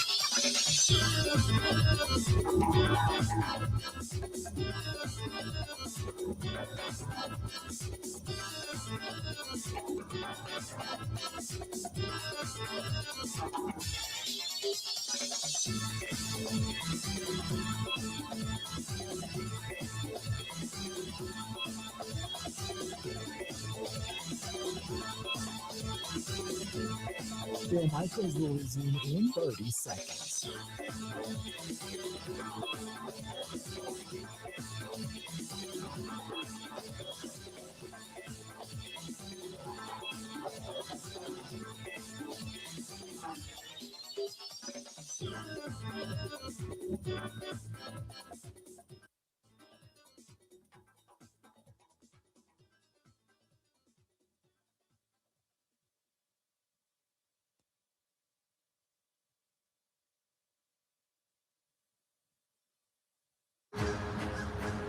Final score in Philadelphia, the Eagles 22 and the Packers 10. Hopefully we can use this as fuel to have a great offseason and come back next year ready to rock. There's talented guys in the locker room. I think it's time that we start competing for championships. Building, let's come together as a unit, as a team. Coming up there, 1, 2, 3. Yeah, listen to this crowd. Matthew Golden, wide receiver.